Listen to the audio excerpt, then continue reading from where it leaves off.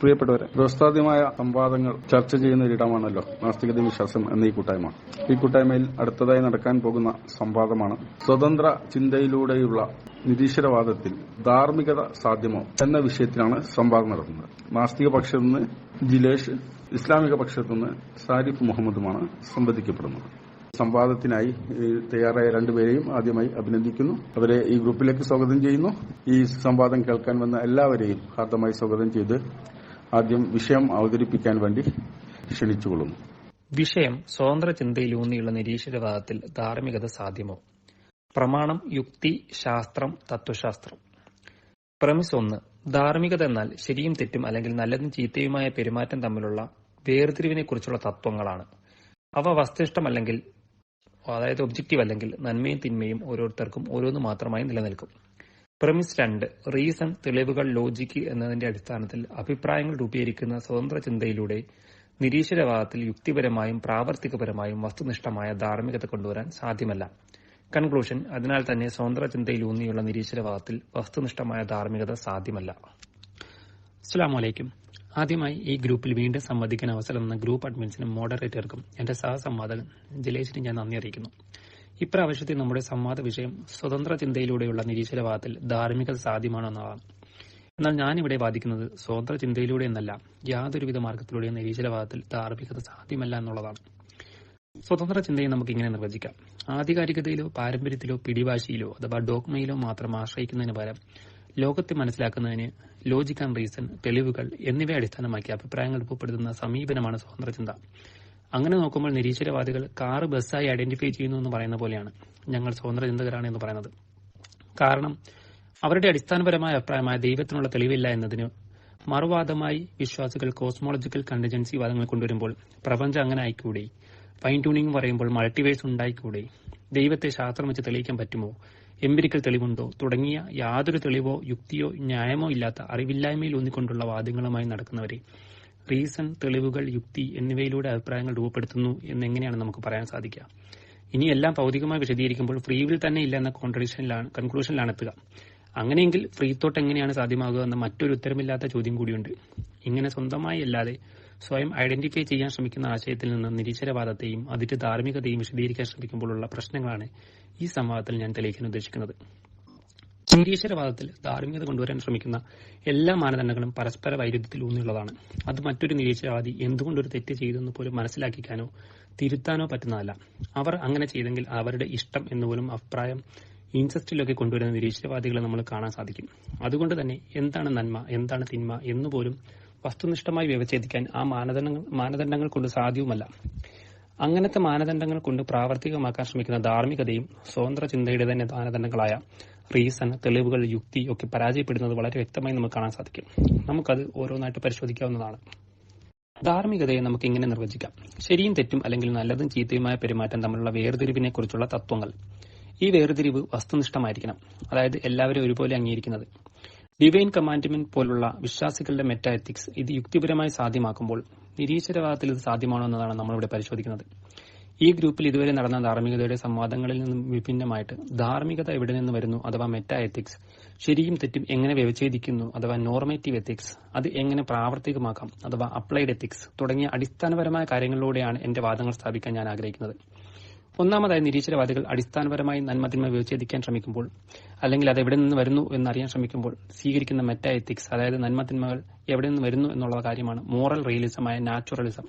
അതായത് നന്മതിന്മകൾ നാച്ചുറലായി തന്നെ ഉള്ളതാണ്. പക്ഷെ അത് എവിടെയാണെന്നോ ആണെങ്കിൽ എന്തുകൊണ്ട് മറ്റ് നാച്ചുറൽ ജീവികളിൽ അത് പ്രകടമാകുന്നില്ല എന്നൊന്നും ചോദിക്കരുത്. കാരണം അതിന് പ്രത്യേകിച്ച് ഉത്തരവൊന്നുമില്ല. എമ്പതിയിലൂടെ വാദങ്ങൾ കൊണ്ടുവരാൻ ശ്രമിക്കുമെങ്കിലും നന്മ ചെയ്യാത്ത നിരീശ്വരവാദികൾക്ക് നാച്ചുറലായി എമ്പതി എങ്ങനെ കിട്ടിയില്ല, അല്ലെങ്കിൽ നാച്ചുറലായി കിട്ടിയ എമ്പതി എന്തുകൊണ്ട് അവരെ നന്മ ചെയ്യാൻ സഹായിച്ചില്ല എന്നൊരു പ്രശ്നം അവർ തന്നെ വിശദീകരിക്കേണ്ടിയും വരും.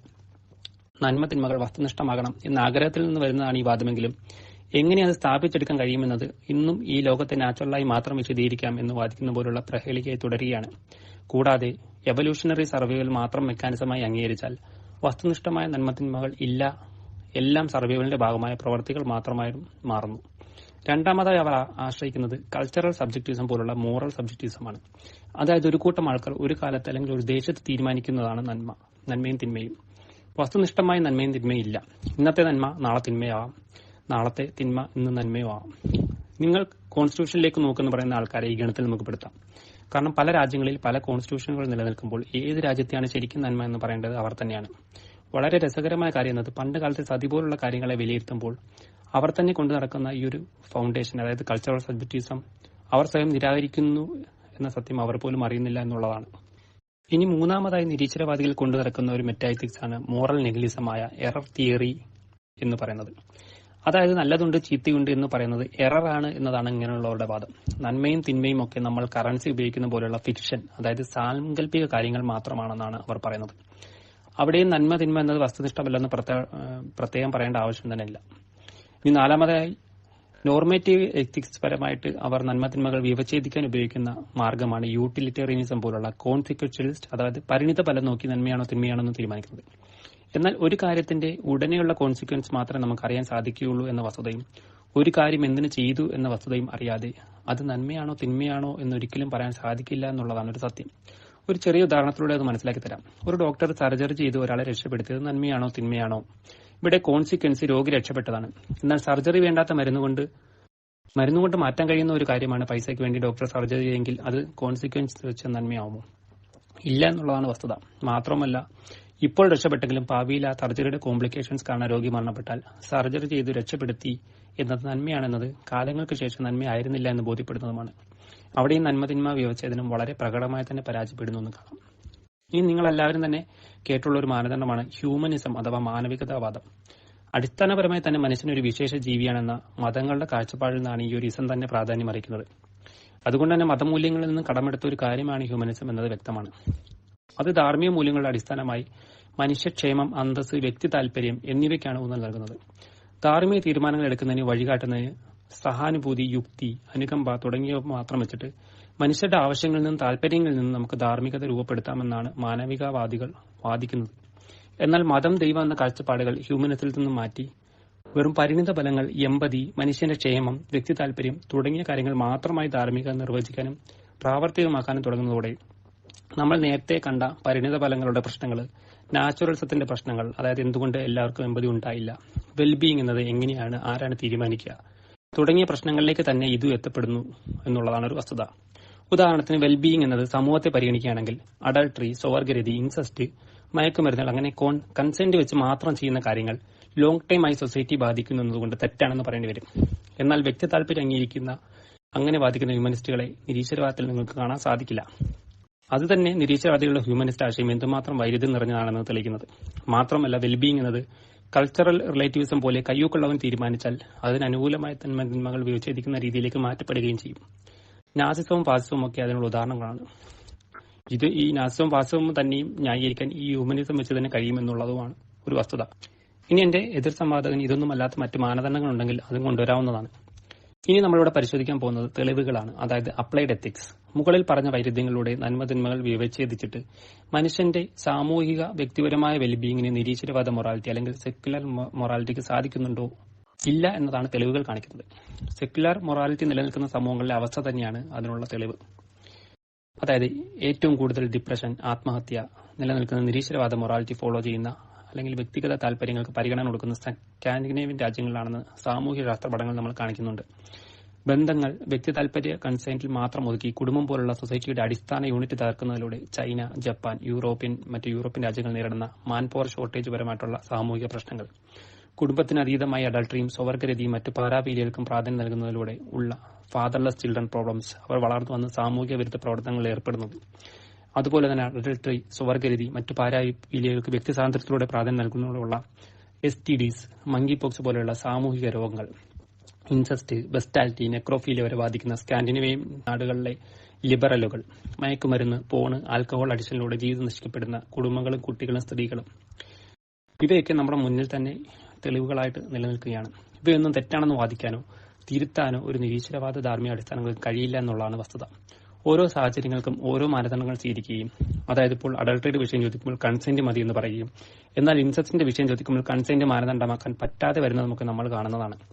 ഏതൊക്കെ സാഹചര്യങ്ങൾ ഏതൊക്കെ സ്വീകരിക്കണമെന്ന് മറ്റൊരു മാനദണ്ഡം ആവശ്യമേ വരുന്നു എന്നത് തന്നെ ഉള്ള മാനദണ്ഡങ്ങളുടെ യുക്തിയില്ലായ്മയാണ് കാണിക്കുന്നത്. മാത്രമല്ല, സമൂഹത്തിന്റെ വെൽബീയിങ് എന്ന് ആഗ്രഹിക്കുകയും എന്നാൽ അത് നടത്താൻ കഴിയാത്തതിനും പ്രധാന കാരണങ്ങൾ ഞാൻ മുകളിൽ പറഞ്ഞ ധാർമ്മിക അടിസ്ഥാനങ്ങളുടെ വൈരുദ്ധ്യങ്ങളും പ്രശ്നങ്ങളും തന്നെയാണ്.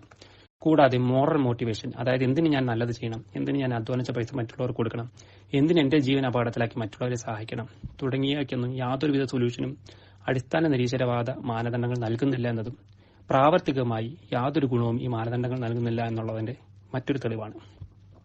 അതുകൊണ്ട് തന്നെ ലോജിക്ക്, റീസണിംഗ്, എവിഡൻസുകൾ എന്നിവ വെച്ച് അഭിപ്രായം രൂപീകരിക്കുന്ന സ്വതന്ത്ര ചിന്ത വെച്ച് നിരീശ്വരവാദ ആശയത്തോട് യോജിക്കുന്ന ധാർമ്മികത നിർവചിക്കാനോ പ്രാവർത്തികമാക്കാനോ സാധിക്കില്ല എന്ന് ആവർത്തിച്ചുകൊണ്ട് ഞാൻ എന്റെ വിഷയധാരണം ഇവിടെ അവസാനിപ്പിക്കുന്നു. നന്ദി.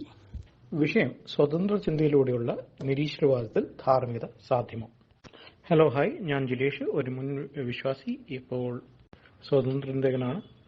ദൈവത്തിൽ വിശ്വാസമില്ലാത്തവനാണ്. ഇനി പ്രമേസുകൾ അവതരിപ്പിക്കാം. ധാർമ്മികത എന്നാൽ സമൂഹത്തിന് തുടർന്ന് ഓരോ വ്യക്തിതലത്തിലും ഗുണപരമായി ക്ഷേമത്തിന് അല്ലെ വെൽബീങ്ങിനെ കൂട്ടുന്നതിനും ഹാർം അല്ലെ പ്രയാസം ദുരിതത്തിനൊക്കെ കുറയ്ക്കുന്നതും പരിണിത ഫലം വിലയിരുത്തി സഹാനുഭൂതിയോടുകൂടി തുല്യതയോടുകൂടി നീതി മുതലായവ മാനവിക മൂല്യങ്ങളിൽ അടിസ്ഥാനപ്പെടുത്തിയിട്ടുള്ള ഒരു പെരുമാറ്റച്ചട്ടമാണ്. പ്രമേസ് 2. സ്വതന്ത്ര ചിന്ത എന്നാൽ ഒരു ജ്ഞാനസമ്പാദന രീതിയാണ്. അത് തെളിവുകളെ, വിശേഷിച്ചാൽ എംപിരിക്കൽ തെളിവുകളെ അടിസ്ഥാനപ്പെടുത്തി വസ്തുതകളെ അപഗ്രഥതയോടുകൂടി മനസ്സിലാക്കി പുനഃപരിശോധിക്കാൻ പ്രോത്സാഹിപ്പിക്കുന്ന ഒന്നാണ്. പ്രമേസ് 3. നിരീശ്വരവാദത്തെക്കുറിച്ച്. തെളിവുകൾ, വിശേഷിച്ചാൽ എംപിരിക്കൽ തെളിവുകളെ അടിസ്ഥാനപ്പെടുത്തി ജീവോൽപത്തി, പ്രപഞ്ചോൽപത്തിയെ മനസ്സിലാക്കി ഖുറാൻ, ബൈബിൾ പോലെയുള്ള ഗ്രന്ഥങ്ങൾ അസത്യ പുസ്തകങ്ങളാണെന്ന് തിരിച്ചറിയുകയാണ് സ്വതന്ത്ര ചിന്തയെ അടിസ്ഥാനപ്പെടുത്തിയിട്ട് നിരീശ്വരവാദികൾ എത്തിച്ചേർന്ന കൺക്ലൂഷൻ. പ്രമേസ് 4.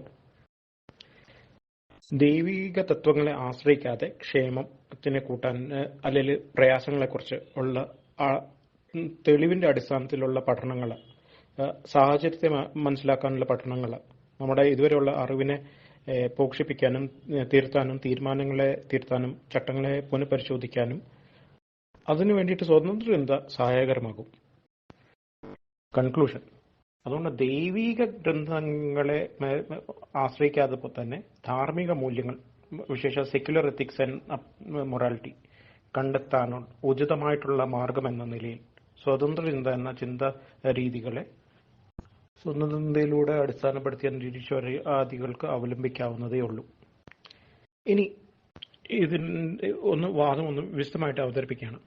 ധാർമ്മികത എന്നാൽ തെറ്റും ശരിയും എന്തിന്, മനുഷ്യന് സമൂഹത്തിന് നല്ലതിനു വേണ്ടിയിട്ട്, ക്ഷേമത്തിന് വേണ്ടിയിട്ട്, അല്ലെ സമൂഹത്തിലെ പ്രയാസങ്ങളെ കുറയ്ക്കുന്നതിന് വേണ്ടിയിട്ട് ഒരു കാര്യം ചെയ്താൽ ഉണ്ടാകുന്ന പരിണിത ഫലം ഗുണപരമായിട്ടാവോ ദോഷപരമായിട്ടാണോ എന്ന് മനസ്സിലാക്കി ചെയ്യുന്നതിന് വേണ്ടിയിട്ട് ഉള്ള പെരുമാറ്റച്ചട്ടക്കൂടാണ് ധാർമ്മികത. അവയദാനം, രക്തദാനം ധാർമ്മികമാണോ? കാരണം സമൂഹത്തിനല്ലേ മറ്റൊരു വ്യക്തിക്ക് അത് ഗുണപരമായിട്ട് ക്ഷേമത്തിന് വേണ്ടിയിട്ട് ഭവിക്കുന്നു, അതുകൊണ്ട് അത് ധാർമ്മികം. സിമ്പിൾ. ഇനി സ്വതന്ത്ര ചിന്ത എന്നാൽ എന്താ? തെളിവിനെ, വസ്തുനിഷ്ഠമായിട്ടുള്ള തെളിവിനെ ആശ്രയിച്ച് കാര്യങ്ങളെ അപഗ്രഥതയോടുകൂടി പരിശോധിച്ച് പുനഃപരിശോധിക്കുന്ന രീതിയാണ്. അങ്ങനെയുള്ള ജ്ഞാനസമ്പാദന രീതിയാണ് സ്വതന്ത്ര ചിന്ത. അപ്പൊ അറിവെന്ന് പറഞ്ഞിട്ടുണ്ടെങ്കിൽ ഇന്നലെ ഒരു മാലാഖ എന്ന് പറഞ്ഞതുകൊണ്ട് അറിവാവില്ല. അല്ല, അങ്ങനത്തുള്ള അറിവിനെ അല്ല നമ്മൾ അറിവ് നടക്കുന്നത്. അല്ലെങ്കിൽ നാട്ടറിവ്, ട്രഡീഷണൽ ആയിട്ട് പാരമ്പര്യമായിട്ടുള്ള അറിവിനെ നമ്മൾ എടുക്കില്ല. ഇപ്പൊ ഒരു ഉദാഹരണത്തിന്, ഞാൻ ബസ്സിൽ പോയിക്കൊണ്ടിരിക്കുകയാണ്, നമ്മളെല്ലാവരും ബസ്സിൽ പോയിക്കൊണ്ടിരിക്കുകയാണ്, ഒന്ന് ഉറങ്ങി, ഒന്ന് മയങ്ങി കഴിഞ്ഞ് ഉറക്കണീച്ച് നോക്കാൻ നേരത്ത് പരിചയമില്ല, നമ്മൾ സ്റ്റോപ്പ് കഴിഞ്ഞു പോയെന്ന് എങ്ങനെയാ മനസ്സിലാക്കാം? അതിന് സ്വപ്നത്തിൽ ഒരു ദേവത വന്നിട്ട് ഇന്ന് നടക്കാൻ പോകുന്നിരിക്കുന്ന ഞാൻ ഇന്ന് പരീക്ഷയ്ക്ക് എത്തുമെന്നോ എല്ലാ കാര്യങ്ങളെല്ലാം കൃത്യമായിട്ട് പറഞ്ഞിട്ട് തന്നിട്ടുള്ളതുകൊണ്ട് എനിക്ക് ഭയക്കേണ്ടതില്ല എന്നാണോ?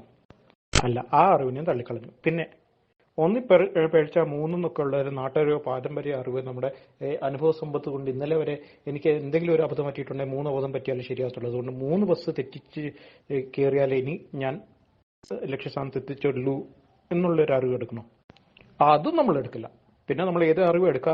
നമ്മൾ ജനറൽ കൂടെ ഒന്ന് വെളിയിലേക്കൊന്ന് നോക്കും. നമ്മുടെ പരീക്ഷാ ഭവൻ എത്താനുള്ള സ്ഥലം കഴിഞ്ഞോ? അത് കഴിഞ്ഞിട്ടുള്ള സ്ഥലങ്ങളാണോ കിടക്കുന്നത്? അപരിചിതമായിട്ടുള്ള കുറെ സ്ഥലം കിടക്കുന്നു. ഈ വഴിക്ക് ഞാൻ ദിവസം പോകാറില്ല. അപ്പം ഇത് കഴിഞ്ഞിട്ടുള്ള സ്ഥലങ്ങളാണ് ഇപ്പം കാണുന്നത്. എന്തോ പറ്റി? അപ്പം പിന്നെ വാച്ചിലേക്കൊന്ന് നോക്കുന്നു. 6 മണിക്ക് പുറപ്പെട്ടാണ് 9 മണിക്ക് എത്തേണ്ടതാണ്. ഇപ്പം 8 മണി പോലും ആയിട്ടില്ല. അങ്ങനെയെങ്കിൽ നമ്മുടെ എക്സാം സെന്റർ സ്കൂളിൽ എത്താനുള്ള സമയമായിട്ടില്ലല്ലോ. അപ്പം സ്ഥലം കഴിഞ്ഞു പോയി എന്നുള്ള ഒരു ഹൈപ്പോത്തസിസ് ഉണ്ടാക്കിയിട്ട് അതിനെ ഒന്നുകൂടെ ഒന്ന് വാലിഡേറ്റ് ചെയ്യുന്നു. അതിന് എതിരെ ഒരു തെളിവ് കിട്ടുന്നു. പിന്നെ തൊട്ടടുത്ത് ഇരിക്കുന്ന ആളുടെ അടുത്തോ കണ്ടക്ടറിന്റെ അടുത്തോ ഒന്ന് ചോദിക്കുന്നു, എന്ത് പറ്റി, ഇത് ഞാൻ ഇങ്ങോട്ടുള്ള ബസ് തന്നെയല്ലേ കയറിയത്, ഇതെന്താണ് സ്ഥലം? അപ്പം പറയുന്നു, അതെ, പക്ഷേ അവിടെ വഴിപണി നടക്കുന്ന കാരണം ഗതി മാറ്റി വിട്ടു. ഓൾറൈറ്റ്. അപ്പൊ അങ്ങനെയാണെന്നുണ്ടെങ്കിൽ നമ്മൾ മൊബൈൽ എടുത്ത് ഒന്ന് ഗൂഗിൾ മാപ്പിലൊന്ന് ലൊക്കേഷൻ കാര്യങ്ങളൊക്കെ ഒന്ന് നോക്കി ഇക്കണക്കിന് പോയിട്ടുണ്ടെങ്കിൽ നമ്മൾ എക്സാം സെന്ററിലേക്ക് കൃത്യമായിട്ടുള്ള സ്ഥലത്ത് എത്തിച്ചേരുമോ? ഇല്ല. അല്ലെങ്കിൽ ഇതിലെ കുറുക്ക് വഴിയുണ്ടോ? എന്താണ് അതിന്റെ ഓൾട്ടർനേറ്റീവ് നോക്കി, അല്ലെന്നുണ്ടെങ്കിൽ എവിടെയെങ്കിലും ഇറങ്ങി ഓട്ടോ വിളിച്ചു പോകുന്നു. നമ്മുടെ മുമ്പിലുള്ള ഓരോ ചോദ്യങ്ങൾക്ക് നമ്മൾ ഇങ്ങനെ തന്നെ ഉത്തരം കണ്ടെത്തിക്കൊണ്ടിരിക്കുന്നത്. അല്ലാണ്ട് ഈ ശാസ്ത്രീയ മെത്തഡോളജി എന്നൊക്കെ പറയുന്നത് PhD കാരന് മാത്രം വശമുള്ള ഒരു സംഭവമൊന്നുമില്ല. അപ്പൊ ഈ സ്വതന്ത്ര ഇന്ത്യയിൽ അടിസ്ഥാനപ്പെടുത്തി രക്തദാനോ അവയദാനോ സമൂഹത്തിന് ഗുണമാണോ ദോഷമാണോ ചെയ്യുന്നത് നമുക്ക് കണ്ടെത്താവുന്നേ ഉള്ളൂ. റേപ്പ് ചെയ്യരുതെന്ന് പറയുന്നത് സമൂഹത്തിന് ഗുണത്തിനാണോ ദോഷത്തിനാണോ? കൊല്ലരുതെന്ന് പറയുന്നതോ? അപ്പൊ ഈ നന്മ തിന്മകളൊക്കെ തിരിച്ചറിയാൻ വേണ്ടിയിട്ട് ലുട്ടാപ്പി പറഞ്ഞിട്ട് വേണം എനിക്ക് റേപ്പ് ചെയ്യരുതെന്ന് പറയാൻ വേണ്ടിയിട്ട്. ലുട്ടാപ്പി പറഞ്ഞതുകൊണ്ടാണോ ഞാൻ മോഷ്ടിക്കാതിരിക്കുന്നത്? അപ്പം എന്താണ് തെറ്റും ശരിയെന്നുള്ളത് നമുക്ക് ഗുണത്തിനാണോ, സമൂഹത്തിന്റെ ഗുണത്തിനാണോ ദോഷത്തിനാണോ എന്നുള്ളത് സ്വതന്ത്ര ഇന്ത്യയിലൂടെ കണ്ടെത്താവുന്ന കാര്യങ്ങളേ ഉള്ളൂ. ഇനി അടുത്തത് സ്വതന്ത്ര ഇന്ത്യയിലൂടെ നാസ്തികത. അതിൽ നമ്മൾ തെളിവിന്റെ അടിസ്ഥാനത്തിൽ പലതും പരിശോധിക്കുന്നു. വസ്തുനിഷ്ഠമായിട്ട് നമുക്കറിയാം, ഇപ്പം മനുഷ്യനും ചിമ്പാൻസിക്കൊക്കെ പൊതു പൂർവികനുണ്ട്. അതിന്റെ നിരവധി തെളിവുകൾ കിട്ടിക്കൊണ്ടിരിക്കുന്നത്. ജീവോൽപത്തി എങ്ങനെയാണ് നടന്നതെന്നറിയാം, പ്രപഞ്ചോൽപത്തി എങ്ങനെയാണ് നടന്നതെന്നറിയാം. എന്നിട്ട് പ്രപഞ്ചോൽപത്തിക്ക് 7 ദിവസമൊന്നും പോരാന്നറിയാം. ദിവസം തുടങ്ങണമെന്ന് തന്നെ ഭൂമി എന്ന് പറയുന്നൊരു സാധനം ഉണ്ടായിട്ട് കഴിഞ്ഞിട്ട് വേണം നോക്കി നമ്മുടെ ഈ ദിവസം എന്ന് പറയുന്നൊരു കണക്ക് കണ്ടെത്താൻ. അപ്പം പിന്നെ ഈ 7 ദിവസം കൊണ്ട് പലതും ഉണ്ടാക്കി എന്നൊക്കെ പറയുന്ന സാധനങ്ങളുണ്ടല്ലോ, അത് വെറും തള്ളു പുസ്തകങ്ങൾ. കഥകൾ വായിച്ച് രസിക്കാൻ അറിയാം, ഓക്കെ, അതിന് മതി. അങ്ങനെയാണ് ഈ നിരീശ്വരവാദികൾ സ്വതന്ത്രയെ അടിസ്ഥാനപ്പെടുത്തി കാര്യങ്ങൾ വിശകലനം ചെയ്തിട്ടാണ് നിരീശ്വരവാദികൾ ഉണ്ടായിരുന്നത്. ഇനി സ്വതന്ത്രയെ അടിസ്ഥാനപ്പെടുത്തിയിട്ട് ഈശ്വരവിശ്വാസികളായിട്ട് നിലനിൽക്കുന്നു എന്ന് പറയുന്ന ആൾക്കാർ ശുദ്ധ ഉടായ്പകളാണ്. അതിനെക്കുറിച്ച് ഞാൻ പിന്നീട് പറയാം. എന്നിരുന്നാൽ തന്നെ ഏതെങ്കിലും ഒരു ലുട്ടാപ്പി പറഞ്ഞിട്ട് വേണോ ഒരു തെറ്റെന്ന് പറയാൻ, അല്ല ഒരു ശരി എന്ന് പറയാൻ? അതായത് സ്വതന്ത്ര ധാർമ്മികത സാധ്യമാണ്. അതിന് ദൈവം ഉണ്ടോ ഇല്ലയോ എന്നുള്ളത് ഒരു ഘടകമേ അല്ല. ആദ്യമായി അദ്ദേഹം ഫ്രീ തോട്ടിന് അദ്ദേഹത്തിൻ്റെതായിട്ടുള്ള ഒരു ഡെഫിനേഷൻ കൊടുക്കുകയാണ്. അതായത് എംപിരിക്കൽ തെളിവുകൾ കൂടി വേണമെന്നുള്ളത് വളരെ വൈരുദ്ധ്യപരമായിട്ടുള്ള ഒരു കാര്യമാണ് അത്. കാരണം എംപിരിക്കൽ തെളിവ് ഒരു മുഖ്യ കാരണമായി എടുക്കുകയാണെങ്കിൽ നമുക്ക് 90% ഓഫ് ഹിസ്റ്ററിയും തള്ളിക്കളയേണ്ടി വരും. അദ്ദേഹം തന്നെ പറയുന്ന ഡെഫിനേഷനുകളോ ഒന്നും തന്നെ നമുക്ക് മുകളിലേക്ക് എടുക്കാൻ സാധിക്കില്ല എന്നുള്ളതാണ് വസ്തുത. കാരണം ഫ്രീ തോട്ടിന്റെ ഡെഫിനേഷൻ തന്നെ ഒരു മുന്നറിവ് അല്ലെങ്കിൽ ഒരു പ്രിയറി നോളജാണ്. ഒരിക്കലും നമുക്കത് എക്സ്പെരിമെന്റ് ചെയ്യാൻ പറ്റുന്ന ഒരു സംഭവമല്ല. മാത്രമല്ല എല്ലാം നമുക്ക് എംപിരിക്കലിലൂടെ വെരിഫൈ ചെയ്യാൻ സാധിക്കുന്ന ഒരു കാര്യവുമല്ല. എന്നാൽ ഒരു അതോറിറ്റി നോളജ് നമുക്ക് ലോജിക്കൽ റീസണിലൂടെ അതിന്റെ സോഴ്സും ഉള്ളടക്കവും വെരിഫൈ ചെയ്ത് നമുക്ക് സ്വീകരിക്കാവുന്നതാണ്. അങ്ങനെ തന്നെയാണ് നമ്മൾ ഹിസ്റ്ററിയിൽ പഠിക്കുന്നതും നമ്മൾ വായിക്കുന്ന ജേണലിലെ ശാസ്ത്ര അറിവുകളും നമ്മൾ സ്വീകരിക്കുന്നത്. അതൊരിക്കലും നമ്മൾ എംപിരിക്കലി വെരിഫൈ ചെയ്ത് നോക്കിയിട്ടല്ല, മറിച്ച് അത് പബ്ലിഷ് ചെയ്ത് വന്ന ജേണലിന്റെയും അത് പിയർ റിവ്യൂ ചെയ്ത കമ്മിറ്റിയുടെയും ഒക്കെ വിശ്വാസയോഗ്യത അനുസരിച്ചാണ് നമ്മൾ അത് സ്വീകരിക്കുന്നത്. അദ്ദേഹം ഫ്രീ തോട്ടിന്റെ ഡെഫിനേഷനിൽ കൊണ്ടുവന്ന ഈ ഒരു ഫാലസിക്ക് പറയുന്ന പേരാണ് ഡെഫിനിസ്റ്റ് ഫാലസി. അതായത് അദ്ദേഹത്തിന്റേതായിട്ടുള്ള ഒരു രീതിയിൽ അദ്ദേഹത്തിന് ഡിഫെൻഡ് ചെയ്യാൻ പറ്റുന്ന രീതിയിൽ ഒരു ഡെഫിനേഷനെ മാറ്റിമറിക്കുക എന്നുള്ളത്. എല്ലാം എംപിരിക്കലിലൂടെ മാത്രമേ സ്വീകരിക്കുന്നു പറയുന്നത് പൊട്ടക്കണ്ണത്തിൽ കിടക്കുന്ന തവള എല്ലാം എനിക്ക് കാണുന്ന, കേൾക്കുന്ന, രുചിക്കുന്ന, തൊടുന്ന, മണക്കുന്ന രീതിയിൽ കൊണ്ടുതന്നാലേ സ്വീകരിക്കുന്നു പറയുന്ന പോലെ വിഡ്ഢിത്തരമാണ്. കാരണം വിശാലമായ ലോകത്തിന്റെ എല്ലാ അറിവും നമ്മുടെ പഞ്ചേന്ദ്രിയങ്ങൾ കൊണ്ട് മാത്രം അറിയാൻ സാധിക്കില്ല. ഇനി അദ്ദേഹം പറഞ്ഞ ധാർമ്മികത അടിസ്ഥാനങ്ങളുടെയും വാദങ്ങളും അത് സ്ഥാപിക്കുന്ന രീതികളും പരിണിത ഫലത്തിന്റെ പ്രശ്നങ്ങളും എല്ലാം ഞാൻ വിശകലനത്തിൽ വളരെ കൃത്യമായിട്ട് പറഞ്ഞിട്ടുള്ളതാണ്. ആ കൗണ്ടറുകൾ ഞാനിവിടെ വീണ്ടും ആവർത്തിക്കുന്നില്ല. അദ്ദേഹത്തിന് അതിന് എന്തെങ്കിലും കൗണ്ടറുകൾ ഉണ്ടെങ്കിൽ നമുക്ക് അടുത്ത റൗണ്ടുകളിൽ അത് ചർച്ച ചെയ്യാം. ഇനി അദ്ദേഹം പറഞ്ഞ എക്സാമ്പിൾ ഉപയോഗിക്കുന്ന ലോജിക്ക് അനുസരിച്ച് തന്നെ അല്ലെങ്കിൽ റീസണിംഗ് അനുസരിച്ച് ഡിവൈൻ കമാൻഡ്മെന്റ് നമുക്ക് സ്വീകരിക്കാമോ എന്നുള്ളതാണ് നമുക്ക് പരിശോധിക്കാവുന്നത്. ഈ സംവാദത്തിന്റെ വിഷയമല്ലെങ്കിലും സമയമുള്ളതിനാൽ ഡിവൈൻ കമാൻഡ്മെന്റിന്റെ അടിസ്ഥാനവും യുക്തിയും കൂടി ഞാനിവിടെ വിവരിക്കാം എന്നാണ് വിചാരിക്കുന്നത്. മനുഷ്യനെ സൃഷ്ടിച്ച എല്ലാം അറിയുന്ന ദൈവത്തിന് മനുഷ്യന് അവന്റെ സമൂഹത്തിന്റെ വെൽബീയിങ്ങിനുള്ള നിയമങ്ങൾ നൽകാൻ സാധിക്കും എന്നുള്ളത് യുക്തിപരമായി തന്നെ നമുക്ക് കൺക്ലൂഡ് ചെയ്യാൻ കഴിയുന്ന ഒരു കാര്യമാണ്. കാരണം മനുഷ്യനെ സൃഷ്ടിച്ച ദൈവത്തിനാണ് മനുഷ്യനെ പറ്റി കൂടുതൽ അറിയുക. അപ്പോൾ മനുഷ്യൻ എന്റെ വെൽബീയിങ് എങ്ങനെ നമുക്ക് അച്ചീവ് ചെയ്യാൻ പറ്റും എന്നുള്ളത് ദൈവത്തിന് തന്നെയാണ് അറിയാൻ സാധിക്കുക. ഡിവൈൻ കമാൻഡ്മെന്റ് തിയറി എന്നത് അടിസ്ഥാന ധാർമ്മിക കാര്യങ്ങൾ ഏതെങ്കിലും ഒരു മനുഷ്യനോ മനുഷ്യ സമൂഹത്തിനോ മാറ്റിത്തീർത്താനുള്ള സ്കോപ്പിനെ തടയുന്നുണ്ട്. അതിനാൽ തന്നെ നന്മ തിന്മ എന്നത് ഏതെങ്കിലും ദേശത്തിനോ കാലത്തിനോ അനുസരിച്ച് മാറുന്നതല്ല. ഇവിടെ വസ്തുനിഷ്ഠ ധാർമ്മികത കൃത്യമായി സാധ്യമാകുന്നു. എനിക്കോ എന്റെ എതിർ സംവാദകനോ ഇതിൽ പറയുന്നത് ഇഷ്ടപ്പെട്ടോ എന്നതിലുപരി അത് മനുഷ്യന്റെ സമൂഹത്തിന്റെ വളർച്ചയ്ക്ക് സ്റ്റെബിലിറ്റിക്കും ഉപകാരപ്പെടുന്നുണ്ടോ എന്നുള്ള അപ്ലൈഡ് എത്തിക്സിലൂടെയുള്ള തെളിവുകളും അത് പ്രാവർത്തികമാകുന്നുണ്ടോ എന്നത് നമുക്ക് ഡിവൈൻ കമാൻഡ്മെന്റ് എന്ന മെറ്റാ എത്തിക്സിന്റെ ധാർമ്മികമായി മെച്ചപ്പെട്ടതാണോ എന്നത് പരിശോധിക്കുന്നതിനുള്ള മാനദണ്ഡമായി എടുക്കാവുന്നതാണ്. ഇനി ഡിവൈൻ കമാൻഡ്മെന്റ് നന്മ തിന്മകൾ വിച്ഛേദിക്കുന്നതിന് ജഡ്ജ് ചെയ്യുന്നതിന് ഉപയോഗിക്കുന്ന നോർമേറ്റീവ് എത്തിക്സുകളാണ് ഡിയോൺടോളജിയും വെർച്യു എത്തിക്സും. ഡിയോൺടോളജിക്ക് മലയാളത്തിൽ നീതിശാസ്ത്രം എന്നാണ് പറയുന്നത്. പരിണിതഫലം ഒരു പരിധിവരെ മാനുഷികമായ ജഡ്ജ്മെന്റുകൾക്ക് പരിഗണിക്കുമെങ്കിലും അത് മാത്രം വെച്ചൊരിക്കലും നന്മതിന്മകൾ ഡിവൈൻ കമാൻഡ്മെന്റിൽ വിലയിരുത്തില്ല. ഡിയോണ്ടോളജി എന്ന് പറയുന്നത് ഒരു മനുഷ്യരുടെയും ധാർമ്മിക ഉത്തരവാദിത്തങ്ങളും ധാർമ്മിക നിയമങ്ങളും ഉദ്ദേശങ്ങളും നോക്കിയാണ് ഒരു പ്രവൃത്തി നല്ലതാണോ ചീത്തയാണോ എന്ന് വിലയിരുത്തുക, പരിണിതഫലം മാത്രം നോക്കിയല്ല. ഖുർആനെ പോലുള്ള വേദങ്ങളുടെ ലക്ഷ്യം ഈ ധാർമ്മിക ഉത്തരവാദിത്തങ്ങളെയും ധാർമ്മിക നിയമങ്ങൾക്കും ഉദ്ദേശങ്ങളും നല്ലതാക്കുക എന്നതിനുള്ള മാർഗനിർദ്ദേശങ്ങൾ നൽകുക എന്നുള്ളതാണ്. ഒരു ചെറിയ ഉദാഹരണമെടുത്ത് ഇത് ഞാൻ വിശദീകരിക്കാം. സക്കാത്ത് നൽകുക എന്നത് ഒരു മുസ്ലിമിന്റെ ബാധ്യതയാണ്. അതൊരു റെസ്പോൺസിബിലിറ്റിയാണ്, മോറൽ റെസ്പോൺസിബിലിറ്റി. അതേപോലെ തന്നെ അത് 2.5% ആണ് എന്നുള്ളത് ധാർമ്മിക നിയമമാണ്, മോറൽ ലോ. അത് നൽകുന്നത് വെറും പ്രശസ്തിക്ക് വേണ്ടി ആവരുത് എന്നുകൂടി ഖുർആൻ പറയുന്നത് ഉദ്ദേശം അല്ലെങ്കിൽ ഇന്റൻഷൻ നല്ലതാകാൻ വേണ്ടിയാണ്. ഈ ഒരു കാര്യങ്ങളും ഏതെങ്കിലും മനുഷ്യനോ മനുഷ്യ സമൂഹത്തിനോ ഇസ്ലാമിൽ നിന്നുകൊണ്ട് മാറ്റാൻ സാധിക്കില്ല. കൂടാതെ മനുഷ്യനിൽ ഉണ്ടാകേണ്ട വെർച്യു അതായത് നല്ല കാര്യങ്ങളെപ്പറ്റി കൃത്യമായി തന്നെ ഖുർആനെ പോലുള്ള വേദഗ്രന്ഥങ്ങൾ മാർഗനിർദ്ദേശങ്ങൾ നൽകുന്നുണ്ട്. നീതി, ചാരിറ്റി, കരുണ, മാപ്പ് കൊടുക്കുക, വിനയം, മോഡസ്റ്റി തുടങ്ങിയ എല്ലാ കാര്യങ്ങളും ഉണ്ടാവേണ്ടതിന്റെ ആവശ്യകതയും മോറൽ മോട്ടിവേഷനും നോർമേറ്റീവ് എത്തിക്സ് ആയ വെർച്യു എത്തിക്സിന്റെ അടിസ്ഥാനത്തിൽ ധാർമ്മികത രൂപപ്പെടുത്തേണ്ട ആവശ്യകതയും നിർദ്ദേശിക്കുന്നുണ്ട്. തീർച്ചയായും അക്രമങ്ങളും അടിച്ചമർത്തലുകളും നേരിടുമ്പോൾ ചെയ്യേണ്ട കാര്യങ്ങളും അതിൽ വരുന്നു എന്നുള്ളതാണ് വസ്തുത. കൂടാതെ നന്മതിന്മ പറയുമ്പോൾ ഏറ്റവും പ്രാധാന്യം അർഹിക്കുന്ന ഒന്നാണ് നീതി. ഒരു ഭൗതിക ലോക വീക്ഷണത്തിൽ നീതി ഒരിക്കലും പൂർണ്ണമല്ല. കാരണം ഒരു പ്രവൃത്തി നന്മയാണോ തിന്മയാണോ എന്നത് അതിനനുസരിച്ചുള്ള പൂർണ്ണനീതി സാധ്യമാക്കുന്നതിനും ആ പ്രവൃത്തി ചെയ്ത ആളുടെ ഉദ്ദേശം വളരെ പ്രാധാന്യമർഹിക്കുന്ന ഒന്നാണ്. അബദ്ധത്തിൽ ചെയ്തുപോയ കാര്യങ്ങൾക്കും ചെയ്യാത്ത കുറ്റത്തിനും ശിക്ഷ അനുഭവിക്കുന്ന ധാരാളം ആളുകളെ നമുക്ക് ചുറ്റും കാണാം. കാരണം സാഹചര്യ തെളിവുകൾ എന്ന പരിണിതഫലം വെച്ച് നോക്കുമ്പോൾ മനുഷ്യന് മാക്സിമം ചെയ്യാവുന്ന നീതി അതാണ്. എന്നാൽ ചെയ്തതിന്റെ ഉദ്ദേശം കൂടി അറിയുന്ന ദൈവത്തിനാണ് ഒരാൾ ചെയ്തത് നന്മയാണോ തിന്മയാണോ എന്ന് വിലയിരുത്താൻ കഴിയുമെന്നുള്ള കാരണത്താലാണ് പൂർണ്ണമായ നന്മ, തിന്മ, നീതി വിവച്ഛേദങ്ങൾക്ക് ദൈവം എന്നത് ധാർമ്മികതയുടെ അവിഭാജ്യ ഘടകമാക്കുന്നത്. കൂടാതെ ഈ ലോകത്ത് അനുഭവിക്കുന്ന നീതി നിഷേധങ്ങൾക്ക്, അതായത് മനുഷ്യന്റെ പരിമിത അറിവിലുള്ള വിധിന്യായങ്ങൾക്ക് കൃത്യമായ നീതി നടപ്പാക്കാവുന്ന പരലോകവും ധാർമ്മികതയുടെ നന്മതിന്മകളുടെ നീതിയുടെ പൂർണ്ണ അർത്ഥത്തിൽ അവിഭാജ്യ ഘടകമാക്കി മാറ്റുന്നു. ഇനി അപ്ലൈഡ് എത്തിക്സ്, അതായത് നമ്മൾ ഈ വിശദീകരിച്ച മെറ്റാ എത്തിക്സ്, ഡിവൈൻ കമാൻഡ്മെന്റ് എന്നുള്ള മെറ്റാ എത്തിക്സും ഡിയോണ്ടോളജി, വെർച്വൽ എത്തിക്സ് പോലുള്ള നോർമേറ്റീവ് എത്തിക്സുകളും മനുഷ്യ സമൂഹങ്ങളിൽ എന്തെങ്കിലും മാറ്റം സംഭവിക്കുന്നുണ്ട്. ഇവിടെ ഞാനൊരു മുസ്ലിം ആയതുകൊണ്ട് മുസ്ലിങ്ങളിൽ ഇത് എന്തുമാത്രം എഫക്ട് ഉണ്ടാക്കുന്നു എന്നുള്ളതാണ് തെളിവുകളാണ് തരാൻ ഉദ്ദേശിക്കുന്നത്. ഒന്നാമതായി മുസ്ലിംസ് അവരുടെ ജീവിതത്തിൽ കൂടുതൽ സാറ്റിസ്ഫാക്ഷൻ അനുഭവിക്കുന്നു എന്നുള്ളതാണ് പഠനങ്ങൾ കാണിക്കുന്നത്. കുറഞ്ഞ ഡിപ്രഷൻ റേറ്റും ആത്മഹത്യാ നിരക്കും മുസ്ലിം സമൂഹങ്ങളാണ് ഉള്ളത്. മുസ്ലിങ്ങളുടെ ഫാമിലി സ്റ്റെബിലിറ്റി കൂടുതലാണ്. സൊസൈറ്റിയിലെ അടിസ്ഥാന ഘടകമാണല്ലോ ഫാമിലി. അതിലൂടെ കുട്ടികൾ നേരിടുന്ന ഫാദർലെസ് പ്രശ്നങ്ങളുടെ പരിഹാരവും അതുവഴി സാധ്യമാകുന്നുണ്ട്. സക്കാത്ത് പോലുള്ള കാര്യങ്ങൾ പോവർട്ടി നിർമ്മാർജ്ജനം ചെയ്യുന്നതിൽ എഫക്റ്റീവ് ആണെന്നുള്ളതാണ് പഠനങ്ങൾ കാണിക്കുന്നത്. ഓക്സ്ഫാമിന്റെ പഠനങ്ങൾ പറയുന്നത് ടാക്സ് ഓഫ് അപ് ടു 5%, അതായത് 5% ടാക്സുകൾ വേൾഡിന്റെ മൾട്ടി മില്യനേഴ്സിലും ബില്യനേഴ്സിന്റെയും കയ്യിൽ നിന്നും നമുക്ക് റൈസ് ചെയ്താൽ വെറും 5%, അത് 2 ബില്യൺ ആൾക്കാരുടെ ദാരിദ്ര്യം നിർമ്മാർജ്ജനം ചെയ്യാൻ സാധിക്കും എന്നുള്ളതാണ് അത് വെച്ചിട്ട്. അപ്പോൾ നമുക്ക് 1400 വർഷം മുൻപ് നമുക്ക് കൃത്യമായിട്ട് മോറൽ റെസ്പോൺസിബിലിറ്റി തന്നിട്ടുള്ളത് എന്ന് പറയുന്നത് 2.5% സക്കാത്ത് ഇതേമാതിരി വിനിയോഗിക്കുക എന്നുള്ളതാണ്. അത് പോവർട്ടി നിർമ്മാർജ്ജനം ചെയ്യുന്നതിൽ ഒരു എഫക്റ്റീവ് വേ ആണെന്നുള്ളതാണ് ഇത് തെളിയിക്കുന്നത്. കൂടാതെ മയക്കുമരുന്ന്, ആൽക്കഹോൾ ഉപയോഗത്തിലുള്ള കുറവും അതുവഴി ഉണ്ടാകുന്ന പ്രശ്നങ്ങളും മുസ്ലിം ഫാമിലികളിലോ സമൂഹങ്ങളിലോ നമുക്ക് കാണാൻ സാധിക്കില്ല.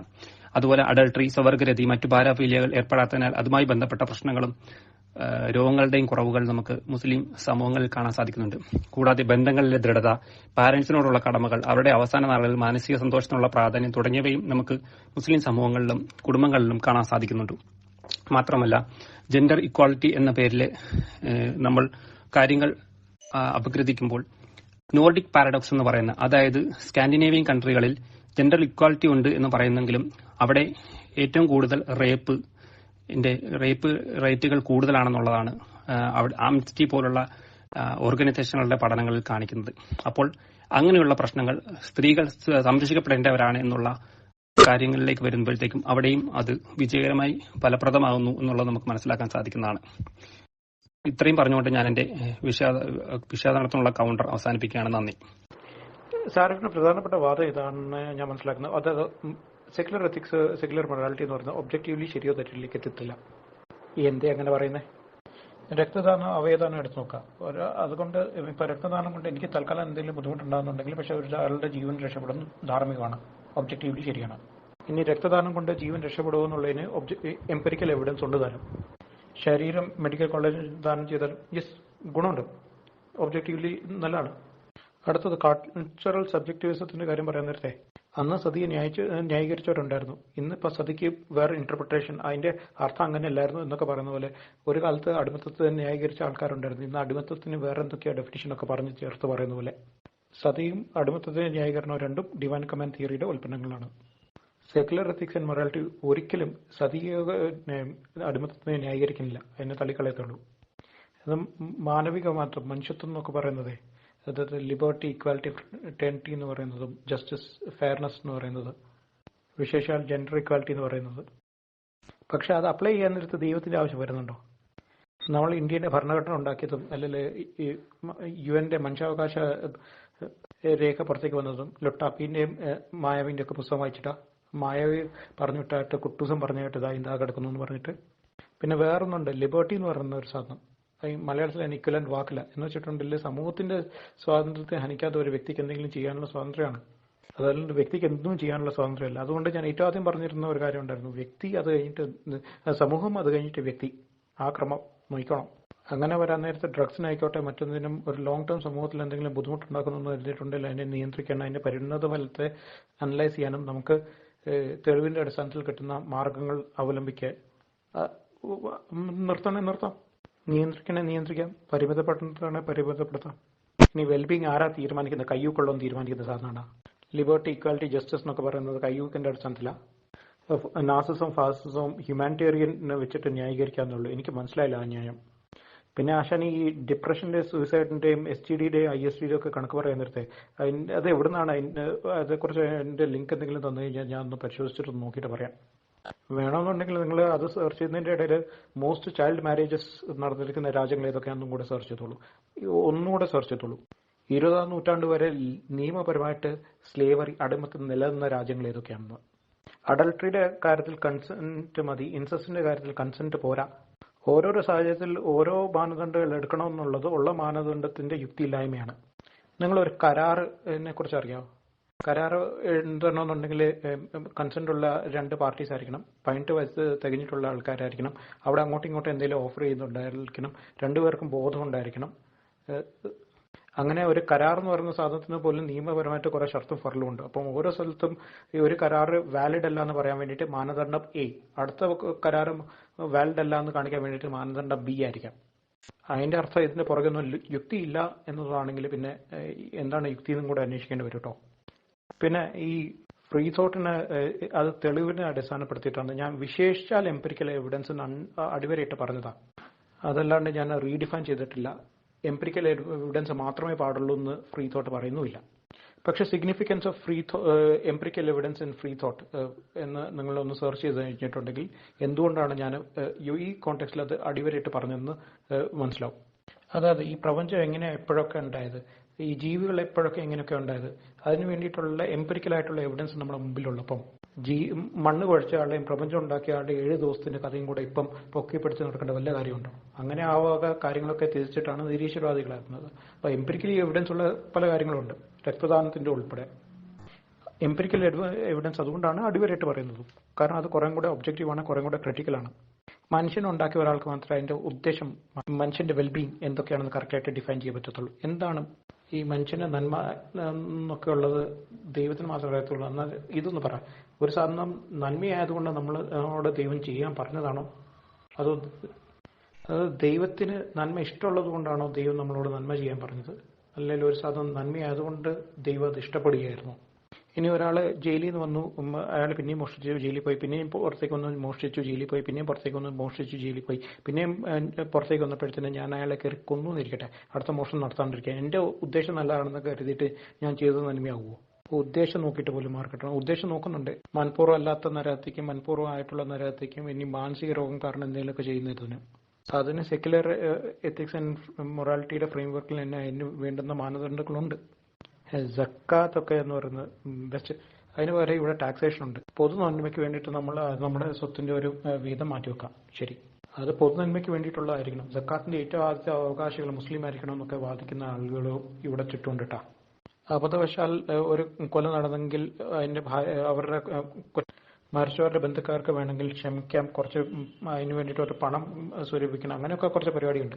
പക്ഷെ അന്നേരവും ഈ പണത്തിന്റെ അളവുണ്ടല്ലോ, ബ്ലഡ് മണി, അത് മരണപ്പെട്ടയാളുടെ കൊന്നയാളുടെയും മതം നോക്കിയിട്ട് തീരുമാനിക്കുന്ന ഒരു വ്യവസ്ഥിതിയാണുള്ളത്. മുസ്ലിം ആയാൽ ജക്കാത്ത് കൊടുക്കണം, മുസ്ലിം അല്ലെങ്കിൽ ജസിയ കൊടുക്കണം. മതം നോക്കിയിട്ട് 2 തരം ടാക്സ് സ്ലാബ് വെച്ചേക്കാണ്. നല്ല ബെസ്റ്റ് ഡിമാൻഡ് കമാൻഡ് തിയറി. ഇനി ഒന്നുകൂടെ പറയട്ടെ, ഏറ്റവും വലിയ തിന്മ എന്താ? ഷിർക്ക്, അതായത് മറ്റേതെങ്കിലും ദൈവത്തിലുള്ള ബഹുദൈവങ്ങളിലുള്ള വിശ്വാസമൊക്കെ, അതായത് റേപ്പ് ചെയ്തൊന്നുമല്ല. ഇന്നിപ്പോൾ അടിമത്തം നിലനിൽക്കുന്നതായിരിക്കട്ടെ, ഞാൻ ഒരു ചന്തയിൽ പോയിട്ട് ഒരു അടിമയെ വാങ്ങുന്നു, ഉപയോഗിക്കുന്നു, എന്റെ കാര്യം കഴിഞ്ഞിട്ട് ഞാൻ ആ അടിമയെ സെക്കൻഡ് ഹാൻഡ് സെയിലിലോ OLX-ലിട്ട് വിൽക്കുന്നു. ഹലാലോ ഹറാമോ, അനുവദനീയോ അല്ലാത്തതോ? അതേസമയം ഞാൻ സ്വയം ഭോഗം ചെയ്തിരുന്നെങ്കിൽ, അല്ല സ്വകാര്യ രീതിയിൽ ഏർപ്പെട്ടിട്ടുണ്ടെങ്കിൽ ഭയങ്കര തെറ്റാട്ടോ. അർത്ഥവന്റെയും വേവിച്ചവന്റെയും മതം നോക്കിയിട്ട് വേണം ഒരു കഷ്ണം ഇറച്ചി കഴിക്കണമെന്നുണ്ടെങ്കിൽ ബെസ്റ്റ്. ഡിവൈൻ കമാൻഡ് തിയറിയുടെ പേരിൽ സ്ത്രീക്ക് കോടതിയിൽ സാക്ഷ്യം പറയാൻ പറ്റിയില്ലാത്ത സാഹചര്യമായിട്ടുള്ള ലോകാട്ടോ ഇത്. ഡിവൈൻ കമാൻഡ് തിയറിയുടെ പേരിൽ ജാതീയതയും കാര്യങ്ങളൊക്കെ കയറി വരുന്നിരിക്കുന്നത്. പിന്നെ ഒബ്ജക്റ്റീവ്ലി ശരിയായിട്ടുള്ള ഡിവൈൻ കമാൻഡ് തിയറി മുസ്ലിം തന്നെ എടുത്തിട്ടുണ്ട്. പല മതഹോപ്പും പല കാര്യത്തിൽ പല വിശ്വാസ വൈരുദ്ധ്യങ്ങളും. ഷാഫി മതവിന്റെ കാര്യത്തിലാണെങ്കിൽ മകളുടെ വിവാഹം അതിന്റെ ബാപ്പയ്ക്ക് തീരുമാനിക്കാം, മകളോട് ചോദിക്കേണ്ട കാര്യമില്ല. ഈ 2 മതഹോപ്പിലെ എങ്കിലും മിനിമം ഒന്ന് ഉണ്ടാക്കിയിട്ട് വാ, നമുക്ക് ഒബ്ജക്റ്റീവ് മൊറാലിറ്റി ഉണ്ടാക്കാം. Thank you. പ്രപഞ്ചോൽപത്തി, ജീവോൽപത്തി തുടങ്ങിയ കാര്യങ്ങൾ നമുക്ക് എക്സ്പ്ലെയിൻ ചെയ്യാൻ കഴിയുന്നതുകൊണ്ട് ദൈവത്തിന്റെ ആവശ്യമില്ലെന്നുള്ള ഒരു വാദമാണ് അദ്ദേഹം വീണ്ടും ഉന്നയിക്കുന്നത്. അതായത് എല്ലാം നാച്ചുറലായി തന്നെ നമുക്ക് എക്സ്പ്ലെയിൻ ചെയ്യാം എന്നുള്ള ഒരു ഡോക്മയിൽ നിന്നാണ് ഇങ്ങനെ ഒരു വാദം വരുന്നത് തന്നെ. സ്വതന്ത്ര ചിന്ത, തെളിവ്, യുക്തി, റീസണിംഗ് ഉപയോഗിച്ചിട്ടാണ് അദ്ദേഹം അതിൽ എത്തിച്ചേർന്നിട്ടുണ്ടെങ്കിൽ നാച്ചുറലായി എല്ലാം വിവരിക്കാം എന്നതിന്റെ യുക്തി എന്താണെന്ന് അദ്ദേഹം തന്നെ വിവരിക്കേണ്ടി വരും. കാരണം പ്രപഞ്ചോൽപത്തിയൊക്കെ നമുക്ക് വിശദീകരിച്ചു തന്നിട്ടുള്ളത് ആദ്യമായി വിശദീകരിച്ചെന്ന ജോർജ് ലമേറ്റർ എന്നുള്ള ഒരു ക്രിസ്ത്യൻ പാസ്റ്ററാണ്. അദ്ദേഹത്തിന് ഇല്ലാത്ത എന്ത് വിശ്വാസ പ്രശ്നമാണ് പ്രപഞ്ചോൽപത്തിയുടെ ഗലേഷിന് യുക്തിയിലൂടെ വന്നു ചേർന്നിട്ടുള്ളത് എന്നുള്ളത് വിവരിക്കേണ്ടത് ഗലേഷ് തന്നെയാണ്. വീണ്ടും ഒരു വിശ്വാസികൾക്കും ഇല്ലാത്ത 7 ദിവസത്തെ കഥകളും കൊണ്ട് നടക്കുകയാണ് അദ്ദേഹം. വളരെ വ്യക്തമായിട്ട് തന്നെ 7 ദിവസം എന്നുള്ളതല്ല, 7 കാലഘട്ടം എന്നുള്ളതാണ് വാക്കിന്റെ അർത്ഥം എന്ന് നമ്മൾ പറഞ്ഞു കൊടുത്താലും യുക്തിയും തെളിവും ഒക്കെ സ്വീകരിക്കാൻ തയ്യാറുള്ള ജലേഷ് കൺഫർമേഷൻ ബയസ് കാരണം അതൊന്നും സ്വീകരിക്കുന്നില്ല എന്നുള്ളത് എന്തുകൊണ്ടാണെന്ന് അദ്ദേഹം തന്നെ വിവരിക്കേണ്ടതാണ്. കൂടാതെ ശാസ്ത്രം നാച്ചുറലായി കാര്യങ്ങൾ വിവരിക്കുന്നു എന്നുള്ളത് നാച്ചുറലി മാത്രമേ എല്ലാം നടക്കുന്നുള്ളൂ എന്ന് കൺക്ലൂഷനിലേക്ക് എത്തിക്കുകയാണെങ്കിൽ അതിനെ യുക്തിയിൽ ബെഗിങ് ദ ക്വസ്റ്റ്യൻ എന്നുള്ള ഒരു ലോജിക്കൽ ഫാലസി, അത് ന്യായവൈകല്യമായിട്ടാണ് മാറ്റപ്പെടുന്നത്. അതൊരു സർക്കുലർ റീസണിംഗ് ആണ്. അതായത് അസ്യൂമിംഗ് ദ കൺക്ലൂഷൻ. സയൻസിന്റെ നാച്ചുറൽ കോസ് ഉണ്ട് എന്നുള്ള അസംഷനെ നാച്ചുറൽ കോസ് മാത്രമേ ഉള്ളൂ എന്നുള്ള കൺക്ലൂഷനിലേക്ക് എത്തിക്കുന്നതുകൊണ്ടാണ് അത് ബെഗിങ് ദ ക്വസ്റ്റ്യൻ എന്ന ഫാലസിയായി മാറുന്നത്. പക്ഷേ ഈ അറിവില്ലായ്മയും ഡോക്മയും യുക്തിയില്ലായ്മയും കൊണ്ട് നടക്കുന്നെങ്കിലും അദ്ദേഹത്തെ ഐഡന്റിഫൈ ചെയ്യുന്നത് സ്വതന്ത്ര ചിന്തകൻ എന്നാണ്. ഇനി ബ്ലഡ് ഡൊണേഷനും സതിയും അടിമത്ത കാര്യങ്ങളൊക്കെ വരുന്നുണ്ട്. ഇതൊക്കെ തെറ്റാണെന്ന് എങ്ങനെയാണ് അദ്ദേഹത്തിന് തെളിയിക്കാൻ സാധിക്കുക എന്നുള്ളതാണ് പ്രശ്നം. ഒരാൾക്ക് ബ്ലഡ് കൊടുക്കാൻ താല്പര്യമില്ലെങ്കിൽ ഇല്ല നിങ്ങൾ കൊടുത്തേ പറ്റൂ എന്ന് നിങ്ങൾ മറ്റൊരു നിരീശ്വരവാദിയോട് എങ്ങനെയാണ് പറയുക? യുക്തിപരമെന്ന് ചിന്തിക്കുന്ന ഒരാൾക്ക് തന്റെ ശരീരത്തിലെ ബ്ലഡ് എന്തിനു മറ്റുള്ളവർക്ക് കൊടുക്കണം? എന്നാൽ ഡിവൈൻ കമാൻഡ് ഇവിടെ മോറൽ മോട്ടിവേഷനിലൂടെ അത് വളരെ കൃത്യമായി തരുന്നുണ്ട്. കൂടാതെ ഇന്നത്തെ സതിയും അടിമത്വവും ഒക്കെ തെറ്റാണെന്ന് വരുന്നെങ്കിൽ ഇനിയുള്ള ഒരു സാഹചര്യങ്ങൾ അത് തെറ്റല്ലാതെ വന്നാൽ താങ്കൾ അംഗീകരിക്കുമോ? ഈ അടുത്ത് ഡോക്ടർ ബാസിലും വെള്ളം ചേർക്കാത്ത ഒരു നിരീശ്വരവാദിയായിട്ടുള്ള മൈത്രയും തമ്മിൽ നടന്ന ഇന്റർവ്യൂവിൽ ബാസിൽ ചോദിക്കുന്നുണ്ടായിരുന്നു, ഒരു ബലാത്സംഗം നിൽക്കുന്ന ഒരു കമ്മ്യൂണിറ്റിയിലാണ് നിങ്ങൾ ജീവിക്കുന്നതെങ്കിൽ നിങ്ങൾ ബലാത്സംഗം ചെയ്യുമോ എന്നുള്ളത്. അദ്ദേഹം പറയുന്നത് അവിടെ ബലാത്സംഗം ചെയ്യുകയാണ് ശരി എന്നുള്ളതാണ്. അദ്ദേഹത്തിന്റെ വാദം അദ്ദേഹത്തോട് ഇല്ല ചെയ്യാൻ പാടില്ല എന്നതിന്റെ അടിസ്ഥാനത്തിലാണ് നിങ്ങൾക്ക് തിരുത്താൻ പറ്റുക. അദ്ദേഹം സ്വീകരിക്കുന്ന മെറ്റാഫിസിക്സ് കൾച്ചറൽ സബ്ജക്റ്റിസമാണ്. താങ്കളുടെ യൂട്ടിലിറ്റേറിയനിസം അദ്ദേഹം എടുക്കുന്നതെങ്കിൽ താങ്കൾ എന്തു പറഞ്ഞാണ് അദ്ദേഹത്തെ തിരുത്തുക? അദ്ദേഹവും സ്വയം ഐഡന്റിഫൈ ചെയ്യുന്നത് സ്വതന്ത്ര ചിന്തകനായ നിരീശ്വരവാദി എന്നാണ്. കൂടാതെ നിരീശ്വരവാദത്തിന്റെ തലതൊട്ടപ്പനായ റിച്ചാർഡ് ഡോക്കിൻസ് പറയുന്ന പോലെ മൈൽഡ് പീഡോഫിലിയോ ഒക്കെയാണ്. കേരളത്തിൽ മൈക്കെട്ട് പ്രസംഗിച്ച മനു പ്രസാദ്, ആഗോളതലത്തിലെ 4 ഹോഴ്സ്മെൻ പറയുന്ന ലോറൻസ് കോസ്റ്റ് തുടങ്ങിയ ആൾക്കാർ പറയുന്ന പോലെ ഇൻസെസ്റ്റ് ഓക്കെയാണ്. ഹാം പ്രിൻസിപ്പിൾ തന്നെ ഉപജ്ഞാതാവായ ജോൺ സ്റ്റുവർട്ട് മില്ല് പറയുന്ന പോലെ പാരന്റ്സിന്റെ ഹാപ്പിനെസിന് ഡിസേബിൾഡ് ആയിട്ട് കുട്ടികളെ കൊല്ലുന്നതിൽ പ്രശ്നമില്ല എന്നിവയൊക്കെ അവരുടെ മാനദണ്ഡങ്ങൾ വെച്ച് പറയുമ്പോൾ ജലേഷിന് അത് ഇഷ്ടപ്പെടുന്നില്ല എന്നുള്ളത് ജലേഷ് എന്തിന്റെ അടിസ്ഥാനത്തിൽ ഇവരെയൊക്കെ പറഞ്ഞു തിരുത്തും? ഇവിടെ ധാർമ്മികത ഇവിടുത്തെ പ്രശ്നം ഇതൊക്കെ ധാർമ്മികമായി ഓരോരുത്തർക്കും അവരുടേതായി തീരുമാനിക്കാൻ സാധിക്കുന്ന വഴികൾ നിരീശ്വരവാദത്തിൽ തുറന്നു കൊടുക്കുകയാണ് ചെയ്യുന്നത്. അതുകൊണ്ട് തന്നെ അത് വളരെ പ്രശ്നമായ കാര്യങ്ങളിലേക്ക് എത്തിപ്പെടുകയും ചെയ്യുന്നു. ഇനി മാനദണ്ഡങ്ങൾ തീരുമാനിക്കുമ്പോൾ മറ്റൊരു മാനദണ്ഡം വേണ്ടതിന്റെ പ്രശ്നമായിരുന്നു ഞാൻ പറഞ്ഞിരുന്നത്. അത് നമുക്ക് ആ ഉദാഹരണം വെച്ച് തന്നെ പറയാം. അതായത് കൺസെന്റിന്റെ ഷർത്തും ഫറളും എല്ലാം ഒരുപോലെ തന്നെ ബാധകമായ പോലും ഇൻസെസ്റ്റിൽ കൺസെന്റ് എന്നത് പോലും ഉപയോഗിക്കാൻ സാധിക്കില്ല എന്നുള്ളതാണ്. കൺസെന്റ് മാത്രം ഞാൻ ഉപയോഗിക്കുകയുള്ളൂ എന്ന് പറയുന്ന ഒരു നിരീശ്വരവാദി ഇൻസെസ്റ്റിൽ നിന്ന് താങ്കൾക്ക് എങ്ങനെ തിരുത്താൻ കഴിയും എന്നുള്ളതിന്റെ അവിടുത്തെ പ്രശ്നം. ഇനി അദ്ദേഹം കൊണ്ടുവരുന്നത് യൂത്തിഫറോ ഡിലമ എന്നുള്ള ഒരു കാര്യമാണ്.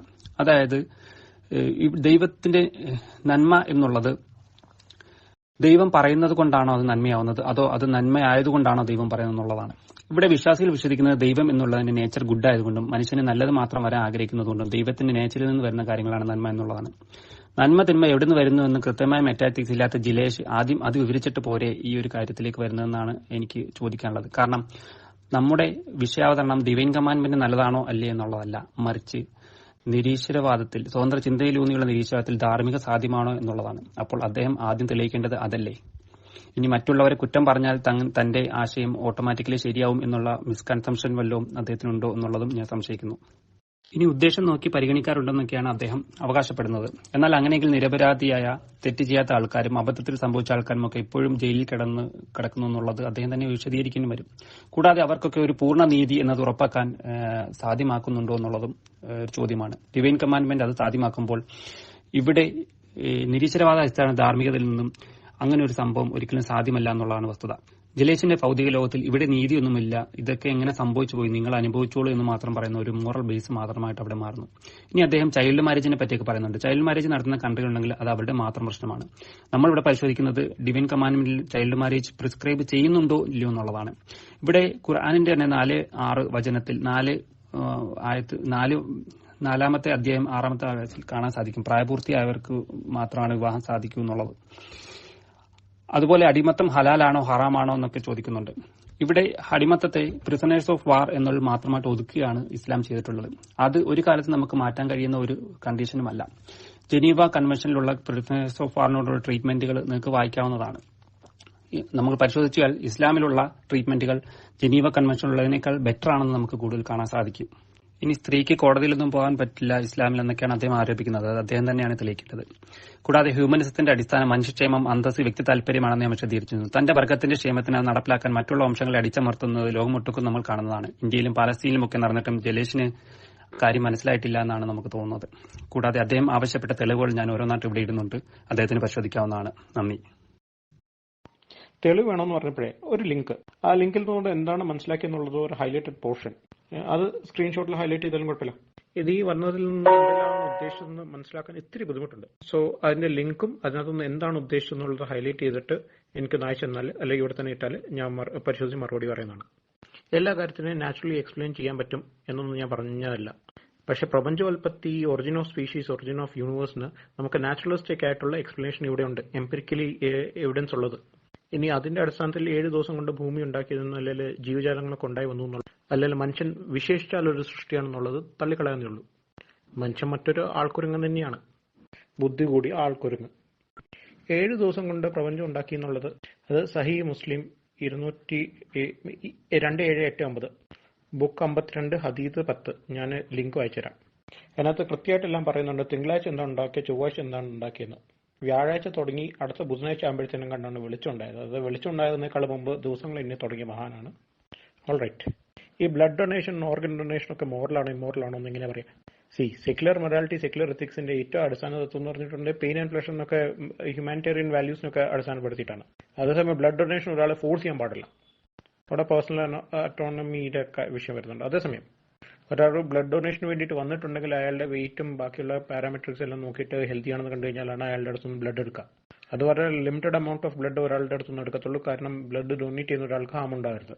ഇത് ഹാം കുറയ്ക്കുക, സന്തോഷം വർദ്ധിപ്പിക്കുക, അതിന്റെ അടിസ്ഥാനത്തിൽ മാത്രം നമുക്ക് തീരുമാനിക്കുന്ന കാര്യങ്ങളുള്ളൂ. ഓർഗൻ ഡൊണേഷന്റെ കാര്യം അതുപോലൊക്കെ തന്നെ. മരണശേഷം ആർക്കെങ്കിലും ഉപകാരപ്പെട്ട എന്റെ ശരീരം അല്ലെങ്കിൽ എന്റെ ഓർഗൻസ്, അല്ലെങ്കിൽ ഒരു ആശുപത്രി, മെഡിക്കൽ കോളേജ് കീറുമുടിച്ചെങ്കിലും പഠിച്ചോട്ടെ. മൈത്രേയൻ പറഞ്ഞത്, മനു പറഞ്ഞതൊന്നും ഞാൻ കേട്ടിട്ടില്ല. ഇതെന്തൊക്കെയാണെന്ന് എനിക്ക് മനസ്സിലായിട്ടില്ല. ഇത് ഇത്രേ ഉള്ളൂ. Secular ethics and secular morality can be establish by free thought. പക്ഷെ ഫ്രീ തോട്ട് ഉപയോഗിച്ചുകൊണ്ട് നമുക്ക് കൗണ്ടർ പ്രൊഡക്റ്റീവ് ആയിട്ടുള്ള ഈവിൾ സാധനത്തിനും ഉപയോഗിക്കാം. അതായത് എംപിരിക്കൽ എവിഡൻസ് വെച്ചിട്ട് വേണം കണ്ടുപിടിക്കാം ഏറ്റവും പെട്ടെന്ന് ഏറ്റവും കൂടുതൽ ആൾക്കാരെ കൊല്ലുന്ന വെപ്പൺ ഏതാണെന്ന്. But secular ethics and secular morality പഠിപ്പിക്കുന്നത് അതിനെതിരെ എങ്ങനെ പ്രവർത്തിക്കണമെന്നാണ്. Maitreyan secular ethics and morality വെച്ചിട്ടാണ് ഇതെല്ലാം എക്സ്പ്ലെയിൻ ചെയ്തിട്ടുള്ളതെന്ന് എനിക്കറിയില്ല. കൺസെന്റിന്റെ പ്യൂരിറ്റി വേണം. സെക്സിൽ ഏർപ്പെടണമെന്നുണ്ടെങ്കിൽ യെസ്, അതൊരു കോൺട്രാക്റ്റിൽ ഏർപ്പെടണമെന്നുണ്ടെങ്കിൽ അതിന്റെ തന്നെ അതൊക്കെ തന്നെയാണ്. അതായത് ഒരു കാര്യത്തിന് ചിലപ്പം പല മാനദണ്ഡങ്ങൾ നോക്കേണ്ടി വരും. അതുകൊണ്ട് ഈ മാനദണ്ഡങ്ങളിൽ യുക്തിയില്ലാത്തതാണോ, കൺസെന്റ് തരുന്ന ആൾ സെയിനാണോ ഇൻസെയിൻ ആണോ എന്നും നോക്കേണ്ടി വരും. അതിപ്പോ ഇസ്ലാമിൽ ഇദ്ദയുടെ കാര്യം പറഞ്ഞ പോലെ അടിമ സ്ത്രീക്കുള്ള ഇദ്ദയാണോ യോധ സ്ത്രീക്കുള്ള ഇദ്ദയാണോ, ഭർത്താവ് മരിച്ചെങ്കിൽ അല്ല ഭർത്താവ് ഡിവോഴ്സ് ചെയ്തിട്ടുണ്ടെങ്കിലുള്ള ഇദ്ദ, ഓരോന്നിനും ഓരോരോ മാനദണ്ഡമല്ലേ വെച്ചേക്കുന്നത്. നന്മ ഇഷ്ടപ്പെടുന്നതുകൊണ്ടാണോ ദൈവം നന്മയെ പറയുന്നതോ ദൈവം പറയുന്നതൊക്കെ നന്മയാണോ? അപ്പം അതിന് മറുപടി ഗോഡിന്റെ നേച്ചർ ഗുഡാണ്, അതുകൊണ്ട് ഗോഡ് ഗുഡ് മാത്രം ആഗ്രഹിക്കുന്ന ഒരാളാണ്. അപ്പോഴാണ് പ്രോബ്ലം ഓഫ് ഈവിൾ വരിക. ദൈവത്തിനറിയാം, അല്ലെ ദൈവം തീരുമാനിച്ചിട്ടുണ്ട് ആര് എവിടെ ജനിക്കണമെന്ന്. അപ്പം ദൈവത്തിനറിയാം ആരെ എവിടെ പോയിട്ട് റേപ്പ് ചെയ്യുന്നു. അത് തടയുന്നില്ല. റേപ്പ് നല്ലതായതുകൊണ്ടാണോ? ഗോഡിന്റെ നേച്ചറും ഗോഡ് പെർമിറ്റ് ചെയ്ത എല്ലാം നല്ലതായതുകൊണ്ട്. ഗാന്ധിജി സ്വർഗത്തിൽ പോവോ? ഇല്ല, ഷിർക്ക് ചെയ്തു. സൗമ്യ സ്വർഗത്തിൽ പോവോ? ഇല്ല, അതും ഷിർക്ക് സ്ത്രീയായിരുന്നു. പിന്നെ ഗോവിന്ദ ചാപ്പി ഇപ്പൊ ജയിലിൽ കിടപ്പുന്നുണ്ട്. പുള്ളി ഹിദായത്ത് കിട്ടി തൗബൊക്കെ ചെയ്ത് കഴിഞ്ഞിട്ടുണ്ടെങ്കിൽ പുള്ളി ചിലപ്പോൾ സ്വർഗത്തിൽ പോകും. അപ്പം ഏറ്റവും അവസാനത്തെ പരിമിത ഫലം എന്താണെന്ന് ദൈവത്തിന് മാത്രമേ അറിയത്തുള്ളൂ. നല്ല ബെസ്റ്റ് ദൈവം. പിന്നെ അടുത്തത് സ്വതന്ത്ര ഇന്ത്യയിലെ ധാർമ്മികതയല്ലേ ഇവിടുത്തെ ടോപ്പിക്കുന്ന. എന്റെ പൊന്നുഭായി, ഇവിടെ ഡിവൈൻ കമാൻഡ് തിയറിയുമായിട്ട് കമ്പാരിസൺ കൊണ്ടുവന്നത് ഞാനല്ല, നിങ്ങൾ തന്നെയാണ്. വിമാനത്തിൽ പോയിട്ടുണ്ടെങ്കിൽ നിങ്ങൾക്ക് നന്നായിട്ട് തണുക്കും, കാളവണ്ടി പോയിട്ടുണ്ടെങ്കിൽ തണുക്കത്തില്ല. അതുകൊണ്ട് കാളവണ്ടി അല്ലേ നല്ലതെന്ന് പറയുമ്പോൾ വിമാന കമ്പനി പിന്നെ തിരിച്ചു ചോദിച്ചു, കാളവണ്ടി പോയിട്ടുണ്ടെങ്കിലുള്ള ബുദ്ധിമുട്ട് ഇങ്ങനെയൊക്കെ ഉണ്ടാവില്ലേ? അപ്പം പറഞ്ഞു, ഇവിടുത്തെ വിഷയം വിമാനത്തെക്കുറിച്ചുള്ള ചർച്ചയാണല്ലോ, നിങ്ങൾ എന്തിനാ കാളവണ്ടിയെ കുറിച്ച് ചർച്ച ചെയ്യുന്നത്? അതാണ് പ്രശ്നം. സെക്യുലർ എത്തിക്സിനകത്ത് ഒബ്ജക്ടിവിറ്റി ഇല്ല എന്നൊക്കെ പറഞ്ഞിട്ട് ഇപ്പം അതിന് പകരം ഒബ്ജക്ടിവിറ്റി ഉള്ള ഒരു ഡിവൈൻ കമാൻഡ് തിയറി ആയിട്ട് വന്നപ്പം അതുമായിട്ട് കമ്പയർ ചെയ്യാൻ പറ്റത്തില്ല. ചൈൽഡ് മാരേജ് ഖുറാൻ പ്രിസ്ക്രൈബ് ചെയ്തിട്ടുണ്ടോ ഇല്ലയോ എന്ന് പറഞ്ഞ പോലെ സെക്യുലർ എത്തിക്സിൽ ഈ റേപ്പ് പ്രിസ്ക്രൈബ് ചെയ്തിട്ടുണ്ടോ ഇല്ലയോ? പക്ഷെ ഖുറാനിന് ചൈൽഡ് മാരേജിനെ കുറിച്ച് ഒരു ആംബിഗിറ്റി ഉണ്ട്. കാരണം ആയിഷയുടെ കല്യാണം കഴിച്ച് ഏത് പ്രായത്തിലായിരുന്നു? 9-ാം വയസ്സിൽ റിലേഷൻഷിപ്പ് തുടങ്ങി. ഇതും പൊക്കി പിടിച്ചിട്ടാണ് യമനിലൊക്കെ ഇപ്പോഴും പലരും വാദിച്ചുകൊണ്ടിരിക്കുന്നത്. അവരുടെ version and understanding of Quran ആണോ കറക്റ്റ് എന്നുള്ളതിനെ കുറിച്ച് ഞാൻ ജഡ്ജ്മെന്റൽ അല്ല. പക്ഷെ when it comes to objectivity അവിടെ പലതും നോക്കാനുണ്ട്. കന്യകയായിട്ടുള്ള സ്ത്രീയുടെ വിവാഹം ആരും ആയിട്ട് എപ്പം നടത്തണമെന്നോ അതിന്റെ ബാപ്പയ്ക്ക് തീരുമാനിക്കാം. ആ കന്യകയോട് ചോദിക്കേണ്ട കാര്യമില്ല. ഇത് ഷാഫി മദഹബിന്റെ പഠിപ്പീര്. ആ മദഹബിനോട് യോജിക്കാത്ത മദഹബുകളും ഉണ്ട്.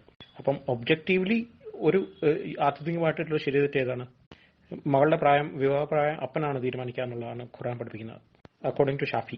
പ്രിസണേഴ്സ് ഓഫ് വാർ എന്ന് പറഞ്ഞിട്ടുണ്ട് കോമ്പാക്ട് ചെയ്യുന്ന ആൾക്കാരാണ്. അതല്ലാണ്ട് കോമ്പാക്ട് ചെയ്യുന്ന ആൾക്കാരുടെ ഭാര്യയും മക്കളൊന്നുമല്ല. ഈ പ്രിസണേഴ്സ് ഓഫ് വാറും പിന്നെ നിങ്ങളെ വലങ്കൈ ഉടമസ്ഥപ്പെടുത്തിയ സ്ത്രീകളും. കെട്ടിയനെ കൊള്ളുക, ഭാര്യയെ റേപ്പ് ചെയ്യുക, പ്രിസണേഴ്സ് ഓഫ് വാർ ആണ് പോലും. ആദ്യമായിട്ട് അദ്ദേഹം പറയുന്നത് നാച്ചുറലായിട്ട് മാത്രമാണ് എല്ലാം ഉള്ളതെന്ന് അദ്ദേഹം വാദിക്കുന്നില്ല എന്നാണ്. പിന്നെ പ്രപഞ്ചം നാച്ചുറലായി എക്സ്പ്ലെയിൻ ചെയ്യാൻ സാധിച്ചു എന്നതുകൊണ്ട് എന്താണ് അദ്ദേഹം ഉദ്ദേശിച്ച് മനസ്സിലാക്കിയതെന്ന് നമുക്ക് മനസ്സിലാവുന്നില്ല. ഇനി അദ്ദേഹം ആ വാദം കൊണ്ടുവരുന്നത് ഈ ഒരു ഹദീസിന്റെ മാത്രം വെളിച്ചത്തിലാണ് എന്നാണ് ഞാൻ മനസ്സിലാക്കുന്നത്. അതായത് യൗം എന്ന ഖുറാനിലെ വാക്കിന്റെ അർത്ഥം ദിവസങ്ങൾ എന്ന് മാത്രമല്ല കാലഘട്ടങ്ങൾ എന്നുമുണ്ടെന്നും ഖുറാൻ തഫ്സീറുകൾ അതാണ് പറയുന്നത് എന്നുമാണ് നമ്മൾ ഒന്നാമതായി മനസ്സിലാക്കേണ്ടത്. രണ്ടാമതായി മുസ്ലിങ്ങൾ മനസ്സിലാക്കുന്നത് ഈ ഹദീസ് ഓരോ ദിവസത്തിനും ഇമ്പോർട്ടൻസ്, അതായത് ആഴ്ചയിലെ എല്ലാ ദിവസങ്ങളിലും ക്രിയേഷൻ നടന്നിട്ടുണ്ട് എന്നുള്ള രീതിയിൽ മാത്രമാണ്. കൂടാതെ അത് സൃഷ്ടിയുടെ ഓർഡർ ആണെന്ന് ഒരിടത്തും പറയുന്നില്ല. ആ ദിവസങ്ങളിൽ അത് നടന്നിട്ടുണ്ട് എന്ന് മാത്രമാണ് ഹദീസ് സൂചിപ്പിക്കുന്നത്. അത് സൃഷ്ടിയുടെ ഓർഡർ ഒരാഴ്ച കൊണ്ട് കഴിഞ്ഞതാണെന്നുള്ള ജിലേഷിന്റെ വാദം ഇവിടെ ജിലേഷ് തന്നെ തെളിയിക്കേണ്ടി വരും. ഇനി മൂന്നാമതായി ഈ ഒരു ഹദീസിനെ പറ്റി പണ്ഡിതന്മാരുടെ ഇടയിൽ തന്നെ അഭിപ്രായ വ്യത്യാസങ്ങളുണ്ട്. അതായത് ഈ ഹദീസ് അബൂഹുറൈറ പ്രവാചകനിൽ നിന്ന് നേരിട്ട് കേട്ടതല്ല, മറിച്ച് കാബ് എന്ന വ്യക്തിയിൽ നിന്നും കേട്ടതാണ് എന്നാണ് ഇമാം ബുഖാരി തന്നെ ഇവർ ബന്ധപ്പെട്ട് റിപ്പോർട്ട് ചെയ്തിട്ടുള്ളത്. ലോജിക്, റീസണിംഗ്, തെളിവുകൾ, വിശേഷാൽ എംപിരിക്കൽ തെളിവുകൾ മാത്രം സ്വീകരിക്കുന്ന അദ്ദേഹത്തിന്റെ വാദം തെളിയിക്കാൻ പണ്ഡിതന്മാർക്കിടയിൽ എതിരഭിപ്രായമുള്ള ഈ ഒരു ഹദീസ് മാത്രമേ കിട്ടിയുള്ളൂ എന്നത് വളരെ സഹതാപം അറിയിക്കുന്ന ഒരു കാര്യമായിട്ടാണ് ഞാൻ മനസ്സിലാക്കുന്നത്. ഇനി ബ്ലഡ് ഡൊണേഷൻ എന്തിനു ചെയ്യണം എന്നുള്ളതിന് ഒരു മോട്ടിവേഷൻ നൽകാൻ സാധിക്കില്ലെന്ന് അദ്ദേഹം പറയുന്നുണ്ട്. അതുകൊണ്ട് കൂടുതൽ ചർച്ച വേണമെന്ന് എനിക്ക് തോന്നുന്നില്ല. അദ്ദേഹം അവിടെ പറയുന്ന ഒരു കൺസെപ്റ്റ് ഉണ്ട്, ഹാമ് കുറയ്ക്കുക, സന്തോഷം വർദ്ധിപ്പിക്കുക എന്നുള്ള. ഈ ഒരു കാര്യം പറയുമ്പോൾ എനിക്ക് കഴിഞ്ഞ വോയിസിൽ പറ്റിയൊരു ചെറിയ മിസ്റ്റേക്ക് ഇവിടെ തിരുത്തണമെന്നുണ്ട്. ഡിസേബിൾഡ് ആയിട്ടുള്ള കുട്ടികളെ കൊല്ലാം എന്ന് പറഞ്ഞത് ജോൺ സ്റ്റുവർട്ട് മിൽ അല്ല, മറിച്ച് പീറ്റർ സിംഗർ എന്നുള്ള ആധുനികകാല യൂട്ടിലിറ്റേറിയൻ ഫിലോസഫറാണ്. അദ്ദേഹത്തിന്റെയും അഭിപ്രായം ജിലേഷ് പറഞ്ഞു തന്നെയാണ്. നമുക്ക് ഹാം കുറയ്ക്കാം, സന്തോഷം വർദ്ധിപ്പിക്കാം. എങ്ങനെ? ഡിസേബിൾ ആയ കുട്ടികളെ വളർത്തി പാരന്റ്സിന്റെ സന്തോഷം നമ്മൾ വെറുതെ കളയേണ്ട ആവശ്യമില്ല. അതേ മുതലേ ഹാം കുറയ്ക്കാം, സന്തോഷം വർദ്ധിപ്പിക്കാം എന്ന് പറയുന്നതിലൂടെ നമുക്കൊരു കൂട്ടബലാത്സംഗത്തെയും ന്യായീകരിക്കാൻ സാധിക്കും. കാരണം അവിടെ ഹാം മിനിമസും സന്തോഷം, 10 പേർക്ക് സന്തോഷം കിട്ടുമെങ്കിൽ ഒരാൾക്ക് ദുഃഖം കിട്ടുമെങ്കിൽ അത് ഈ ഒരു തിയറി വെച്ചിട്ട് ശരിയാണെന്ന് വാദിക്കേണ്ടി വരും. പിന്നീട് അദ്ദേഹം പറയുന്നത് മൈത്രേയം പറയുന്നതൊന്നും അദ്ദേഹം കേട്ടിട്ടില്ല എന്നുള്ളതാണ്. നിരീശ്വരവാദ സെക്യുലർ മൊറാലിറ്റിയുമായി ബന്ധപ്പെട്ട് സംസാരിക്കുന്ന ഏറ്റവും വലിയ കേരളത്തിലെ വ്യക്തിത്വമാണ് അദ്ദേഹം എന്ന് ഇവിടെ കേൾക്കുന്ന എല്ലാവർക്കും അറിയാവുന്നതാണ്. അദ്ദേഹവും പീറ്റർ സിംഗറും ഒക്കെ ഇതേ ചോദ്യം തന്നെയാണ് ചോദിക്കുക. ജിലേഷ് ആരാണ്? അദ്ദേഹത്തെ സെക്യുലർ മൊറാലിറ്റിയുടെ ആളാണോ? അപ്പോൾ ജിലേഷിന്റെയാണ് ശരിയായ സെക്യുലർ മൊറാലിറ്റി, മറ്റവരുടെ തെറ്റാണെന്ന് ജിലേഷ് എന്തിന്റെ അടിസ്ഥാനത്തിൽ വാദിക്കും എന്നത് തന്നെയാണ് നമ്മുടെ സംവാദത്തിന്റെ മെയിൻ വിഷയം തന്നെ. ഇനി അദ്ദേഹം കൺസെന്റിന് ഒബ്ജക്റ്റീവ് മാനദണ്ഡങ്ങളുമായി താരതമ്യപ്പെടുത്താൻ ശ്രമിക്കുന്നുണ്ട്. ഇവിടെയും ഞാൻ തൊട്ട് മുന്നേ പറഞ്ഞ പ്രശ്നം തന്നെയാണ് ഉള്ളത്. കൺസെന്റ് മാത്രമേ ഞാൻ മാനദണ്ഡമായി അംഗീകരിക്കൂ എന്ന് പറയുന്ന ഒരാളോട് അത് പറ്റില്ല, ഇവിടെ നിങ്ങൾ ഇതാണ് അതായത് ഇൻസെസ്റ്റിന്റെ കേസിൽ ഇത് ഞാൻ പറയുന്ന മാനദണ്ഡം അംഗീകരിക്കണം എന്ന് എന്തിന്റെ അടിസ്ഥാനത്തിൽ പറഞ്ഞ് മനസ്സിലാക്കും എന്നുള്ളതാണ് ഇവിടുത്തെ പ്രശ്നം. ജിലേഷ് അതിന് ഇനിയും മറുപടി പറഞ്ഞിട്ടില്ല. ഇനി അദ്ദേഹത്തിന്റെ പ്രശ്നം ദൈവത്തിന്റെ നേച്ചർ ഗുഡ് ആണെങ്കിൽ എന്തുകൊണ്ട് ഈവിൾ തടയുന്നില്ലെന്നാണ്. സുഹൃത്തെ, ഈവിൾ എന്നത് ഫ്രീ വിൽ എന്നതിന്റെ നെസസറി കോൺസിക്വൻസ് ആണ്.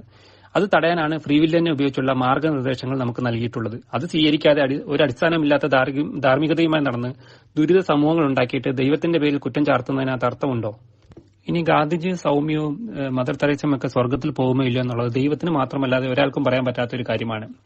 ഇനി ജിലേഷ് വിശ്വസിക്കാതെ സ്വർഗത്തിൽ ഇവരൊക്കെ പോകണമെന്ന് ജിലേഷ് എന്തിനാണ് വാശി പിടിക്കുന്നതെന്ന് മനസ്സിലാവുന്നില്ല. ഗോവിന്ദചാമി തെറ്റ് ചെയ്തതിനു ശേഷം അദ്ദേഹം നല്ലവനാവാൻ ഒരിക്കലും പിന്നെ സാധിക്കില്ല എന്നാണോ ജിലേഷിന്റെ വാദം? തിന്മ ചെയ്ത ഒരാളെ നന്മയിലേക്ക് മാർഗനിർദ്ദേശങ്ങളിലൂടെ നയിക്കാൻ സാധിക്കില്ല എന്നാണോ ജിലേഷിന്റെ വാദം? എങ്കിൽ സെക്യുലർ മൊറാലിറ്റിയിൽ എന്നതുപോലെ തന്നെ ആധുനിക ജയിലുകളിലെ റെസിഡിവിസം, അതായത് നേരത്തെ ചെയ്ത തെറ്റുകളിൽ തിരുത്തി സമൂഹത്തിൽ നല്ല നിലയിൽ ഇടകലർത്തുക എന്ന കൺസെപ്റ്റിനെ ജിലേഷ് എതിർക്കുന്നുണ്ടെന്ന് പറയേണ്ടി വരും. അവിടെയും ജിലേഷിന്റെ മാത്രമായിട്ടുള്ള ഒരു സെക്യുലർ എത്തിക്സ് ഒരു പരാജയമായിട്ട് മാറുന്നതാണ് നമ്മൾ കാണുന്നത്. ഇനി ഡിവൈൻ കമാൻഡിന്റെ ലക്ഷ്യം എന്നുള്ളത് സോൾ പ്യൂരിഫൈ ചെയ്യുക എന്നുള്ളതാണ്. അതാണ് നമ്മുടെ ജീവിത ലക്ഷ്യം. ഒരു ഉദാഹരണത്തിന് 10ാം ക്ലാസ് പാസ്സാവണമെങ്കിൽ അത് പഠിക്കണം, പഠിച്ച് തന്നെ പാസ്സാവണം. കോപ്പി അടിച്ച് ഒരിക്കൽ പിടിക്കപ്പെട്ടു എന്ന് വെച്ച് വീണ്ടും അത് പഠിച്ച് പാസ്സാവാൻ പാടില്ല എന്ന് ആരെങ്കിലും പറയുമോ? നമ്മുടെ ജീവിത അവസാനം നമ്മൾ വ്യക്തിപരമായി നല്ലവനാൻ സാധിക്കുന്നുണ്ടെങ്കിൽ നിങ്ങൾ വിജയിക്കും. അവിടെ 10ാം ക്ലാസ് പഠിച്ചിരുന്നപ്പോൾ ആക്സിഡന്റ് സംഭവിച്ചു, അതുകൊണ്ട് 10ാം ക്ലാസ് ജയിക്കണമെന്നോ എന്നുള്ള അയുക്തിപരമായിട്ടുള്ള വാദങ്ങളൊന്നും ആരും ഉന്നയിക്കാറില്ല. നിങ്ങളുടെ പ്രവർത്തികൾ നിങ്ങൾ വിജയിക്കാൻ ഉതകുന്ന പ്രവർത്തികൾ ചെയ്തിട്ടുണ്ടെങ്കിൽ നിങ്ങൾ വിജയിക്കും. അവിടെ കോപ്പിയടി ഒരിക്കൽ നടന്നിട്ടുണ്ടെന്നോ അല്ലെങ്കിൽ ആക്സിഡന്റ് ഒരിക്കൽ സംഭവിച്ചിട്ടുണ്ടോ എന്നുള്ളതൊന്നും അത് ഒരു നിശ്ചയിക്കുന്ന മാനദണ്ഡമായി മാറുന്നില്ല. ഇനി അദ്ദേഹം പറയുന്നത് ഷാഫി മദ്ഹബിൽ കന്യയുടെ അഭിപ്രായം ചോദിക്കാൻ പാടില്ല എന്നുള്ളതൊക്കെയാണ്. അവിടെയാണ് നമുക്ക് ഡിവൈൻ കമാൻഡ്മെന്റിന്റെ പ്രാധാന്യം എന്നോട് തെളിയുന്നത്. ഇവിടെ ഷാഫി മദ്ഹബിൽ ഉള്ള ആൾക്കാർ അങ്ങനെ പറയുന്നുണ്ടെന്നുണ്ടെങ്കിൽ, അങ്ങനെ പറയുന്നില്ല എന്നുള്ളതാണ് ഞാൻ മനസ്സിലാക്കുന്നത്. അങ്ങനെ പറയുന്നുണ്ടെങ്കിൽ ദ ഖുർആനകത്ത് അല്ലെങ്കിൽ ഹദീസിനകത്ത് ഇങ്ങനെ പറഞ്ഞിട്ടുണ്ട് എന്ന് പറഞ്ഞ് നമുക്ക് പറഞ്ഞ് മനസ്സിലാക്കാൻ അവരെ സാധിക്കുന്നുള്ളതാണ്. അതിന്റെ തെളിവ് ജിലേഷിന് നോക്കണമെങ്കിൽ പണ്ഡിതന്മാരുടെ എതിരഭിപ്രായം ഇല്ലാത്ത ബുഖാരി ഹദീസ് 69-46 മാത്രം നോക്കിയാൽ മതിയാവും. എന്നാൽ ജിലേഷ് കൊണ്ടുനടക്കുന്ന റിലേറ്റീവ് മൊറാലിറ്റിക്ക് മൈത്രേനെയോ പീറ്റർ സിംഗറിനെയോ ഇതേപോലെ പറഞ്ഞ് മനസ്സിലാക്കാൻ സാധിക്കില്ല എന്നുള്ളതാണ് ജിലേഷിന്റെ ധാർമ്മിക മൊറാലിറ്റിയുടെ പ്രശ്നം. ഇനി പ്രിസണേഴ്സ് ഓഫ് വാർസിൽ കുട്ടികളൊന്നും വരില്ല എന്ന് ജിലേഷ് അവകാശപ്പെടുന്നുണ്ട്. ജനീവ കൺവെൻഷനിൽ ആർട്ടിക്കിൾ 25 സ്ത്രീകൾക്കും പുരുഷന്മാർക്കുമുള്ള സെപ്പറേറ്റ് ക്വാർട്ടേഴ്സിനെ പറ്റിയൊക്കെ പറയുന്നുണ്ട്. അപ്പൊ ജിലേഷിന്റെ കൂടെയുള്ളവർക്കോ ഒന്നും ഇത് ഇഷ്ടപ്പെട്ടില്ല എന്നുള്ളതല്ല ഇത് തെറ്റാണോ ശരിയാണോ എന്ന് തീരുമാനിക്കുന്നത്. നമ്മുടെ ജിലേഷ് ഇവിടെ ചെയ്യേണ്ട കാര്യം എന്ന് വെച്ചാൽ ജിലേഷിന്റെ അടിസ്ഥാനം വെച്ചിട്ട് നമുക്ക് മൈത്രേനെയും പീറ്റർ സിംഗറിനെയൊക്കെ പറഞ്ഞ് മനസ്സിലാക്കാൻ സാധിക്കും എന്ന് തെളിയിക്കുകയാണ് ഇവിടെ ചെയ്യുന്നത്. അങ്ങനെയാണ് നിങ്ങൾ ഈ വിഷയത്തോട് നീതി പുലർത്തേണ്ടത്. ഇനി തെളിവുകൾക്കുള്ള ആദ്യത്തെ ഒരു കാര്യം മാത്രമാണ് ഞാൻ ലിങ്ക്സ് മാത്രമായിട്ടുള്ളത്. അതിന്റെ ഒരു പഠനത്തിന് മാത്രം സ്ക്രീൻഷോട്ട് ഇടാം. അല്ലാതെ എല്ലാ പഠനങ്ങളുടെയും സ്ക്രീൻഷോട്ട് ഇട്ട് വിവരിക്കാൻ 5 മിനിറ്റ് കൊണ്ട് സാധ്യമല്ല എന്നുള്ളത്. ബാക്കിയുള്ള സ്ക്രീൻഷോട്ടുകളിൽ അതിന്റെ കണ്ടന്റുകളിലെ പോയിന്റുകൾ കൃത്യമായി വരുന്നു എന്നുള്ളത് കൊണ്ടും ഞാൻ ഈ ഒരു തെളിവിന്റെ സ്ക്രീൻഷോട്ട് മാത്രമാണ് ഇടുന്നത്. നന്ദി. നാച്ചുറലായിട്ട് എല്ലാം എക്സ്പ്ലെയിനബിൾ അല്ല, ശരിയാണ്. ഇപ്പം ക്രിസ്മസിന്റെ കേക്കിനകത്ത് ഷിർക്കുണ്ടോ എന്നുള്ള, അല്ലെ ഇഞ്ചക്ഷൻ എടുത്താൽ ട്രിപ്പ് എടുത്താൽ നോമ്പ് മുറിയോ, ഇതിനൊന്നും നാച്ചുറൽ എക്സ്പ്ലനേഷൻ ഇല്ല കേട്ടോ. അല്ല, നാച്ചുറൽ എക്സ്പ്ലനേഷൻ എംപിറിക്കലായിട്ടുള്ള എക്സ്പ്ലനേഷൻ ഉള്ള ചില കാര്യങ്ങളുണ്ട്. അതായത് മലകളൊന്നും പണ്ടേ ഉണ്ടായിരുന്നതല്ല, അതിപ്പോ ഉണ്ടായിക്കൊണ്ടും ഇല്ലാതായിക്കൊണ്ടിരിക്കുന്നു. ഈ ജീവിവർഗങ്ങളൊന്നും പണ്ടേ ഉണ്ടായിരുന്നതല്ല, അതിപ്പോ ഉണ്ടായിക്കൊണ്ടും ഇല്ലാണ്ടായിക്കൊണ്ടും ഇരിക്കുന്നു. അതിന് എംപിറിക്കൽ എവിഡൻസസ് ഉണ്ട്, നാച്ചുറൽ എക്സ്പ്ലനേഷൻ ഉണ്ട്. ഖുറാൻ പറയുന്നത് ആദ്യം ആകാശം ഉണ്ടാക്കി, ഭൂമിയെ ഉണ്ടാക്കി, പിന്നെ രണ്ടിനോട് ഒരുമിച്ച് വന്നിരിക്കാൻ പറഞ്ഞു. ഇംഗ്ലീഷ് ട്രാൻസ്ലേഷനിൽ ദെൻ എന്നാണ് പറഞ്ഞിട്ടുള്ളത്. ദെൻ അല്ല അതിന്റെ ശരിക്കുള്ള അർത്ഥം എന്നൊക്കെ പറഞ്ഞിട്ട് വേറെ വ്യാഖ്യാന ഫാക്ടറികളുണ്ട്. ഏതായാലും ഖുറാൻ എടുക്കാൻ പറ്റിയില്ലാത്തപ്പോഴാണ് നമ്മൾ ഹദീസ് എടുത്തു പോകുന്നത്. അബൂ ഹുറൈറയുടെ കയ്യിൽ പിടിച്ചുകൊണ്ട് പ്രോഫറ്റ് പറഞ്ഞ കാര്യങ്ങളാണ് ഹദീസിലുള്ളത്. അങ്ങനത്തെ ഹദീസാണ് ഇപ്പം തള്ളിയിരിക്കുന്നത്. ഓരോ ദിവസവും ക്രിയേഷൻ നടന്നു എന്ന് മാത്രമേ പറയുന്നുള്ളൂ എന്നാണ് പറഞ്ഞതല്ലേ.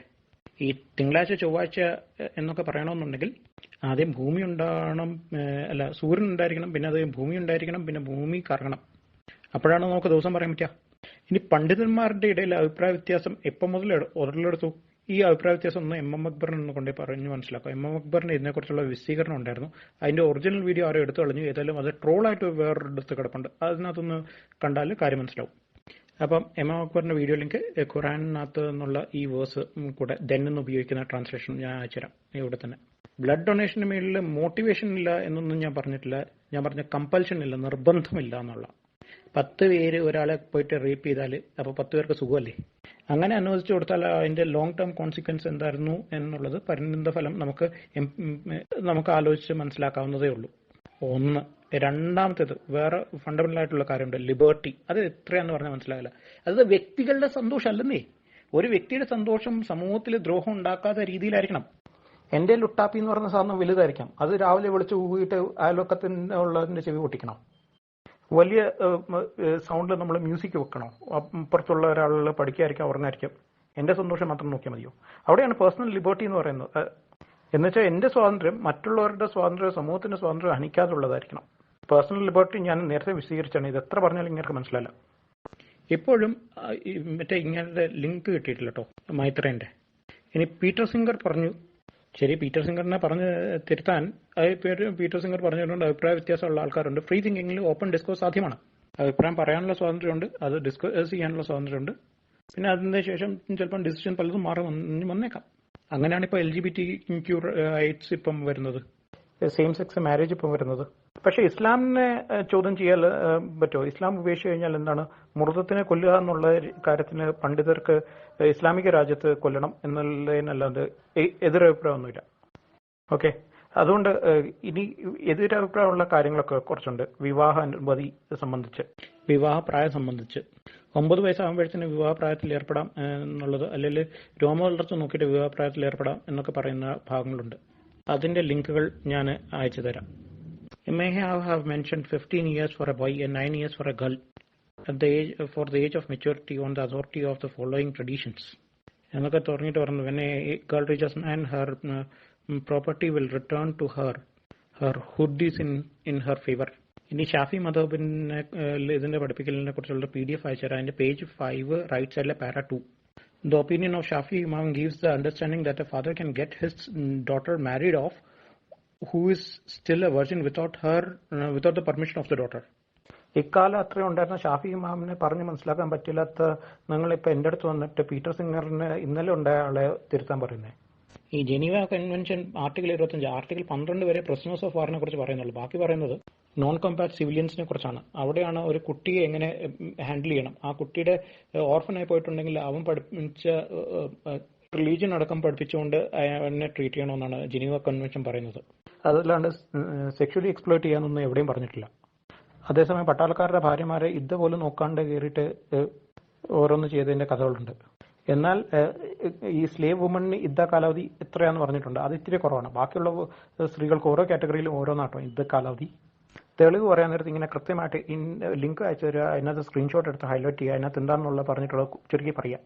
ഇപ്പൊ അയച്ചതിനകത്ത് ബുദ്ധിസ്റ്റുകളുടെ ഇടയിൽ സൂസൈഡ് ഭയങ്കര കൂടുതലാണെന്ന് പറയുന്നത്, പിന്നെ ഈത്തിസ്റ്റുകളുടെ ഇടയിലും കൂടുതലാണെന്ന് പറയുന്നു. പല പഠനങ്ങളും പലതും പറയുന്നു എന്ന് പറഞ്ഞിട്ടാണ് അത് കൺക്ലൂഡ് ചെയ്യുന്നത്. The relationship between religion and suicide is complex and not fully understood എന്നാണ് അതിന്റെ കൺക്ലൂഷൻ. ഘടാഘടിയൻ ഒരു 10-20 പേജുള്ള ആർട്ടിക്കിളിന്റെ ഒരു ഫ്രണ്ട് പേജിനകത്ത് ഒരു സെക്ഷൻ മാത്രം ഒരു സ്ക്രീൻഷോട്ട് കൊണ്ടുവന്നിട്ടു, ബാക്കി ഞാൻ തപ്പിയെടുത്ത് പഠിക്കണം മറുപടി പറയാൻ. കൃത്യമായിട്ട് ലിങ്ക്, അതിന്റെ സ്ക്രീൻഷോട്ട്, അതിനകത്ത് പ്രസക്ത ഭാഗം ഹൈലൈറ്റ് ചെയ്തിട്ട് ഇന്നതാണ് തരുന്നതെന്ന് വോയിസ് ക്ലിപ്പിനകത്ത് കൊണ്ട് മെൻഷൻ ചെയ്തിട്ട് അങ്ങനെയാണ് ഞാൻ തെളിവ് തന്നുകൊണ്ടിരിക്കുന്നത്. ഇനി ഇൻസെസ്റ്റ് എന്ന് പറയുന്ന ആളോട് ഒരു ചോദ്യം, അതെ കസിൻ മാരേജ് ഇൻസെസ്റ്റിൽ പെടുവോ? ഔട്ട് ഓഫ് വെഡ് ലോക്ക് ഒരു കുട്ടി ഉണ്ടായാൽ ആ ബാപ്പയ്ക്ക് സ്വന്തം മകളെ, ബയോളജിക്കൽ മകളെ വിവാഹം കഴിക്കുന്ന ഇൻസെസ്റ്റിൽ പെടുവോ? ഇൻ ഷോർട്ട്, താങ്കളുടെ പ്രധാന വാദം സെക്യുലർ എത്തിക്സ് എന്ന് പറഞ്ഞിട്ടുണ്ടെങ്കിൽ ഒബ്ജക്റ്റീവ്ലി ഒരു ശരീരത്തിലേക്ക് എത്തുന്നില്ല എന്നുള്ള ഐക്യരാഷ്ട്രസഭയുടെ മനുഷ്യാവകാശ രേഖ അല്ലെ ഇന്ത്യ ഉള്ള സെക്യുലർ രാഷ്ട്രങ്ങളുടെ ഭരണഘടന ഉണ്ടാക്കിയത്. അത് മതമൗലികവാദം വെച്ചുകൊണ്ടല്ല. അതെ, അവിടെ ഡിസ്കോഴ്സ് സാധ്യമാണ്, ഡിസ്കോഴ്സ് സാധ്യമാകാനുള്ള സ്പേസ് അവിടെ ഇട്ടിട്ടുണ്ട്. അല്ലാണ്ട് ലുട്ടാപ്പിയുടെ പുസ്തകം പറഞ്ഞത് മാത്രമേ ശരിയുള്ളൂ, അല്ലെ മായയുടെ പുസ്തകം പറഞ്ഞത് മാത്രമേ ശരിയുള്ളൂ എന്നുള്ള മുൻവിധിയോട് കൂടിയിട്ടല്ല ഒന്നും വെച്ചേക്കുന്നത്.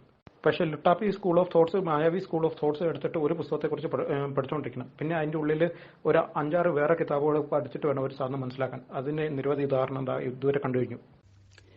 ഹ്യൂമനിസം വെച്ച് നാസിസവും ഫാസിസവും ഒക്കെ എങ്ങനെ ന്യായീകരിക്കുമെന്ന് എന്റെ സുഹൃത്തോട് ചോദിക്കുകയുണ്ടായിരുന്നു. സഹാനുഭൂതിയും എമ്പതിയും ജനങ്ങളുടെ ക്ഷേമവും ഉയർത്തിക്കാട്ടുന്ന ഹ്യൂമനിസം പോലുള്ള ആശയം വെച്ചിട്ട് മറ്റൊരാശയത്തോട് വിയോജിപ്പ് പറയുമ്പോൾ അവതരണങ്ങളിലെ ആക്ഷേപങ്ങൾ നമുക്ക് വളരെ വ്യക്തമായി കാണാൻ സാധിക്കുന്നുണ്ട്. ഇങ്ങനെ ഒരു എതിരാശയത്തോട് ഹ്യൂമനിസം മുറുകെ പിടിച്ച് അത് വാദിക്കുന്ന അദ്ദേഹത്തിന് തന്നെ സാധിക്കുന്നില്ല എന്നുള്ളത് തന്നെയാണ് ഹ്യൂമനിസം സ്വന്തം ആവശ്യത്തിന് അന്യരോടുള്ള വിദ്വേഷത്തിനും അത് ന്യായീകരിക്കാനും ഉപയോഗിക്കാം എന്ന് ഞാൻ പറഞ്ഞതിന് കാരണം. അതിനുള്ള വ്യക്തമായ തെളിവാണ് അദ്ദേഹത്തിന്റെ വിഷയം അവതരിപ്പിക്കണമെങ്കിൽ എതിർ ആശയത്തെ, അതിന്റെ ചിഹ്നങ്ങളെ ആശയം കൊണ്ട് നേരിടുന്നതിന് പകരം സംഘികളെയും മറ്റു മുസ്ലിം വിരുദ്ധരെയും പോലെ തന്നെ ആക്ഷേപിക്കേണ്ട അവസ്ഥ. ഇത് നമ്മൾ ഒട്ടുമിക്ക ആസ്തിക നാസ്തിക സംവാദങ്ങളിൽ കാണാൻ സാധിക്കുന്നതാണ്. ഇത് തന്നെയാണ് നാസ്തികതയിൽ ധാർമ്മികതയ്ക്ക് സാധ്യമില്ല എന്നുള്ളതിന് ഏറ്റവും വലിയ തെളിവ്. എന്റെ എതിർ സംവാദകൻ അദ്ദേഹത്തിന്റെ പ്രവൃത്തിയിലൂടെ തന്നെ നമുക്ക് അത് തരുന്നുണ്ട്. ഇനി റീസൺ, തെളിവുകൾ, യുക്തി എന്നിവയിലൂടെ വാദം രൂപീകരിക്കുന്ന സ്വതന്ത്ര ചിന്തയിലൂടെ അദ്ദേഹത്തിന് കിട്ടിയ തെളിവാണ് ഏതോ ഒരു ട്രോൾ വീഡിയോ. അദ്ദേഹത്തിന് ഖുറാനിൽ പറയുന്ന, തഫ്സീറിൽ പറയുന്ന കാലഘട്ടങ്ങളിലൊന്നും വിശ്വാസമില്ല. ഒരു ട്രോൾ വീഡിയോ ഒക്കെ തെളിവുകൾ എന്ന് പറയുന്നത് അദ്ദേഹത്തിന്റെ സ്വതന്ത്ര ചിന്തയുടെ നിലവാരം അളക്കാൻ വേണ്ടി നമുക്ക് ഉപയോഗിക്കാവുന്നതാണ് എന്നാണ് ഞാൻ കരുതുന്നത്. ഇതൊക്കെ വെച്ച് രൂപപ്പെടുത്തുന്ന നിരീശ്വരവാദത്തിനും അതിന്റെ ധാർമ്മികതയ്ക്കും ആ ഒരു നിലവാരം തന്നെയാണ് നമുക്ക് പ്രതീക്ഷിക്കാവുന്നത്. ഇത് നമ്മൾ ഈ സംവാദത്തിൽ കണ്ടതുമാണ്. പിന്നീട് അദ്ദേഹം ഇവിടെ അടുത്തുനിന്ന് കണ്ട പോലെയൊക്കെയാണ് കൈ പിടിച്ച് സംസാരിച്ചു എന്നൊക്കെ ഇമാം ബുഖാരിക്ക് പോലും ഉറപ്പില്ലാത്ത, അംഗീകരിക്കാത്ത കാര്യം ട്രോൾ വീഡിയോയിൽ ഊന്നിക്കൊണ്ട് പറയുന്നത്. അതിന്റെ മറുപടി പറഞ്ഞ് ഞാൻ ഈ സമയം കളയണം എന്ന് എനിക്ക് തോന്നുന്നില്ല. അദ്ദേഹം നമ്മുടെ ഡിബേറ്റിന്റെ ടോപ്പിക്ക് മറന്നുപോയോ എന്ന് എനിക്ക് സംശയമുണ്ട്. നമ്മുടെ ഡിബേറ്റിന്റെ ടോപ്പിക്ക് സ്വതന്ത്ര ചിന്തയിലൂടെയുള്ള നാസ്തികതയിൽ ധാർമ്മികത സാധ്യമോ എന്നുള്ളതാണ്. എന്നാൽ ഇവിടെ ഞാൻ കൊണ്ടുവന്ന വാദങ്ങൾക്ക് പ്രത്യേകിച്ചൊന്നും തെളിവില്ലാത്തപ്പോൾ റൂട്ട് മാറ്റി നമുക്ക് വേറെ എന്തെങ്കിലുമൊക്കെ ഡിസ്കസ് ചെയ്ത് സമയം കളയാം എന്നാണ് അദ്ദേഹം ഉദ്ദേശിക്കുന്നതെന്ന് തോന്നുന്നു. ഞാനിവിടെ വളരെ കൃത്യമായിട്ട് ധാർമ്മികതയിൽ, സ്വതന്ത്ര ചിന്തയിലെ ധാർമ്മികതയിൽ അതിന്റെ മെറ്റാഎത്തിക്സിലുള്ള പ്രശ്നങ്ങളും നോർമേറ്റീവ് എത്തിക്സായ യൂട്ടിലിറ്റേറിയനിസം വെച്ചിട്ടുള്ള കാര്യങ്ങൾ തീരുമാനിക്കുമ്പോഴുള്ള പ്രശ്നങ്ങളും പരിണിത ഫലങ്ങൾ വെച്ചുള്ള പ്രശ്നങ്ങളും അത് ഓരോരുത്തരുടെയും അവരുടേതായ രീതിയിൽ ധാർമ്മിക നിർവചിക്കുമ്പോഴുള്ള പ്രശ്നങ്ങളും മൈത്രേനും മനുപ്രസാദനും പീറ്റർ സിംഗിനും ലോറൻ ക്രോസിനും ജിലേഷിനും ഓരോരോ ധാർമ്മികതയുണ്ടാകുമ്പോൾ ആവുന്ന പ്രശ്നങ്ങളും എല്ലാം ഞാൻ പറഞ്ഞു. പക്ഷേ എല്ലാവരും സ്വതന്ത്ര ചിന്തകരെന്ന് ഐഡന്റിഫൈ ചെയ്യുകയും ചെയ്യുന്നു. അപ്പോൾ ആരെ ഫോളോ ചെയ്യണം എന്നുള്ള കൺഫ്യൂഷനിലാണ് മറ്റു നാസ്തികരും. ഇത് സമൂഹങ്ങളിൽ അപ്ലൈ ചെയ്യുമ്പോഴുള്ള വുമൺ വയലൻസ്, ഫാദർലെസ് ചിൽഡ്രൻ പ്രശ്നങ്ങൾ, സ്വവർഗരതിമുള്ള STDs, ആത്മഹത്യ, ഡിപ്രഷൻ പോലുള്ള പ്രശ്നങ്ങൾ, ഇതൊക്കെ അതിനൊക്കെയുള്ള അപ്ലൈഡ് എത്തിക്സിന്റെ തെളിവുകളും സ്റ്റാറ്റിസ്റ്റിക്കൽ സ്റ്റഡീസും ഞാൻ കൊണ്ടുവന്നു. പക്ഷേ എന്റെ സുഹൃത്തിന്റെ പ്രശ്നം അദ്ദേഹത്തിന് ഇഷ്ടപ്പെടാത്ത എന്തൊക്കെയോ നിയമങ്ങൾ ഇസ്ലാമിലുണ്ട് എന്നുള്ളത് മാത്രമാണ്. ഇതുവരെയുള്ള ഡിസ്കഷനിൽ നിന്ന് എനിക്ക് മനസ്സിലായത് ജിലേഷിന് സ്വതന്ത്ര ചിന്തയുടെ പേരിൽ ഒരു ധാർമ്മിക ഫ്രെയിംവർക്ക് ഉണ്ടാക്കണം എന്നൊക്കെയുള്ളതാണ്. പക്ഷെ അതെങ്ങനെ മറ്റുള്ളവരെ പറഞ്ഞു മനസ്സിലാക്കിയുമെന്നുള്ളത് അദ്ദേഹത്തിന് ഇപ്പോഴും ഉത്തരം കിട്ടാതെ കിടക്കുകയാണ്. സമൂഹത്തിന്റെ വെൽബീയിങ് ആഗ്രഹിക്കുകയും അത് കിട്ടാതെയും കിടക്കുന്ന സെക്യുലർ മൊറാലിറ്റികൾ സൈഡിൽ തെളിവോടുകൂടി കിടക്കുമ്പോഴുമാണ് ജിലേഷിന് ആഗ്രഹമുള്ള, എന്നാൽ ഒരു ഉട്ടോപ്പിയായ സ്വതന്ത്ര ചിന്തയിലൂടെയുള്ള ധാർമ്മികതയും സമൂഹത്തിന്റെ വെൽബീയിങ് സ്വപ്നം കാണലും. ചോദിച്ച കാര്യങ്ങൾക്കൊന്നും കൃത്യമായ മറുപടികളില്ല. ഇവിടെ അദ്ദേഹം തെളിയിക്കേണ്ടിയിരുന്നത് അല്ല, നമുക്ക് ധാർമ്മികത എങ്ങനെ വ്യക്തമാക്കാൻ സാധിക്കുമെന്നും അതെല്ലാവരെയും ഒരുപോലെ പറഞ്ഞെങ്ങനെ അംഗീകരിപ്പിക്കാൻ സാധിക്കുമെന്നും അതിനൊക്കെയുള്ള മാനദണ്ഡങ്ങളുമാണ്. എന്നാൽ അതുകൊണ്ട് സമൂഹത്തിനുണ്ടായ ഗുണങ്ങളും ഞാൻ പ്രതീക്ഷിച്ചു. പക്ഷേ അദ്ദേഹത്തിന് പറയാനുള്ളത് ഇസ്ലാമിനകത്തുള്ള പ്രശ്നങ്ങളും ഇസ്ലാമിലെ നിയമങ്ങൾ അദ്ദേഹത്തിന് ഇഷ്ടപ്പെടാത്തതുമാണ്. മാരേജുമായി ബന്ധപ്പെട്ട് ഇസ്ലാമിൽ 2 ഘട്ടങ്ങളുണ്ട്. ഒന്ന് നിക്കാഹും, രണ്ടാമത് കൺസ്യൂമേഷനും. പ്രായപൂർത്തിയാകാത്ത പെൺകുട്ടിയുള്ള രണ്ട് കുടുംബങ്ങൾ തമ്മിൽ മാരേജ് കോൺട്രാക്റ്റിൽ ഏർപ്പെടുന്നതിൽ ഇസ്ലാം അനുവദിക്കുന്നുണ്ട്. എന്നാൽ പെൺകുട്ടിക്ക് കൺസ്യൂമേഷൻ ഇഷ്ടമല്ലെങ്കിൽ അത് വേണ്ടാന്ന് വെക്കാനുള്ള സ്വാതന്ത്ര്യമുണ്ട്. എന്തിനേറെ പറയുന്നു, പ്രത്യേകിച്ച് കാരണമില്ലാതെ പോലും വിവാഹമോചനം അനുവദിക്കപ്പെടുന്ന പെൺകുട്ടികളുടെ സാഹചര്യങ്ങൾ നമുക്ക് ഹദീസിൽ കാണാൻ സാധിക്കും. അതുകൊണ്ട് തന്നെ ധാർമ്മികതയുമായി ബന്ധപ്പെട്ട നന്മതിന്മകൾക്ക് ഈ മാരേജുമായിട്ട് ബന്ധപ്പെട്ട് എന്തെങ്കിലും സ്കോപ്പ് ഉള്ളതായി ഞാൻ കാണുന്നില്ല. ഫസ്റ്റ് കസിൻ ഇസ്ലാം ഇൻസെസ്റ്റായി അംഗീകരിക്കുന്നില്ല എന്നുള്ള ഒരു വസ്തുത തന്നെയാണ്. എന്നാൽ എല്ലാവരും ഒരുപോലെ അംഗീകരിക്കുന്ന അമ്മ മകൻ, ബ്രദർ സിസ്റ്റർ, അച്ഛൻ മകൾ ഇൻസെസ്റ്റിൽ സ്വതന്ത്ര ചിന്തയിൽ നമുക്ക് തീരുമാനമാക്കിയിട്ട് പോരെ നമുക്ക് ഫസ്റ്റ് കസിനിലേക്ക് വരുന്നത്. അതിനെന്തെങ്കിലും വസ്തുനിഷ്ഠമായ തെളിവ് ജിലേഷിന് തരാനുണ്ടെങ്കിൽ അത് തരാം. ഇനി അദ്ദേഹത്തിന് തെളിവുകൾ വായിച്ചു മനസ്സിലാക്കാനുള്ള കഴിവില്ലാത്തതിനാലാണോ അതോ തെളിവ് വ്യക്തമായാൽ മറുപടി ഇല്ലാത്തതിനാണോ എന്നറിയില്ല. ഇട്ടുകൊടുത്ത ലിങ്ക് സ്പൂൺ ഫീഡ് ചെയ്ത് കൊടുക്കണമെന്നാണ് ജിലേഷ് പറഞ്ഞത്. മെയിൻ പോയിന്റുകൾ, എല്ലാ തെളിവുകളുടെയും മെയിൻ പോയിന്റുകൾ, സ്ക്രീൻഷോട്ടുകൾ ഞാൻ താഴെ ഇട്ടിട്ടുണ്ടായിരുന്നു. അതിനകത്ത് ആദ്യത്തെ ഒരു കാര്യം, അതായത് ഏതിസവും സൂയിസൈഡുമായിട്ട് ബന്ധപ്പെട്ട ഒരു കാര്യത്തിന് ലിങ്ക്സുകൾ മാത്രമേ ഞാൻ പ്രൊവൈഡ് ചെയ്തു. അതിന്റെ എല്ലാ സ്റ്റഡികളുടെയും പ്രധാന പോയിന്റുകൾ ഹൈലൈറ്റ് ചെയ്തുകൊണ്ട് ഞാൻ സ്ക്രീൻഷോട്ടുകൾ വീണ്ടും ഇടുന്നതാണ്. ഇനി അതെങ്കിലും വായിച്ചു മനസ്സിലാക്കാനുള്ള റെസ്പോൺസിബിലിറ്റി അദ്ദേഹം എടുക്കും എന്ന് ഞാൻ വിശ്വസിക്കുന്നു. മറ്റുള്ള സ്ക്രീൻഷോട്ടുകൾ വായിച്ചാൽ തന്നെ അതിന്റെ പോയിന്റുകൾ കൃത്യമായി കിട്ടുന്നതാണ്. ഇനിയും ഒഴിവുകൾ പറഞ്ഞ് വെറുതെ ഇസ്ലാമിനെ കുറ്റം പറഞ്ഞ് സമയം കളയാതെ ഇനിയുള്ള റൌണ്ടുകളിലെങ്കിലും സ്വതന്ത്ര ചിന്തയിലെ ധാർമ്മികത താങ്കൾ തെളിയിക്കും, അത് സമൂഹത്തിന് ഗുണമുണ്ടാക്കും എന്ന് തെളിയിക്കും. കൂടാതെ ഇല്ലാത്ത സ്വതന്ത്ര ചിന്തയിലൂടെ താങ്കൾ വേണമെന്ന് ആഗ്രഹിക്കുന്ന ഈ ധാർമ്മികത അടുത്ത റൌണ്ടുകളിൽ താങ്കളുടെ അവതരണങ്ങളിലെങ്കിലും ഉണ്ടാകും എന്ന് ഞാൻ പ്രതീക്ഷിച്ചുകൊണ്ട് ഞാൻ എന്റെ 3ാം റൗണ്ട് അവസാനിപ്പിക്കുകയാണ്. നന്ദി.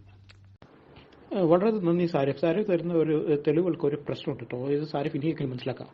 അതായത് ഒരു റിസർച്ച് സ്റ്റഡി തരാൻ നേരത്ത് അതിന്റെ മെത്തഡോളജി എന്താണെന്ന് മനസ്സിലാക്കണം. അതുകൊണ്ട് അതിന്റെ ലിങ്ക് തന്നിട്ടുണ്ടെങ്കിൽ എനിക്കത് പോയിട്ട് മുഴുവൻ വായിക്കാൻ പറ്റും. അതല്ല അതിന്റെ അബ്സ്ട്രാക്ടിന്റെ കൺക്ലൂഷന്റെ മാത്രം ഒരു ഫോട്ടോ എടുത്ത് അയച്ചു കഴിഞ്ഞിട്ടുണ്ടെങ്കിൽ അതെന്താണെന്ന് മനസ്സിലാവില്ല. ഒരു ഉദാഹരണത്തിന് ഇപ്പൊ സാരിഫ് ഇപ്പൊ എടുത്തു തന്ന ഒരു സാധനം ഉണ്ടല്ലോ, ഏതിസ്റ്റ് കൺട്രി ലൈക്ക് ചൈന എന്നൊക്കെ പറഞ്ഞിട്ടാണ് ഏതിസത്തിലുള്ള സൂയിസൈഡ് റേറ്റിനെ സ്റ്റഡി ചെയ്യുന്നത്. ഏതിസ്റ്റ് രാഷ്ട്രങ്ങളിലെ ഏതിസത്തിന്റെ ഇടയിലുള്ള സൂയിസൈഡിനെ കുറിച്ച് ഞാൻ വേറെ ടോപ്പിക്കിൽ സംസാരിക്കും, കുഴപ്പമില്ല. പക്ഷെ താങ്കളിപ്പം കൊണ്ടുവന്ന് തന്നെടുത്ത് ഏതിസ്റ്റ് കൺട്രിയിലേക്ക് ചൈന എന്ന് പറഞ്ഞാൽ ചൈനയിൽ നടക്കുന്ന സൂയിസൈഡ് മുഴുവൻ ഏതിസത്തിന്റെ തലയിലും ഇന്ത്യയിൽ നടക്കുന്ന സൂയിസൈഡ് മുഴുവൻ ഹിന്ദുസത്തിന്റെ തലയിലുമാണ് ആ സ്റ്റഡിന്റെ മെത്തഡോളജി. അങ്ങനെ ഒരു പേപ്പറിന്റെ മെത്തഡോളജി എന്താണെന്ന് മനസ്സിലാക്കിയിട്ട് വേണം അതിനെ ഡീബങ്ക് ചെയ്യാൻ. അതിന് ആ പേപ്പറിന്റെ ലിങ്ക് അയച്ചു തരണം. ലിങ്ക് അല്ല, അവിടുന്ന് ഇവിടുന്നുള്ള അബ്സ്ട്രാക്റ്റിന്റെ കൺക്ലൂഷനെ മാത്രം ഫോട്ടോ എടുത്ത് അയച്ചു തന്നിട്ടുണ്ടെങ്കിൽ കാര്യമില്ല. പിന്നെ ആ ലിങ്ക് എന്താണെന്ന് ഞാൻ പോയിട്ട് മനസ്സിലാക്കണം. അതിന്റെ തപ്പി തോന്നിട്ടുണ്ടെങ്കിൽ വേറെ പല ലിങ്കും തുറന്നു കിട്ടും. അങ്ങനെയാണ് ചിലപ്പം ആശയവ്യത്യാസം ഉണ്ടാവും. അതുകൊണ്ട് അതിന്റെ പർട്ടിക്കുലർ ലിങ്ക് നിങ്ങൾക്ക് എവിടെ നിന്ന് കിട്ടുന്നതെന്ന് വെച്ചാൽ ലിങ്ക് അയച്ചു തരും. അതിന്റെ സ്ക്രീൻഷോട്ട് ഇവിടുന്ന് അയച്ചു തരാണ്ട്. ജനീവ കൺവെൻഷന്റെ ആർട്ടിക്കിളിൽ ഞാൻ ലിങ്ക് കൃത്യമായിട്ട് അയച്ചു തന്നില്ലേ? എവിടുന്ന് കോട്ട് ചെയ്തെന്നുള്ളതിന്റെ സ്ക്രീൻഷോട്ടും ലിങ്കും അയച്ചു തന്നില്ലേ? ലിങ്ക് നിങ്ങൾക്ക് ക്ലിക്ക് ചെയ്താൽ വായിക്കാൻ നല്ലേ ഉള്ളൂ, അതിന്റെ മേലും താഴെയും. അതുപോലെ ഒന്ന് അയച്ചു തരൂ പ്ലീസ്. ഇനി അമ്മ മകൻ ഇൻസെസ്റ്റിന്റെ കാര്യം. Thank you. Cousin marriage incest അല്ല ഇസ്ലാമിൽ പ്രത്യേകിച്ച് എടുത്ത് പറഞ്ഞല്ലോ. Thank you. വേറൊന്നും കൂടെ ചോദിച്ചിരുന്നു. അതായത് വെഡ്ലോക്കിന്റെ വെളിയിലുള്ള കുട്ടിയെ അപ്പം വിവാഹം കഴിച്ചാൽ അങ്ങനത്തെ ഒരു മകളെ പിന്നീട് ഇസ്ലാം ചേർന്നിട്ട് അത് അനുവദനീയമാണല്ലോ എന്ന്. ഇൻസെസ്റ്റിന്റെ കാര്യത്തിലുള്ള ഉത്തരം ആരിഫ് തന്നെ നേരത്തെ പറഞ്ഞതല്ലേ. കൺസെന്റ് എടുത്ത് നോക്കണം. കൺസെന്റ് മാത്രം പോരാ, കൺസെന്റ് പ്യൂർ ആണോ എന്ന് നോക്കണം. അന്നേരം ഏജ് ഓഫ് കൺസെന്റ് അല്ലെങ്കിൽ വേറൊരാൾക്ക് ഓവർ പവർ ചെയ്യാനോ ഒരാൾക്ക് സൂപ്രമസിയോ അതിനകത്ത് ഉണ്ടെന്നുണ്ടെങ്കിൽ അതൊക്കെ കൺസെന്റിനെ വയലേറ്റ് ചെയ്യും. എന്ന് വെച്ചിട്ടുണ്ടെങ്കിൽ അത് കൺസെന്റിനെ ഡൈല്യൂട്ട് ചെയ്യും. അതുകൊണ്ട് പല കാര്യത്തിലും അങ്ങനെ കൺസെന്റ് എന്ന് പറഞ്ഞിട്ടുണ്ടെങ്കിൽ അതിന്റെ കൺസെന്റ് പ്യൂർ ആണോ എന്നുള്ളതും കൂടെ നോക്കേണ്ടി വരും. അത് സാരിഫ് തന്നെ ഇങ്ങോട്ട് പറഞ്ഞു ഉത്തരവായതുകൊണ്ട് ഞാൻ പിന്നെ ആവർത്തിക്കേണ്ടതുണ്ട്. ഇനി പ്യുവർ കൺസെന്റ് ഉള്ള രണ്ടുപേര് തമ്മിൽ എന്തെങ്കിലും റിലേഷൻഷിപ്പ് ഉണ്ടെന്നുണ്ടെങ്കിൽ ബെറ്റർ യൂസ് പ്രിക്കോഷൻ. അത് കഴിഞ്ഞിട്ട് വേറെ പ്രശ്നങ്ങളൊന്നും ഉണ്ടാകാണ്ടിരിക്കാൻ വേണ്ടിയിട്ട്. പിന്നെ ഒരുപോലെ എല്ലാവരും അംഗീകരിക്കുന്നിടത്തേക്ക് എത്തിക്കാൻ പറ്റുമെന്ന്? യെസ്, പറ്റും ഒരു പരിധിവരെ. എന്തുകൊണ്ട്? കാരണം ഫ്രീ തോട്ടിൽ ഡിസ്കോഴ്സ് സാധ്യമാണ്. അതായത് ഇതുവരെയുള്ള ആശയത്തിനകത്ത് എന്തെങ്കിലും തെറ്റ് സംഭവിച്ചിട്ടുണ്ടെങ്കിൽ, ഫോർ എക്സാമ്പിൾ LGBTQ കമ്മ്യൂണിറ്റിക്ക് ഒരു ആക്സെപ്റ്റൻസ് കിട്ടിയത് പിന്നീടായിരുന്നു. ട്രാൻസ് കമ്മ്യൂണിറ്റിയുടെ സ്പോർട്സ് പാർട്ടിസിപ്പേഷൻ ഇപ്പോഴും ഡിസ്കഷൻ നടന്നുകൊണ്ടിരിക്കുകയാണ്. നാളെ അതിനോട് തിരുത്ത് വന്നേക്കും. അതുകൊണ്ട് ഒരു ഡിസ്കോഴ്സ് സാധ്യമായിട്ടുള്ള ഫീൽഡാണ് ഫ്രീ തോട്ടിലുള്ള സെക്യുലർ എത്തിക്സ് ആൻഡ് മൊറാലിറ്റി. അതല്ലാണ്ട് ഡിവൈൻ കമാൻഡ് തിയറി പോലെ ഇങ്ങനെ കല്ലിൽ എഴുതി വെച്ചു അതുകൊണ്ട് അത് അതേപോലെ ആവർത്തിക്കണം എന്നല്ല. പിന്നെ തെളിവിന്റെ കാര്യം പറയാൻ നേരത്തെ തെളിവ് ഇതാകുന്ന കുറിച്ചെന്ന് പറഞ്ഞിട്ട് ഒരു 10-25 ആർട്ടിക്കിൾസ് ഓരോന്നോരോന്ന് കൊണ്ടുവന്നിടും. അത് ഉദ്ധരിക്കാനുള്ള സമയം പോലും എടുത്തിട്ടില്ല. പക്ഷെ അത് ഓരോന്ന് വായിച്ചിട്ട് അത് ഡീബങ്ക് ചെയ്യാൻ ഞാൻ പറഞ്ഞുകൊണ്ടിരിക്കണം. താങ്കൾ തെളിവിൽ സ്ക്രീൻഷോട്ട് എടുത്തിട്ട് പറഞ്ഞ കാര്യങ്ങൾ മാത്രമേ ഞാൻ ലിങ്ക് എടുത്തിട്ട് അത് താങ്കളുടെ വോയിസിലെങ്കിലും പരാമർശിച്ച കാര്യം മാത്രമേ ഞാൻ എടുത്ത് പറയത്തുള്ളൂ. സമയമില്ല, അതുകൊണ്ടാണ്. പിന്നെ തെളിവിന് വേണ്ടിയിട്ട് ഞാൻ എം അക്ബറിന്റെ ട്രോൾ വീഡിയോ ആശ്രയിച്ചു. സോറി, എന്റെ അടുത്ത് ട്രോൾ വീഡിയോ കിട്ടിയിട്ടുള്ള എന്റെ ഒറിജിനൽ അവിടെ കാണാനില്ല. അത് ഞാൻ പ്രത്യേകം എടുത്ത് പറഞ്ഞിരുന്നു. പക്ഷെ ആ ട്രോളിന്റെ ഇടയിൽ ഞാൻ കോട്ട് ചെയ്യുന്ന ഭാഗം എം അക്ബർ പറയുന്ന കാര്യങ്ങളാണ്, അല്ലാണ്ട് അതിന്റെ ഇടയിലുള്ള സിനിമ ഡയലോഗുകളൊന്നുമില്ല. ഇമാം ബുഖാരിക്ക് പോലും ഉറപ്പില്ലാത്ത വാദം സഹി മുസ്ലിമിലുണ്ട്. അതായത് സഹി മുസ്ലിം ഇയാളെ കൈപിടിച്ചിട്ടൊക്കെയാണ് പറയുന്നതെന്ന് പറഞ്ഞു. എം അക്ബറിന് ഇമാം ബുഖാരിക്ക് പോലും ഉറപ്പില്ലാത്ത വാദം എന്ന വാദം ഉണ്ടായിരുന്നില്ല എന്നത് ആ ട്രോളിൽ നിന്ന് വ്യക്തമാണ്. കാര്യം അവിടെ എം അക്ബർ ഉന്നയിക്കുന്ന വാദങ്ങൾ വേറെ പലതുമാണ്. അതാണ് ട്രോളാക്കപ്പെട്ടത്. ക്ഷമിക്കണം, അതിന്റെ ഒറിജിനൽ കിട്ടുകയാണെങ്കിൽ ഷെയർ ചെയ്യാം. ഒറിജിനൽ ദാവാ പ്രവർത്തകരാണോ കൊണ്ടേ കളഞ്ഞതെന്ന് എനിക്കറിയില്ല. നിച്ച് ഓഫ് ട്രൂത്ത് പരിപാടിയാണ്. നിച്ച് ഓഫ് ട്രൂത്ത് റെക്കോർഡിംഗ് ആണ്. അത് നിച്ച് ഓഫ് ട്രൂത്ത് കൊണ്ടുവന്ന് തരട്ടെ. ഇനി സ്വതന്ത്രത്തെ അവഹേളനം അതൊക്കെ പറയുന്നുണ്ടല്ലോ. വെയിറ്റ്, മതചിഹ്നങ്ങളെ അവഹേളിച്ച ഈ ഡിബേറ്റ് വരുന്നതിനേക്കാളും മുമ്പ് തൊട്ട് മുമ്പുള്ളൊരു ഡിബേറ്റ് പറഞ്ഞുകൊണ്ടിരുന്ന സ്വതന്ത്രത്തെ ഫ്രോഡാണ്, ഫാസിസമാണെന്നൊക്കെയാണ്. അതിന് കൃത്യമായിട്ട് ഒരു റെഫറൻസ് ഒരു സാധനവും തന്നിട്ടുണ്ടായിരുന്നില്ല. അങ്ങനെയാണ് അവിടെ ചാലഞ്ച് ചെയ്തപ്പോഴാണ് ഈ ഡിബേറ്റ് വന്നത് തന്നെ. സ്വതന്ത്രം എന്ന ഫ്രോഡാണ്, ഫാസിസമാണെന്നുള്ള ഒരാശയം ഇപ്പം താങ്കൾക്കുണ്ടോ? അത് എന്നാൽ അതിന് തെളിവുണ്ടല്ലോ. അപ്പൊ അവിടെ പറഞ്ഞതൊക്കെ ഇത്തരത്തിലുള്ള ഈ ചാപ്പടിയും പരിഹാസവും ഒക്കെ ആയിരുന്നില്ലേ? വ്യാഴാഴ്ച രാത്രി എനിക്ക് ഉറങ്ങാൻ പറ്റാത്തത് ഇവിടെ അടുത്ത് എന്തോ ഒരു ഉത്സവം അതിന്റെ പരിപാടിയും ബഹളവും ഒക്കെ ആയിരുന്നു. കുറെ വൈകിട്ടാണ് ഞാൻ കിടന്നുറങ്ങിയത്. അവിടെയാണ് ഞാൻ പറഞ്ഞത് മൈക്ക് വെച്ചിട്ട് ചുമ്മാ ഒരു വേറെ തന്നെ കാത് അടുപ്പിക്കുന്ന രീതിയിൽ എന്തെങ്കിലും ഒരു ബഹളം ഉണ്ടാക്കുന്നതിന്റെ ഒരു അരോചകത്വമാണ്, ബുദ്ധിമുട്ടാണ്. അത് ഇസ്ലാമിനെ മാത്രം പ്രശ്നമായിട്ട് ഞാൻ പറയുന്നില്ല. അതുകൊണ്ടാണ് ഞാൻ മായാവി ലുട്ടാപ്പി എന്നൊക്കെ പറഞ്ഞത്. അത് മൈക്ക് വെച്ചിട്ട് ഉറക്കെ പാട്ട് വെച്ചാലും അള്ളാഹു അക്ബർ എന്ന് പറഞ്ഞാലും അല്ലെങ്കിൽ നമ്മുടെ രാമനാണ് ഗ്രേറ്റ് എന്ന് പറയുന്ന രീതിയിൽ കൗസല്യ സുപ്രജ രാമ പൂർവ്വ സന്ധ്യ പ്രവർത്തത എന്ന് പാടിയാലും ഒരേ എഫക്ട്, ഒരേ പ്രശ്നം. അതിപ്പോ സ്വതന്ത്രയെ കുറിച്ച് പ്രസംഗിച്ചാലും ഇതേ പ്രശ്നമാണ്. ഈ പ്രശ്നങ്ങളൊക്കെ എടുത്ത് ചൂണ്ടിക്കാട്ടിപ്പോയി തന്നെ ഞാനിപ്പോ സംഖ്യയായി. Thank you. വീണ്ടും അദ്ദേഹം അതേ എക്സ്ക്യൂസുകൾ ആവർത്തിച്ചുകൊണ്ടിരിക്കുകയാണ്. വളരെ ക്ലിയർ ആയിട്ടുള്ള ഹെഡിങ് എല്ലാ സ്ക്രീൻഷോട്ടിലും നമുക്ക് കാണാൻ സാധിക്കും. അതിന്റെ അബ്സ്ട്രാക്റ്റും നമുക്ക് കാണാൻ സാധിക്കുന്നതാണ്. അത് സെർച്ച് ചെയ്ത് കമ്പയർ ചെയ്ത് നോക്കിയാൽ ഞാൻ ഇട്ട ലിങ്കുകൾ ഏതാണ്, അദ്ദേഹത്തിന് കിട്ടിയ ലിങ്കുകൾ ഏതാണെന്ന് വളരെ വ്യക്തമായി മനസ്സിലാക്കാൻ സാധിക്കേണ്ടതാണ്. താങ്കൾ ആരെയാണ് വീണ്ടും പറ്റിച്ചുകൊണ്ടിരിക്കുന്നത്? എന്നെ അതോ 1000ഓളം വരുന്ന കേൾക്കുന്ന പ്രേക്ഷകരെയാണോ? ഇനി സ്റ്റഡി നടത്തിയ ഇൻസ്റ്റിറ്റ്യൂഷൻ ഏതാണ്, സ്റ്റഡി നടത്തിയ മെത്തഡോളജി ഏതാണ്, അത് ചെയ്ത ആൾക്കാരുടെ റിലീജിയൻ ഏതാണെന്ന് എല്ലാം പരിശോധിച്ച ശേഷം മാത്രമേ എനിക്ക് അതിനകത്ത് ഡിഫെൻഡ് ചെയ്യാൻ പറ്റുള്ളൂ എന്ന് പറഞ്ഞു തന്നെ എക്സ്ക്യൂസിന്റെ മറ്റൊരു വേർഷൻ മാത്രമല്ലാതെ മറ്റൊന്നുമല്ല എന്ന് വളരെ വ്യക്തമാണ്. മറുപടി ഇല്ലാത്തതിനാൽ കുറച്ച് ഇസ്ലാമിനെയും കുറ്റം പറഞ്ഞ് ആക്ഷേപിച്ചും എങ്ങനെയെങ്കിലും റൗണ്ടുകൾ തീർക്കുക എന്നാണ് അദ്ദേഹത്തിന്റെ ഉദ്ദേശം എന്നാണ് ഞാൻ മനസ്സിലാക്കുന്നത്. ഇവിടെ എല്ലാ കൺക്ലൂഷനും വളരെ കൃത്യമായി തന്നെ പറയുന്നത് ഞാൻ മാർക്ക് ചെയ്തു തന്നിട്ടുണ്ട്. അദ്ദേഹം പറയുന്ന കഴിഞ്ഞ കണ്ടുള്ള ഒരു എക്സ്ക്യൂസ് എന്നുള്ളത് എയ്തിസ്റ്റ് കൺട്രിയായ ചൈനയിൽ മാത്രം നടത്തിയെന്നുള്ളതാണ്. ചൈന എന്നുള്ളത് അവിടെ ഒരു എക്സാമ്പിൾ മാത്രമായിട്ടാണ് പറഞ്ഞിട്ടുള്ളതെന്ന് കാണുന്ന ആർക്കും മനസ്സിലാവുന്ന ഒരു കാര്യമാണ്. എന്നാൽ അദ്ദേഹത്തിന് അത് മനസ്സിലായിട്ടില്ല. അപ്പോൾ ഞാൻ കൊണ്ടുവന്നിട്ടുള്ള തെളിവുകൾ, അതായത് എത്തിയസിലെ സൂയിസൈഡ് ആയിട്ടുള്ള റിലേഷനും ആന്റി ഡിപ്രസന്റ് യൂസുള്ള സെക്യുലർ മൊറാലിറ്റി നിൽക്കുന്ന സ്കാൻഡിനേവിയൻ കൺട്രികളും കൂടുതൽ റേപ്പ് റേറ്റ് വരാൻ നിൽക്കുന്ന നോർഡിക് കൺട്രീസും കൂടാതെ കുടുംബം നശിക്കുന്നതിലൂടെയുള്ള ഫാദർലെസ് പ്രശ്നങ്ങളും നൽകുന്ന റിപ്പോർട്ടുകളും, അതൊന്നും അദ്ദേഹത്തിന് ഇതുവരെ എവിടുന്ന് കിട്ടി എന്ന് മനസ്സിലാക്കാൻ സാധിക്കില്ല എന്ന് വരുന്നുണ്ടെങ്കിൽ അത് അദ്ദേഹത്തിന്റെ കൗണ്ടർ ചെയ്യാനൊന്നുമില്ല എന്നുള്ളതിന്റെ മാത്രം തെളിവാണെന്നാണ് ഞാൻ മനസ്സിലാക്കുന്നത്. മാത്രമല്ല, ഇനി മറ്റ് കാരണങ്ങളാണ് ഇനി പ്രശ്നങ്ങൾക്ക് ഉണ്ടാകുന്നതെങ്കിൽ പോലും വെൽബീങ് ഇംപ്രൂവ് ചെയ്യാൻ എന്ന് ജലേഷ് അവകാശപ്പെടുന്ന സെക്യുലർ മൊറാലിറ്റിക്ക് അത് അവിടെ കഴിയുന്നില്ലെന്നെങ്കിൽ അപ്ലൈഡ് എത്തിക്സ് പരമായി അത് ഒന്നിനും കൊള്ളില്ല എന്ന് തന്നെയാണ് വീണ്ടും തെളിയിക്കുന്നത്. അപ്പോൾ ഞാൻ വളരെ കൃത്യമായി പറഞ്ഞ ധാർമ്മികതയുടെ മെറ്റാ എത്തിക്സിന്റെ അടിസ്ഥാനമില്ലായ്മയും നോർമേറ്റീവ് എത്തിക്സായ യൂട്ടിലിറ്റേറിയനിസത്തിന്റെയും പരിണതഫലങ്ങൾ ഡിപ്പെൻഡ് ചെയ്യുമ്പോഴുള്ള പ്രശ്നങ്ങളും അപ്ലൈഡ് എത്തിക്സ് പരമായി നിലനിൽക്കുന്ന ദുരിതങ്ങളും ഇവയൊക്കെ തന്നെ സ്വതന്ത്ര ചിന്തയിലൂടെയുള്ള നിരീശ്വരവാദ ധാർമ്മികത ഒരിക്കൽ പോലും സാധ്യമല്ല എന്ന് തന്നെയാണ് വീണ്ടും തെളിയിക്കുന്നത്. ഇനി അദ്ദേഹം പറയുന്ന കൺസെന്റ് തന്നെ കോംപ്ലക്സ് ആയിട്ടുള്ള ഒരു സംഭവമാണ്. കാരണം കൺസെന്റിലൂടെ ഒരു സെക്ഷൽ ഇന്റർകോഴ്സ് നടന്നിട്ടുണ്ടെങ്കിൽ ആരും അത് എഴുതി വെച്ചിട്ടായിരിക്കില്ല നടക്കുക. അതുകൊണ്ട് തന്നെ അത് വീണ്ടും ഉപയോഗിച്ച് അതിൽ ഏർപ്പെട്ടവർ അങ്ങോട്ടും ഇങ്ങോട്ടും പീഡനം ആരോപിക്കുന്നത്, കേസ് കൊടുക്കുന്നത് നമ്മൾ കാണുന്നതാണ്. കാലങ്ങൾക്ക് ശേഷമുള്ള മീറ്റുകളും ഇന്നത്തെ ഹേമ കമ്മിറ്റി റിപ്പോർട്ടുകൾ പ്രശ്നങ്ങളും ഒക്കെ നമ്മൾ നേരിട്ട് കാണുന്നതാണ്. അവിടെയാണ് കൺസെന്റ് എന്ന ഒരിക്കലും മനസ്സിലാക്കാത്ത കാര്യം കൊണ്ടത് അദ്ദേഹം ന്യായീകരിക്കാൻ ശ്രമിക്കുന്നത്. നമ്മുടെ റൗണ്ടുകളുടെ അവസാനം എത്തിയതോടെ ഇൻസെസ്റ്റ് കുഴപ്പമില്ല എന്ന് അദ്ദേഹം തന്നെ സമ്മതിക്കുന്നു. അതായത് പ്രൊട്ടക്ഷൻ ഉപയോഗിച്ചാലെന്ന മതി എന്നുള്ളതാണ് അദ്ദേഹത്തിന്റെ അഭിപ്രായം.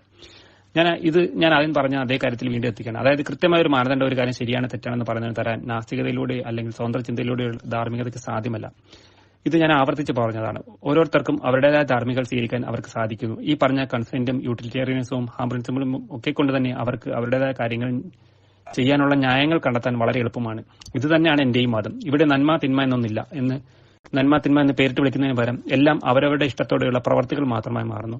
ബലാത്സംഗം ജിലേഷിന് ഇഷ്ടമല്ലെങ്കിൽ അത് നിലനിൽക്കുന്ന സമൂഹത്തിൽ ബലാത്സംഗം ചെയ്യാൻ ഇത്രയും മടിയില്ല. ഇവിടെ ബലാത്സംഗം നന്മയാണോ തിന്മയാണോ എന്ന അടിസ്ഥാന ചോദ്യത്തിൽ നന്മ തിന്മ എന്നതിലുപരി സ്വതന്ത്ര ചിന്തകനായ ജിലേഷിന് ഇഷ്ടപ്പെടാത്ത പ്രവൃത്തി മറ്റൊരു സ്വതന്ത്ര ചിന്തകനായ മൈത്രിന് ഇഷ്ടപ്പെട്ട പ്രവൃത്തി എന്ന് മാത്രമായി സ്വതന്ത്ര ചിന്തയിലെ ധാർമ്മികത മാറുന്നു നമ്മൾ കാണുന്നു. ഇവിടെ തന്നെ നമ്മുടെ സംവാദത്തിന് കൃത്യമായ കൺക്ലൂഷനും വരുന്നു. സ്വതന്ത്ര ചിന്തയിലൂടെയുള്ള നിരീശ്വരവാദത്തിൽ ധാർമ്മികത സാധ്യമല്ല. ഇനി ഇൻസെസ്റ്റ് സപ്പോർട്ട് ചെയ്യാൻ വേണ്ടി അദ്ദേഹം കൊണ്ടുവന്ന ഇസ്ലാമിലെ നിയമം വളരെ രസകരമാണ്. അതായത് അഡൾട്ടറി എന്നതുപോലും ഏറ്റവും വളരെ മാരകമായ തെറ്റായിട്ടാണ് ഇസ്ലാം കാണുന്നത്. എല്ലാ മതങ്ങളും ഒരുപോലെ അംഗീകരിക്കുന്ന ഒരു കാര്യവുമാണത്. അഡൾട്ടറി എത്തിച്ചേരുന്ന സാഹചര്യങ്ങൾ പോലും അടുക്കരുത് എന്നുള്ളതാണ് ഇസ്ലാമിന്റെ ധാർമ്മിക സമീപനം. അപ്പോഴാണ് സ്വന്തം മകളാണോ നിശ്ചയമില്ലാത്ത കുട്ടിയെ വിവാഹം കഴിക്കാമെന്നുള്ള അഭിപ്രായത്തെ ഇസ്ലാമിന്റെ ഇൻസെസ്റ്റിനുള്ള ആത്യന്തിക റൂളാക്കാനുള്ള ജിലേഷിന്റെ പരിഹാസ്യമായ ശ്രമം അത് പരാജയപ്പെട്ടു എന്ന് ആണ് എനിക്ക് മനസ്സിലാവുന്നത്. അതും കമ്പയർ ചെയ്യുന്നത് വെറും സുഖത്തിന് വേണ്ടി കൺസെന്റോടുകൂടി ചെയ്യാമെന്നുള്ളതിന് കൗണ്ടറായിട്ടാണ് അദ്ദേഹം ഇത് കൊണ്ടുവരുന്നത്. മാത്രമല്ല അദ്ദേഹം ഇൻസെസ്റ്റ് അംഗീകരിക്കുകയും ചെയ്യുന്നു എന്നുള്ളത് അതിന്റെ പ്രസക്തി ഇല്ലാതാക്കുന്നു എന്നുള്ളതാണ് വസ്തുത. കാരണം അദ്ദേഹത്തിന് ശരിയായിട്ടുള്ള കാര്യം മറ്റൊരാഴ്ചയിൽ പറഞ്ഞു എന്നതുകൊണ്ട് അദ്ദേഹത്തിന് അത് തെറ്റാകുമോ? ഇങ്ങനെ അവസാന റൗണ്ടുകളായിട്ടും അദ്ദേഹം പീറ്റർ സിംഗറിനെയോ ലോറൻ ക്രോസിനെയോ മനുപ്രസാദിനെയോ ഒന്നും എങ്ങനെ തിരുത്താം എന്നുള്ള മാനദണ്ഡത്തിനൊരു കൃത്യമായ ഉത്തരം പറഞ്ഞു തന്നിട്ടില്ല. എല്ലാവർക്കും അവരുടേതായ രീതിയിൽ ധാർമ്മികത സ്വീകരിക്കാം എന്നുള്ള ഒരു ഉത്തരം മാത്രമാണ് അപ്പോഴും അദ്ദേഹം നൽകുന്നത്. അത് തന്നെയാണ് എന്റെ വാദവും. അതുകൊണ്ടുകൂടി തന്നെ ഈ ഒരു സംവാദത്തിന്റെ ഒരു ഫൈനൽ കൺക്ലൂഷൻ ഈ റൗണ്ടോടുകൂടി ആയി എന്നാണ് ഞാൻ കരുതുന്നത്. ഈ സംവാദത്തിലുടനീളം സ്വന്തം ആശയത്തെ എങ്ങനെയെങ്കിലും രക്ഷപ്പെടുത്താൻ വേണ്ടി മറ്റുള്ള ആശയങ്ങളെ കുറ്റം പറയുക എന്നുള്ള കാര്യത്തിലേക്ക് മാത്രമായി അദ്ദേഹത്തിന്റെ സംവാദ വിവരണങ്ങൾ ചുരുങ്ങുന്നു എന്നുള്ളത് നമ്മൾ കണ്ടതാണ്.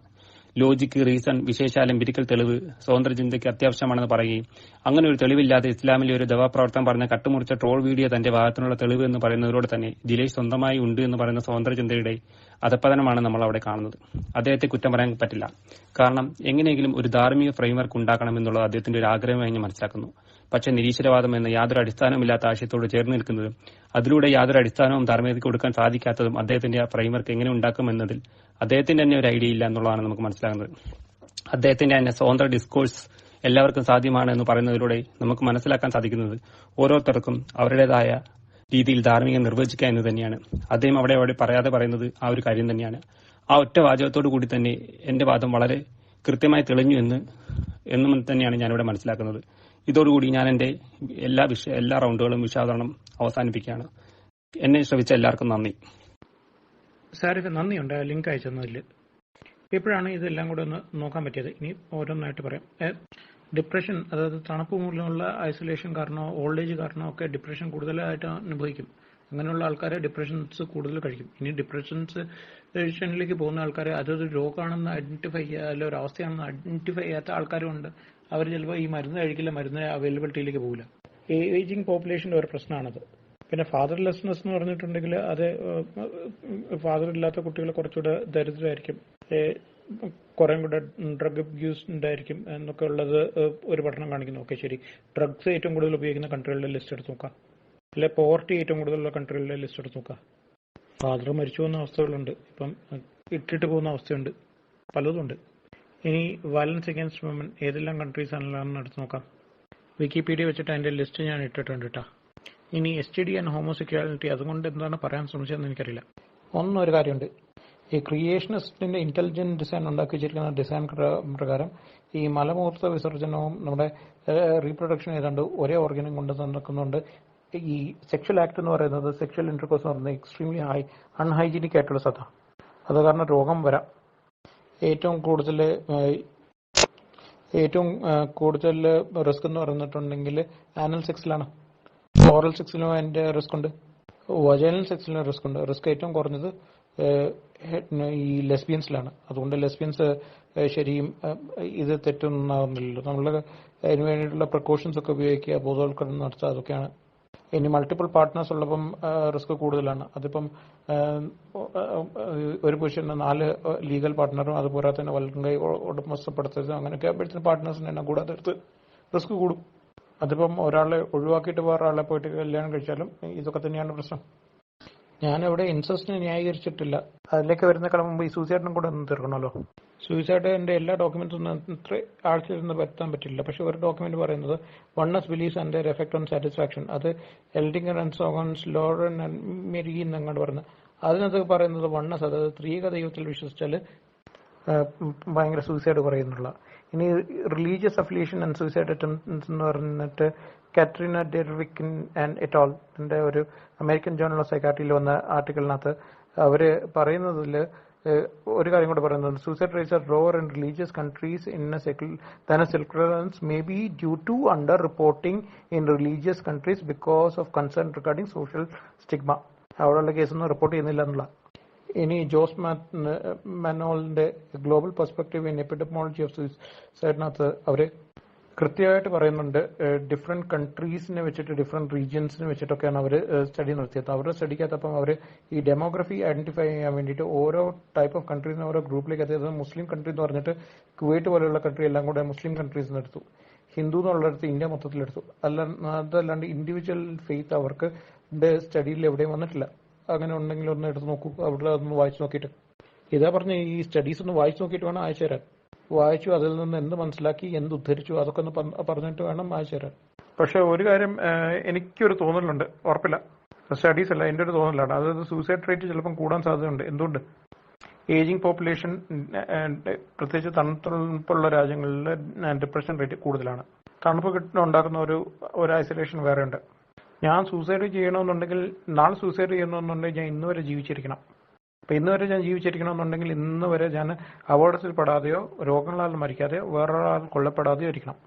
എങ്ങനെയാണെങ്കിലും ഞാൻ മരിക്കും. അപ്പോൾ പിന്നെ ബാക്കിയുള്ള കോസ് ഓഫ് ഡെത്ത് കുറയുന്നതിനനുസരിച്ച് സൂസൈഡ് ആൻഡ് നാച്ചുറൽ കോസിന്റെ റേറ്റ് കൂടും.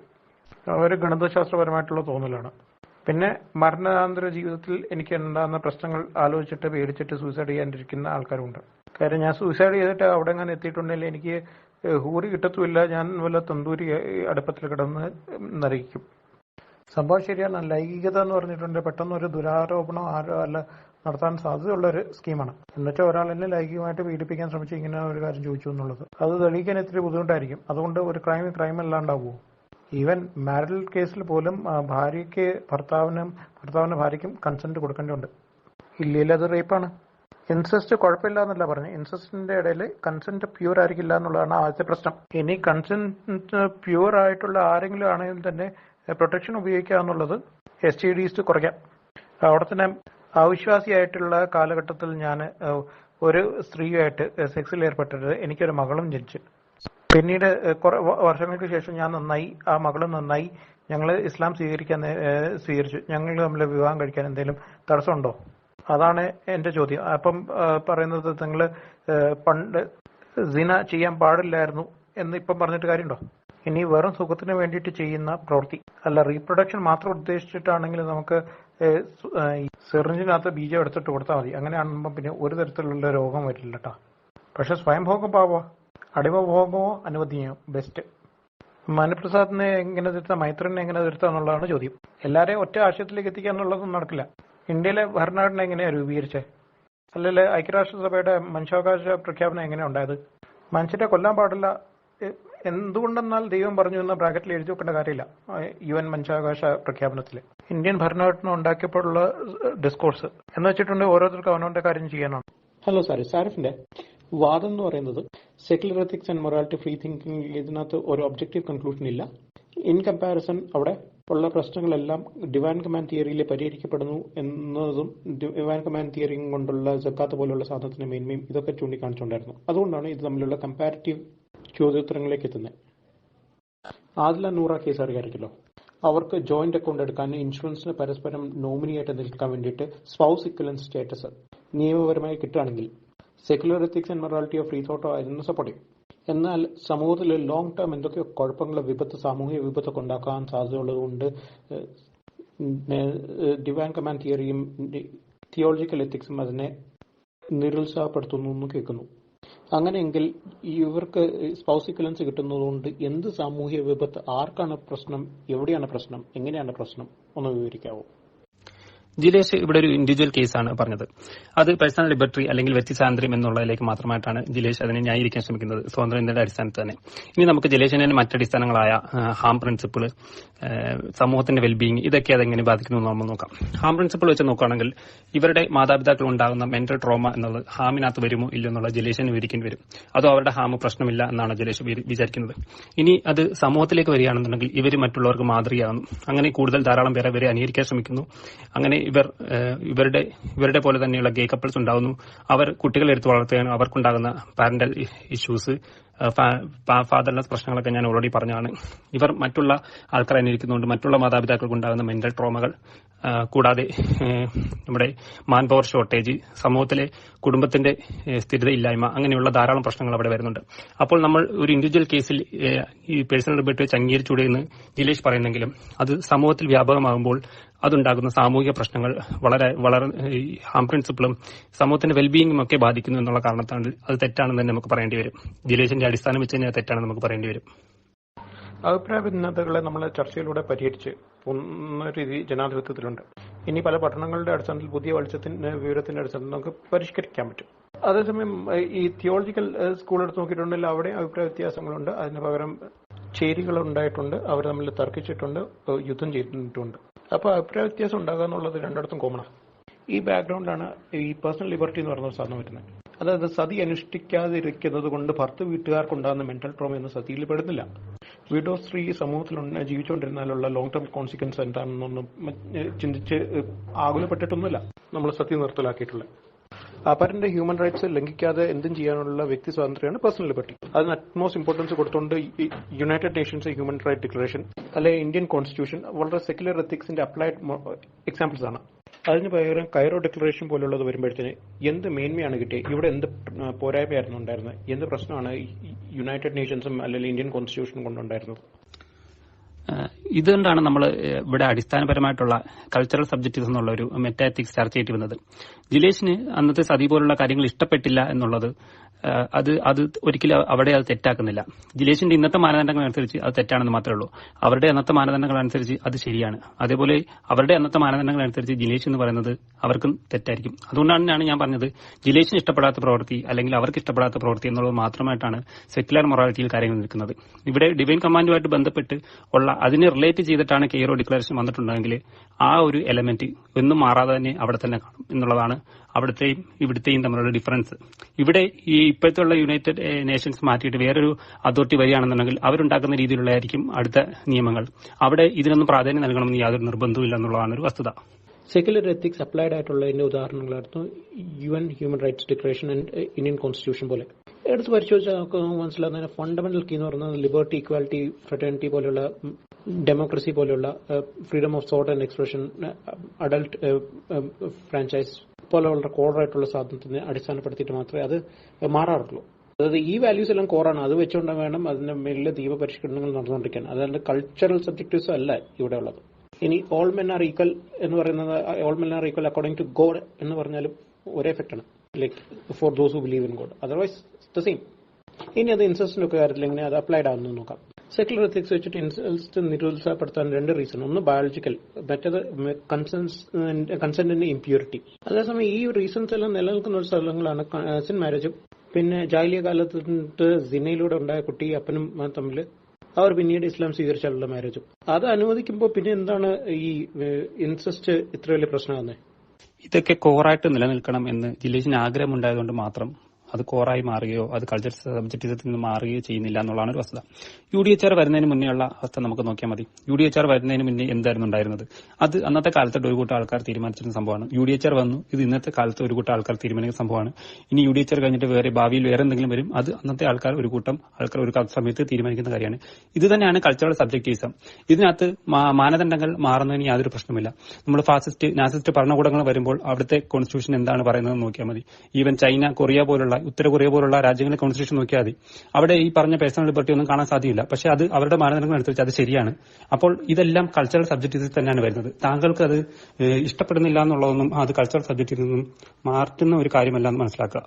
ഏതൊക്കെ രീതിയിലുള്ള കൾച്ചറൽ സബ്ജക്റ്റിസം വന്നാലും ഏതൊക്കെ രീതിയിലുള്ള അധാർമികത അതിനകത്തുണ്ടായാലും അതൊക്കെ തന്നെ ഈ സ്വതന്ത്ര ചിന്തയുടെ മാനദണ്ഡങ്ങൾ വെച്ച് തന്നെ മറ്റു മാനദണ്ഡങ്ങൾ വെച്ച് തന്നെ ന്യായീകരിക്കാൻ സാധിക്കും എന്നുള്ളതാണ്. മൈത്രേയന് ബലാത്സംഗം ചെയ്യുന്ന ഒരു കമ്മ്യൂണിറ്റിയിൽ വരുമ്പോൾ ബലാത്സംഗത്തിന്റെ കൂടെ നിൽക്കുമെന്ന് പറയേണ്ടി വരുന്ന അവസ്ഥ ഉണ്ടാകുന്നത്. ഇനി ഇൻസെസ്റ്റ് എന്തുകൊണ്ട് തെറ്റാവുന്നു എന്നുള്ളതാണ് താങ്കളുടെ ചോദ്യം. അത് ഭൗതിക ലോക വീക്ഷണപ്രകാരം ഇൻസെസ്റ്റ് ഒരു തെറ്റാണെന്ന് പറയേണ്ട കാര്യമില്ല. കാരണം മനുഷ്യൻ എന്ന് പറയുന്നത് മറ്റൊരാൾക്കുരങ്ങ് മാത്രമാണ്. താങ്കൾ തന്നെ സംഭവത്തിൽ പറഞ്ഞാണ്. പക്ഷേ മതങ്ങളിൽ മനുഷ്യൻ എന്ന് പറയുന്നത് വാല്യൂ ഉള്ള ഒരു ജീവിയായിട്ടാണ് കണക്കാക്കുന്നത്, ഒരു എൻറ്റിറ്റി ആയിട്ടാണ് കണക്കാക്കുന്നത്. അവിടെ അതിന് മാതാവ്, പിതാവ്, സിസ്റ്റർ, ബ്രദർ എന്നുള്ളതിനൊക്കെ വളരെ കൃത്യമായ വാല്യൂം, അവരോടുള്ള റെസ്പോൺസിബിലിറ്റിയും കാര്യങ്ങളും എല്ലാം വളരെ കൃത്യമായി നമുക്ക് പഠിപ്പിക്കുന്നുണ്ട്. അപ്പോൾ അങ്ങനെയുള്ള ഒരു സമൂഹത്തിൽ ആ ഇൻസെസ്റ്റ് എന്നുള്ളത് ഒരു പ്രശ്നം തന്നെയാണ്. പക്ഷെ വെറും ആൾക്കുരങ്ങായിട്ട് കാണുന്ന ഒരു സമൂഹത്തിൽ, ഒരു സ്ത്രീ പുരുഷൻ മാത്രമായിട്ട് കാണുന്ന ഒരു ഭൗതിക ലോക വീക്ഷണത്തിൽ ഇൻസെസ്റ്റ് ഒരു പ്രശ്നമാണെന്ന് തോന്നുന്നില്ല. അങ്ങനെയാണെന്നുണ്ടെങ്കിൽ അതുകൊണ്ട് തന്നെയാണ് താങ്കൾ പറയുന്നത് കോൺട്രാസെപ്ഷൻ ഉപയോഗിച്ച് വേണമെങ്കിൽ നമുക്ക് ഇൻസെസ്റ്റിൽ ചെയ്യുന്നതുകൊണ്ട് കുഴപ്പമില്ല എന്നുള്ള രീതിയിൽ താങ്കൾ കൺക്ലൂഡ് ചെയ്യേണ്ടി വരുന്നത് അതുകൊണ്ട് തന്നെയാണ്. ജലേഷിന്റെ സ്വതന്ത്ര ചിന്തയിലൂടെയുള്ള നാസ്തികതയിൽ നെക്രോഫീലിയ പോലെയുള്ള പാരാഫീലിയകൾ അൺഐഡന്റിഫൈഡ് ബോഡിയോട് കാണിക്കുന്നതിൽ വെറും ഒരു പ്രവൃത്തി മാത്രമാണോ, അതോ അതിനകത്ത് നന്മ തിന്മ എന്നുള്ള ഒരു വ്യവച്ഛേദം സാധ്യമാണോ? ആണെങ്കിൽ എന്താണ് അതിന്റെ മാനദണ്ഡം? എന്തുകൊണ്ടത് നന്മയാവുന്നു, എന്തുകൊണ്ടത് തിന്മയാവുന്നു? ഹ്യൂമൻ ഡിഗ്നിറ്റിയെ നമ്മൾ റെസ്പെക്ട് ചെയ്യുന്നു. അത് അയാളെ ജീവനോടെ ഉണ്ടെങ്കിലും ഇല്ലെങ്കിലും ആ മരിച്ച ആൾക്കാരുമായിട്ട് ബന്ധപ്പെട്ട ആൾക്കാരുടെ ഫീലിങ്സിനെയും റെസ്പെക്ട് ചെയ്യുന്നു. ഇനി ജീവനോടെ ഇരിക്കുമ്പം ഇങ്ങനെയൊന്നും എന്റെ ശരീരത്തിലൂടെ സംഭവിക്കാൻ ആഗ്രഹിക്കാത്ത ആൾക്കാരുണ്ടെങ്കിൽ ഭൂരിഭാഗവും ജീവനോടെ ഇരിക്കാൻ നേരത്തെ ആരും എന്റെ ശരീരമായിട്ട് സെക്സ് ചെയ്തോളൂ എന്ന് കൺസെന്റ് കൊടുക്കുന്നില്ല. അപ്പോൾ പിന്നെ അതിനെ ചാലഞ്ച് ചെയ്യാൻ ആ മനുഷ്യൻ ജീവിച്ചിരിപ്പില്ലെങ്കിൽ കൂടി അങ്ങനെ ഒരു സാധനം അനുവദിച്ചു കൊടുത്തിട്ടുണ്ടെങ്കിൽ ജീവനോടെ ഇരിക്കുന്ന ആൾക്കാർക്ക് പിന്നെ ഈ സൊസൈറ്റിയിലുള്ള ഫ്രെയിംവർക്കിലുള്ള വിശ്വാസ്യത നഷ്ടപ്പെടും. പിന്നെ അതുണ്ടാക്കുന്ന മാനസിക സൈക്കോളജിക്കൽ പ്രശ്നങ്ങൾ വേറെയും. അങ്ങനെയൊക്കെ പല റീസൺസ് ഉണ്ട്. നമ്മുടെ പെയിൻ ആൻഡ് പ്ലഷർ സമൂഹത്തിന്റെ വെൽബീയിങ്, ഹാം റിഡക്ഷൻ വെച്ചിട്ട് ഇതിനെ തെറ്റെന്ന് പറയാൻ വേണ്ടിയിട്ട് ഈ റീസൺസ് ഒക്കെ ഒരു ദേവനോ ദേവതയോ വന്നിട്ട് പറഞ്ഞു തരേണ്ട ആവശ്യം കൂടിയില്ല. ഇനി അഥവാ അതിനകത്ത് അഭിപ്രായ വ്യത്യാസങ്ങളുണ്ട് എന്നിരിക്കട്ടെ, ഇന്ത്യൻ ഭരണഘടന ഉണ്ടാക്കിയതുപോലെ അല്ലെങ്കിൽ ഈ മനുഷ്യാവകാശ പ്രഖ്യാപനം നടന്നതുപോലെ നമുക്ക് ഇത് വെച്ചിട്ട് ഡിബേറ്റ് ചെയ്തിട്ട് ഡിസ്കസ് ചെയ്തിട്ട് അഭിപ്രായ സമന്വയത്തിലേക്ക് എത്തിച്ചേരാനുള്ള പ്രക്രിയയാണ് ജനാധിപത്യം എന്ന് പറയുന്നത്. അപ്പൊ നാളെ നിങ്ങൾക്ക് ഈ നിലപാട് മാറ്റോ, ഇതൊരു കൾച്ചറൽ നിലപാടാണോ എന്ന് ചോദിച്ചു കഴിഞ്ഞാൽ, ഫോർ എക്സാമ്പിൾ കൾച്ചറലി ഹോമോസെക്ച്വാലിറ്റിക്ക് അത് എതിരായിരുന്നതാണ് നമ്മൾ. പിന്നെ നമ്മൾ എന്തുകൊണ്ടാണ് നിലപാട് മാറ്റി? അതിനെക്കുറിച്ചുള്ള പഠനങ്ങളും അതിനെക്കുറിച്ചുള്ള അറിവും കിട്ടിയതുകൊണ്ട് എന്ന് പറഞ്ഞതുപോലെ പുതിയ പഠനങ്ങളോ അറിവുകളോ കിട്ടുന്നതിനനുസരിച്ച് ഏത് കാര്യത്തിലും നിലപാട് മാറ്റുന്നതിൽ ഒരു പ്രശ്നമില്ല. ബട്ട് തെളിവിനെയൊക്കെ ആശ്രയിച്ചിട്ടുള്ളതായിരിക്കണം. പക്ഷെ മതങ്ങൾ എന്തുകൊണ്ടാണ് ഇതിനെ എതിർക്കുന്നത്? ഞങ്ങളുടെ ദൈവം പറഞ്ഞതുകൊണ്ട്. ഇപ്പൊ അവയദാനത്തിനെ എതിർക്കുന്നതും അനുകൂലിക്കുന്നതുമായിട്ടുള്ള പണ്ഡിതരുണ്ട്. എന്തുകൊണ്ടാണ് എതിർക്കുന്നതെന്ന് ചോദിച്ചിട്ടുണ്ടല്ല, മയ്യത്തിനെ വികൃതമാക്കരുതെന്ന് പറഞ്ഞിട്ടുള്ളത്. അപ്പൊ നിങ്ങൾ കൊല്ലാതിരിക്കുന്നതോ റേപ്പ് ചെയ്യാണ്ടിരിക്കുന്നതോ മതം പറഞ്ഞിട്ടുള്ള ചെയ്തോളം പറഞ്ഞിട്ടുണ്ടെങ്കിൽ ചെയ്തേനെ. എന്നാൽ നെക്രോഫീലിയുടെ കാര്യത്തിൽ നമ്മൾ രണ്ടും ചെയ്യാതിരിക്കുന്നതിനുള്ള കാരണങ്ങൾ രണ്ടാണെങ്കിൽ ഫലത്തിൽ നമ്മൾ രണ്ടുപേരും ചെയ്യാണ്ടിരിക്കുന്നു. പക്ഷെ ഫ്രീ തോട്ട് ഒരിക്കലും കൾച്ചറൽ വാല്യൂസിന്, ട്രഡീഷണൽ വാല്യൂസിന് വില കൊടുക്കാതെ വെൽബീയിങ്, ഹാം റിഡക്ഷനൊക്കെ എന്ത് അടിസ്ഥാനത്തിൽ തെളിവ് കൊടുത്തിട്ട് എന്ത് നിലപാട് സ്വീകരിക്കാന്നുള്ള ഭൗതിക ലോക വീക്ഷണ പ്രകാരം നമുക്ക് ആകെ ഒരു ജീവിതം മാത്രമേ ഉള്ളൂ. അങ്ങനെയുള്ള ഒരു സാഹചര്യം നിലനിൽക്കുമ്പോൾ നമ്മൾ പുഴകളിൽ, കുളങ്ങളിലൊക്കെ വീണ് ആൾക്കാരെ രക്ഷപ്പെടുത്തുന്ന സ്വന്തം ജീവൻ പണയപ്പെടുത്തിയ ആൾക്കാരെ രക്ഷപ്പെടുത്തുന്ന സാഹചര്യങ്ങൾ, നൌഷാദിനെ പോലുള്ള മാൻഹോളിൽ ഇറങ്ങിയ ആൾക്കാരെ രക്ഷപ്പെടുത്താൻ ശ്രമിച്ച് സ്വന്തം ജീവൻ പണയപ്പെടുത്തുന്ന സാഹചര്യങ്ങൾ, അങ്ങനെയുള്ള സാഹചര്യങ്ങൾ വരുമ്പോൾ ജലേഷിന്റെ സുഹൃത്തായിട്ടുള്ള ഒരു സ്വതന്ത്ര ചിന്താ നാസ്തികന് ജലേഷ് ഈ ഒരു പ്രവൃത്തി നന്മയാണ് എന്ന് സാധൂകരിക്കുന്നതിന് വേണ്ടി എന്ത് മോറൽ മോട്ടിവേഷനാണ് കൊടുക്കാൻ സാധിക്കുക? അതൊന്ന് യുക്തിപരമായിട്ട് വിവരിക്കാമോ? നമ്മളൊരു ജീവനെ വില കൽപ്പിക്കുന്നു എന്നുള്ളതാണ് എൻ്റെ ഏറ്റവും അവസാന തത്വം. എൻ്റെ ആണെങ്കിലും അവരുടെ ആണെങ്കിലും അവരോടുള്ള എമ്പതി ഉണ്ട്. അപ്പോൾ ഒരാൾ ലൈഫ് റിസ്ക് ചെയ്തിട്ട് വേറെ ആളെ സേവ് ചെയ്യുകയാണെങ്കിൽ അങ്ങനെ റിസ്ക് ചെയ്യാൻ ഒരാളെ കമ്പൽ ചെയ്യാൻ പറ്റത്തില്ല. അൺലെസ് പുള്ളി ഈ ഇങ്ങനെ ഉള്ള സർവീസിലുള്ള ഒരാളാ അല്ലെങ്കിൽ ഫയർ ആൻഡ് റെസ്ക്യൂ എംപ്ലോയിന്റെ ഒക്കെ കാര്യം വേറെ. ഇനി അങ്ങനെ ഒരാൾക്ക് ചെയ്യാൻ തോന്നാനുള്ള കാരണം എന്ന് പറഞ്ഞിട്ടുണ്ടെങ്കിൽ സെൽഫ് മോട്ടിവേറ്റഡ് ആകാം. മിറർ ന്യൂറോൺസ് ഒക്കെ ഉള്ളത് കൊണ്ട് സെൽഫ് മോട്ടിവേറ്റഡ് ആക്കാം. ആകുന്നില്ല, ആകുന്നവർ ആയാൽ മതി. ആരെയും കമ്പൽ ചെയ്യാൻ പറ്റത്തില്ല. But anyway secular ethics and morality value of life പഠിപ്പിക്കുന്നുണ്ട്, ഒരു ജീവന് വില കൽപ്പിക്കുന്നുണ്ട്, എമ്പതി പ്രോത്സാഹിപ്പിക്കുന്നുണ്ട്, സോഷ്യൽ റെസ്പോൺസിബിലിറ്റി പ്രോത്സാഹിപ്പിക്കുന്നുണ്ട്. അതുകൊണ്ട് തന്നെ അഥവാ ഒരാള് അവിടെ വന്നിട്ട് വേറെ ആളെ രക്ഷിച്ച് വന്നിട്ടുണ്ടെങ്കിൽ അവർക്ക് നമ്മൾ ആദരവ് അർപ്പിക്കുന്നുണ്ട്. അവര് അഥവാ മരണപ്പെട്ടിട്ടോ പോയിട്ടുണ്ടെങ്കിൽ അവർക്ക് അവരുടെ കുടുംബത്തിനോട് എന്തെങ്കിലും സഹായം ചെയ്യാൻ, ഫിനാൻഷ്യലി അവരുടെ പ്രശ്നങ്ങളെ ദൂരീകരിക്കാൻ എന്തെങ്കിലും ചെയ്യാൻ പറ്റുകയാണെങ്കിൽ അതും ചെയ്യുന്നുണ്ട്. അങ്ങനെ സിവിലിയൻസിന് ഇങ്ങനത്തെ വോളണ്ടറി ആക്ഷൻസ് ഒക്കെ നമ്മൾ റിവാർഡ് ചെയ്തുകൊണ്ടിരിക്കുന്നുണ്ട്. ഇതൊന്നും മതം പറഞ്ഞിട്ടല്ല ഞങ്ങൾ ചെയ്യുന്നത്. നൌഷാദിനെ ആദരിക്കുന്നത് മതം പറഞ്ഞിട്ടല്ല. ഇപ്പൊ ഈ ലിനി എന്ന് പറയുന്ന നേഴ്സിനെ ആദരിക്കുന്നതും മരണപ്പെട്ടു പോയി, മതം പറഞ്ഞിട്ടില്ല, ദൈവം പറഞ്ഞിട്ടില്ല. അങ്ങനെയൊക്കെയുള്ള ആൾക്കാരെ ആദരിക്കുന്നതുള്ളത് കൊണ്ടും ബാക്കിയുള്ളവർ മോട്ടിവേറ്റഡ് ആവും. അതല്ലെങ്കിൽ നീ പോയി മരിച്ചാലും കുഴപ്പമില്ല, നിനക്ക് ഹൂറിയും മദ്യപ്പൊടിയും ഒക്കെ നമ്മൾ റെഡിയാക്കി വെച്ചിട്ടുണ്ട് എന്ന് പറഞ്ഞിട്ടുള്ളതല്ല. ഉറപ്പില്ലാത്ത ഒരു പ്രോമിസ് മാർഗം കൊടുക്കുന്നില്ല. അതാണ് ഇവിടുത്തെ വ്യത്യാസം. എന്റെ വിഷയതവണത്തിൽ ഞാനൊരു ഉദാഹരണം പറഞ്ഞിട്ടുണ്ടായിരുന്നു. അതായത് മരുന്ന് കൊണ്ട് മാറാൻ കഴിയുന്ന ഒരു രോഗത്തെ ഒരു ഡോക്ടർ പൈസ ആഗ്രഹിച്ച് സർജറിയിലൂടെയാണ് സുഖപ്പെടുത്തിയത്. അവിടെ നമ്മൾ പരിണിത ഫലം നോക്കുമ്പോൾ അവിടെ രോഗി രക്ഷപ്പെട്ടാണ് നമ്മൾ കാണുന്നത്. അപ്പോൾ നമ്മുടെ പരിണിത ഫലം വെച്ച് പരിശോധിക്കുകയാണെങ്കിൽ അവിടെ ഡോക്ടർ ചെയ്തത് നന്മയാണെന്ന് നമുക്ക് പറയേണ്ടി വരും. ഇനി താങ്കളുടെ സ്വതന്ത്ര ചിന്തയുടെ ഒരു അടിസ്ഥാനമായിട്ടുള്ള വിശേഷാൽ എംപിരിക്കൽ തെളിവ് എന്ന് താങ്കൾ പറഞ്ഞിരുന്ന കാര്യം വെച്ചിട്ട് ഈ ഒരു കാര്യത്തെ നന്മയാണോ തിന്മയാണോ നമുക്ക് വിവേചിക്കാൻ സാധിക്കുമോ? ഇല്ല എന്നുണ്ടെങ്കിൽ നന്മയാണ് തിന്മയാണ് എന്ന് വിവേചിക്കാൻ എംപിരിക്കലിലൂടെ സാധിക്കുന്ന മറ്റൊരു ഉദാഹരണം താങ്കൾക്ക് പറയാൻ സാധിക്കുമോ? ഇത് മെഡിക്കൽ എത്തിക്സിന് തീരെ ചേർന്നല്ല. ഇനി വെൽബീങ് എടുത്ത് നോക്കുകയാണെങ്കിൽ പേഷ്യന്റിന്റെ വെൽബീങ്ങിന് പേഷ്യന്റിന്റെ ഫിനാൻഷ്യൽ ഗെയിൻസിനെ ഒക്കെ എഫക്ട് ചെയ്യുന്നു. ഡോക്ടർ ട്രസ്റ്റ് ലംഘിച്ചു കഴിഞ്ഞിട്ടുണ്ടെങ്കിൽ പിന്നെ ആരെ ട്രസ്റ്റ് ചെയ്യാൻ സമൂഹത്തിനാവും എന്നൊക്കെയുള്ള രീതിയിലുള്ള പ്രശ്നങ്ങളുണ്ട്. അതുകൊണ്ട് ഇത് എവിടെയെങ്കിലും ഒരു കോടതിയിൽ വല്ലതും പോയിട്ടുണ്ടെങ്കിൽ പേഷ്യന്റിന്റെ ഒരു ഇൻഫോംഡ് കൺസെന്റ് വേണമായിരുന്നു. എന്നിട്ട് പേഷ്യന്റിന് ഓട്ടോണമി ഉണ്ട് ഏത് ടൈപ്പ് ചികിത്സ വേണമെന്നുള്ളതിൽ. പേഷ്യന്റിനെ ഡോക്ടർ ഫിനാൻഷ്യൽ ഗെയിനിന് വേണ്ടിയിട്ട് മിസ്ഇൻഫോം ചെയ്തു എന്നുള്ളത് തന്നെ അതിനകത്ത് തെറ്റ്. എന്തുകൊണ്ട് വേറൊരാളുടെ റൈറ്റിനെ ലംഘിച്ചു സ്വന്തം നേട്ടത്തിന് വേണ്ടിയിട്ട്? സോ ഒരാളുടെ പേഴ്സണൽ ലിബർട്ടിയുടെ പ്രശ്നമാണ് പേഷ്യന്റിന്റെ അടുത്ത് വരും വരകളൊക്കെ പറഞ്ഞിട്ട് പേഷ്യന്റ് വേണം ഏത് ചികിത്സാ രീതി വേണമെന്ന് തിരഞ്ഞെടുക്കാൻ. അനാവശ്യമായ സർജറി, സ്കാനിങ് ഒക്കെ റെക്കമെൻഡ് ചെയ്യുന്ന ഡോക്ടർ ആ മെഡിക്കൽ സിസ്റ്റത്തിൽ നിന്ന് വിശ്വാസ്യതയെ ഇല്ലാണ്ടാക്കിക്കൊണ്ട് ഹാമ് കൂട്ടി, വെൽബീങ് കുറച്ചു. വളരെ പ്രഥമ ദൃഷ്ടിയ കിട്ടുന്നതാണ്. ഇനി വേറെ എക്സാമ്പിൾ വേണമെന്നുണ്ട് ഇവിടെ ഡോക്ടർ തെറ്റാണെന്ന് പറയാൻ വേണ്ടിയിട്ട്. ഈ നെട്രോഫീലിയുടെ കാര്യം പറഞ്ഞതുപോലെയോ ഇൻസസ്റ്റിന്റെ കാര്യത്തിൽ പറഞ്ഞതുപോലെയോ കുറച്ച് ഏതോ ഒരു മനുപ്രസാദ് എന്ന് പറഞ്ഞ 1-2 ആൾക്കാരുണ്ടാവും. അല്ലെ പീറ്റർ സിംഗർ പറഞ്ഞ നേതൃത്വമുള്ള വാദം പോലെ വളരെ മൈനോറിറ്റി ആയിട്ടുള്ള കുറച്ച് ആൾക്കാരെ എവിടെയെങ്കിലും ഒരു എതിരഭിപ്രായം പറഞ്ഞതായിട്ട് സാധ്യതയുണ്ട്. പക്ഷെ ഈ കാര്യത്തിൽ ഒരു എതിരഭിപ്രായം ഉള്ള സാധ്യത പോലും ഇല്ല. ഇത് ഭയങ്കര സ്ട്രെയിറ്റ് ഫോർവേഡ് കേസാണ്. ഇനി ഈ കേസിലും ഒരു ദൈവമോ ഒരു മായാവിയോ ഒരു ലുട്ടാപ്പിയോ ഒരു സാറിനും വേറെ ആൾ വന്നിട്ട് പറഞ്ഞിട്ടല്ല നമ്മൾ ഇതിനകത്ത് ശരിയും തെറ്റും മനസ്സിലാക്കാനുള്ളത്. അങ്ങനത്തെ ഒരു പുസ്തകം എടുത്തിട്ട് റെഫർ ചെയ്യേണ്ട കാര്യമില്ല. ഇത് നമ്മളെ ഹ്യൂമൻ വാല്യൂസിൽ നിന്ന് തന്നെ വരുന്ന കാര്യങ്ങളാണ്. പേഴ്സണൽ ലിബർട്ടിയിൽ നിന്നും തന്നെ എടുത്തു പറയുന്ന കാര്യങ്ങളാണ്. അതിന് ഇത്ര വലിയ complicated interpretations of reading to many books ഒന്നും ആവശ്യമില്ല. 4 പുസ്തകം എടുത്തു, പിന്നെ പണ്ഡിതരുടെ അഭിപ്രായം നോക്കി, പിന്നെ ഫത്വ നോക്കി, പിന്നെ ഫത്വ നോക്കേണ്ടൊന്നും ആവശ്യം ഇവിടെ ഇല്ല. ദൈവം പറയേണ്ട ആവശ്യം ഇവിടെ ഇല്ല. അതാണ് ഇതിന്റെ ബ്യൂട്ടി.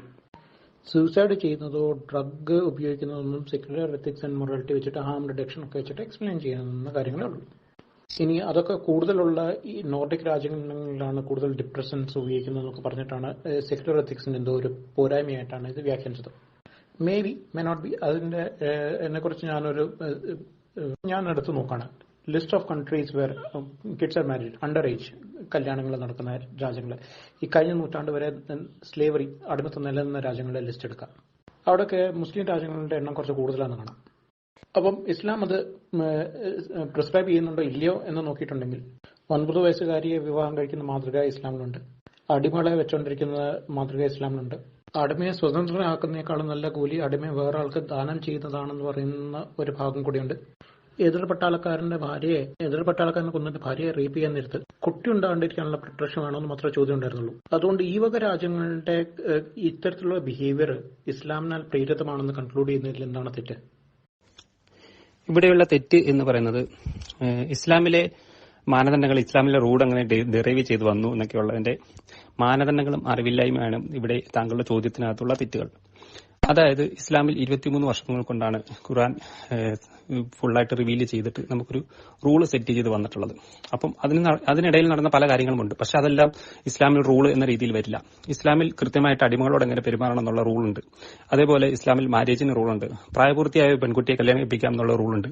അത് 9 വയസ്സാവണമെന്ന് യാതൊരു നിർബന്ധമില്ല. അതുകൊണ്ട് തന്നെയാണ് സൗദി അറേബ്യയിലും UAE-യിലും ഒക്കെ ഏജ് ഓഫ് കൺസെന്റ് ഡിഫറന്റ് ആയിക്കൊണ്ടിരിക്കുന്നത്. ഇനി ഒരു സൗദി അറേബ്യയിൽ അല്ലെങ്കിൽ ഭരണാധികാരി ആ ഒരു ഇസ്ലാമിൽ അടിമത്തം എന്നുള്ളതിനെ പ്രിസണേഴ്സ് ഓഫ് വാറിലൂടെ അല്ല നടത്തിയത് എന്നുണ്ടെങ്കിൽ അത് തെറ്റാണെന്ന് തെളിയിക്കാൻ നമുക്ക് വളരെ കൃത്യമായിട്ടുള്ള റൂളുകൾ ഡിവൈൻ കമാൻഡിൽ കാണിക്കാൻ സാധിക്കും എന്നുള്ളതാണ് ഡിവൈൻ കമാൻഡിന്റെ പ്രത്യേകത.